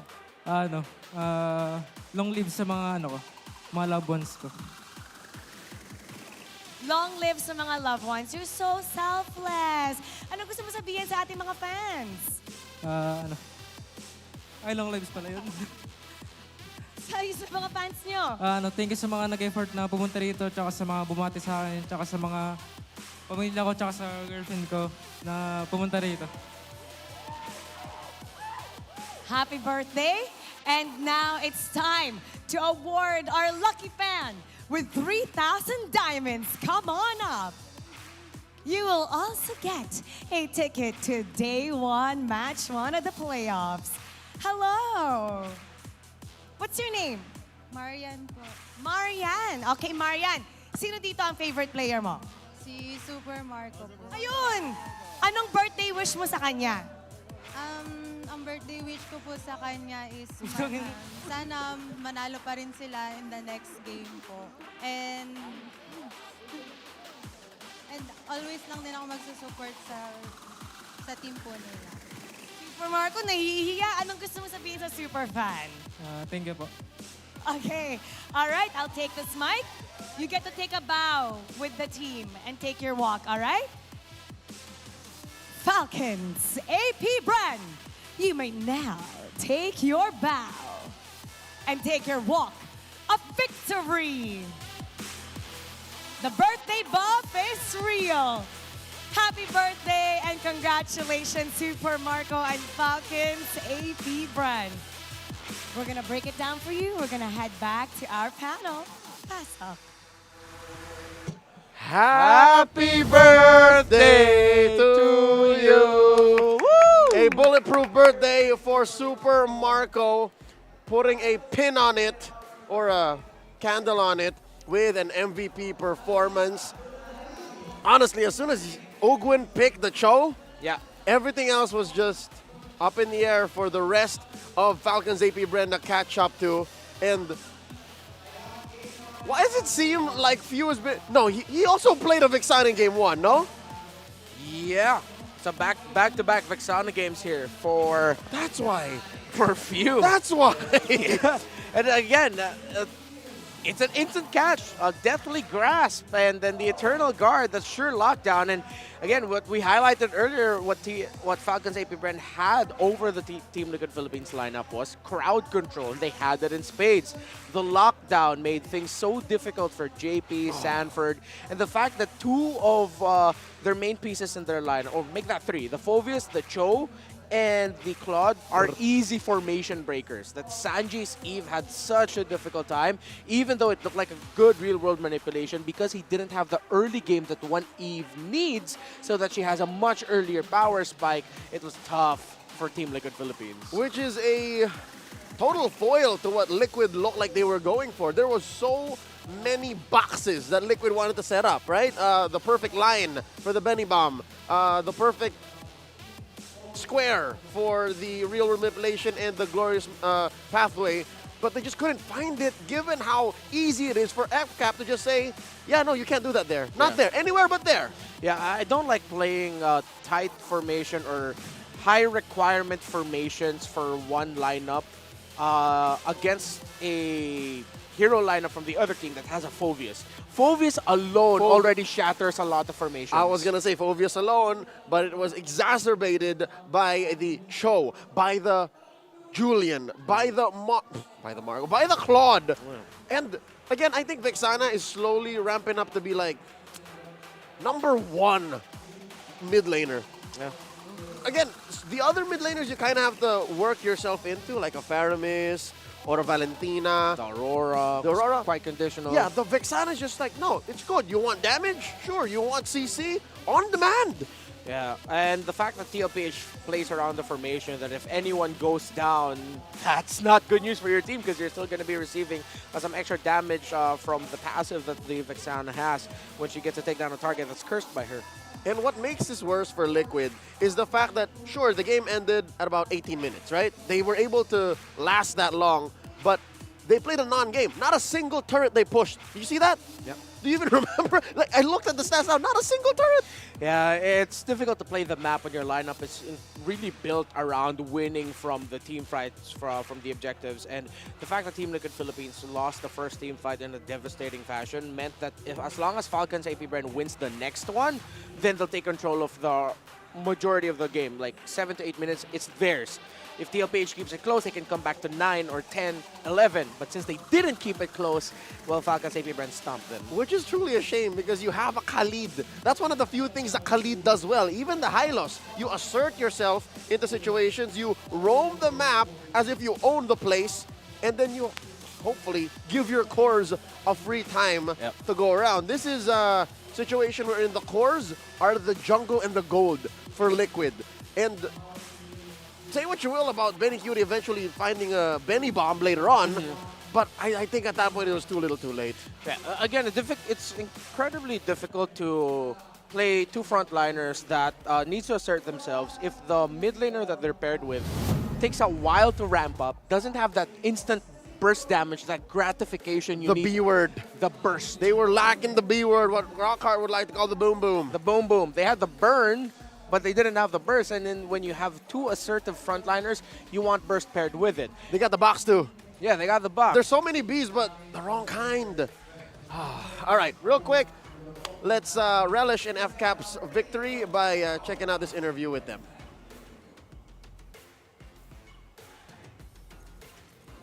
Come up.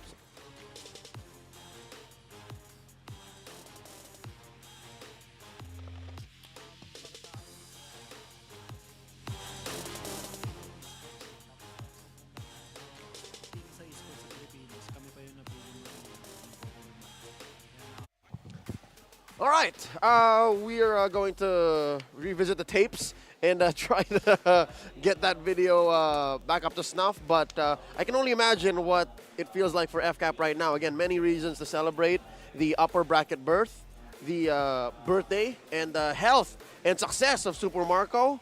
Yeah. And yeah, again, another chance for them at greatness.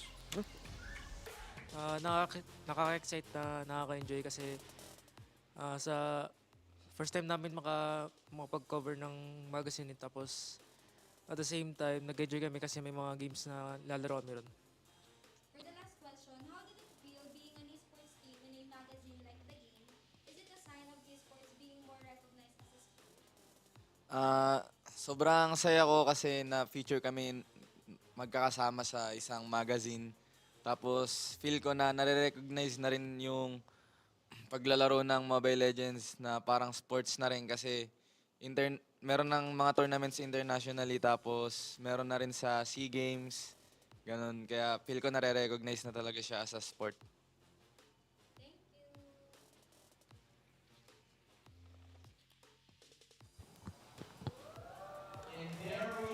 A few words from Falcons APBren on their feature on the cover of the game.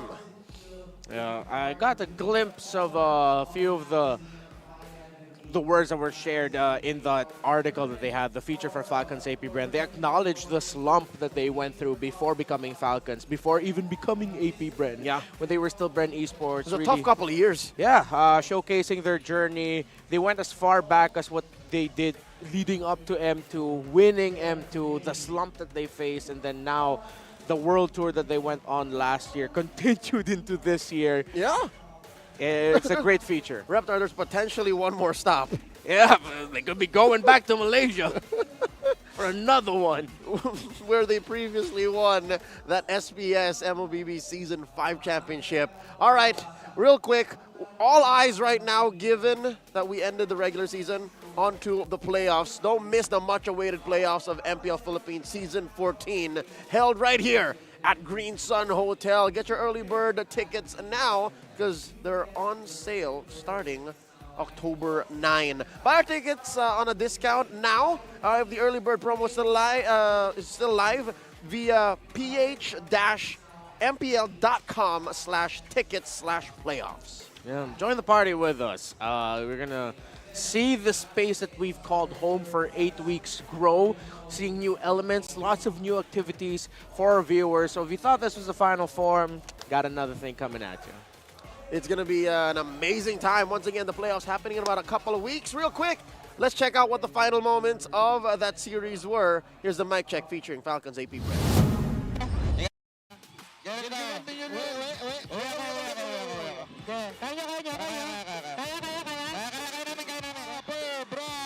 Happy birthday, 14 kills, baby!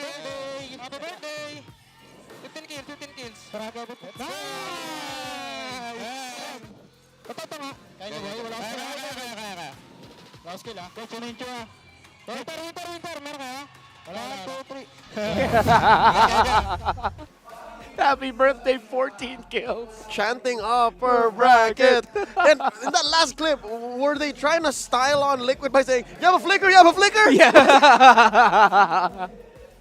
Never change, Falcons, never change. Oh, wow. It's great to see them in high spirits. Again, they've gone through a slump, a rough beating from Fnatic Onyx Philippines, suffering the fastest game. But no, up against their fellow Titans, the rivals clawing back after being against the wall for 20 minutes. Entirety of game number 1. Yeah, for 20 minutes. It's great. And for Falcons APBren fans, including myself, a lot of confidence probably heading into the playoffs. It's not the same story for Liquid. I can only imagine. My heart goes out to the Cavaliers and the Cavalry. But, you know, you can rest easy knowing this. Oh, what's this? The playoffs is definitely something else, all right, for Liquid. So best believe they're still our defending champions. Here are our bias points. Again, predictions happened all throughout Season 14. And we're going to tally them right now, the lowest of which will be suffering consequences. Oh. Ingan scored 3.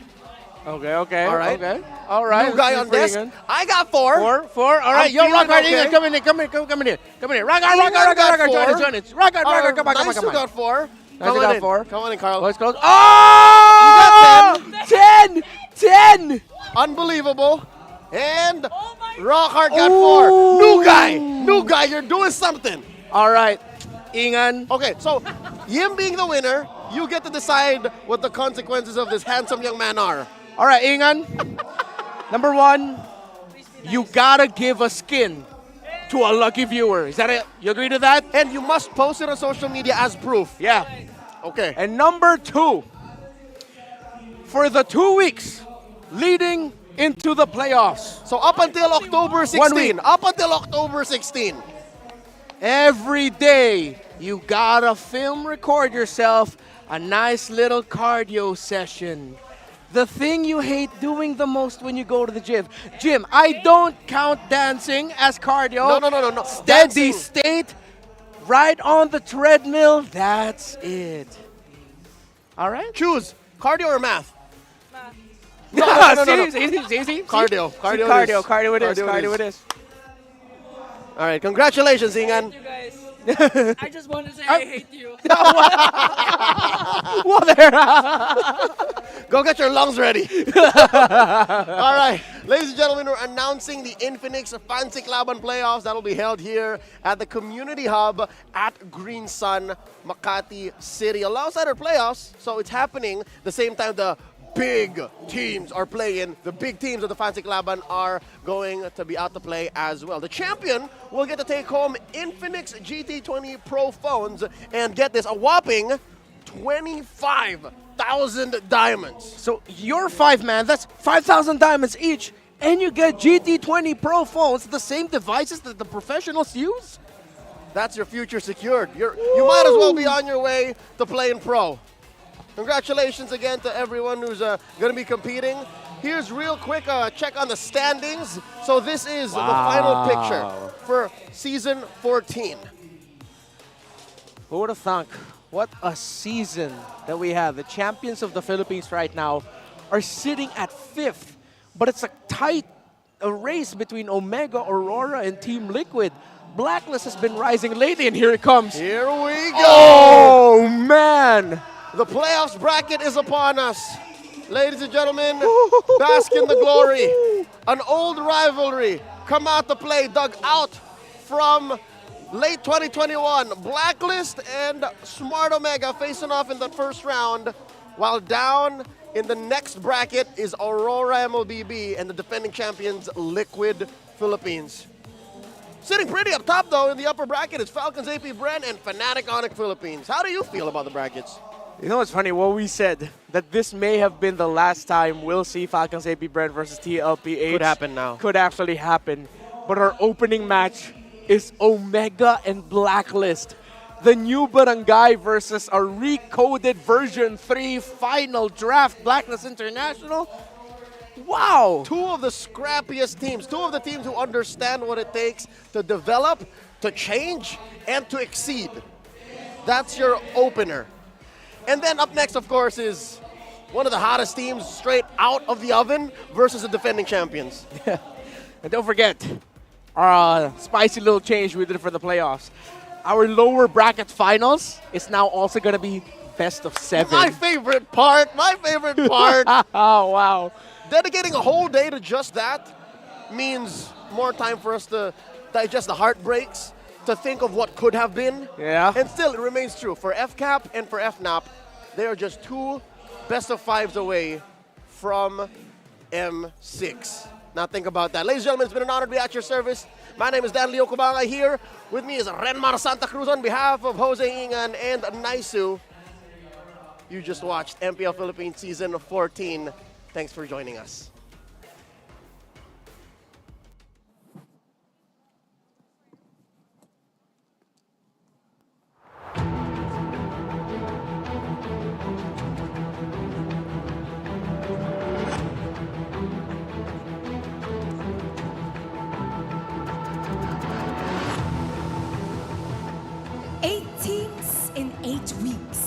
They battled in this arena, aiming for that one goal.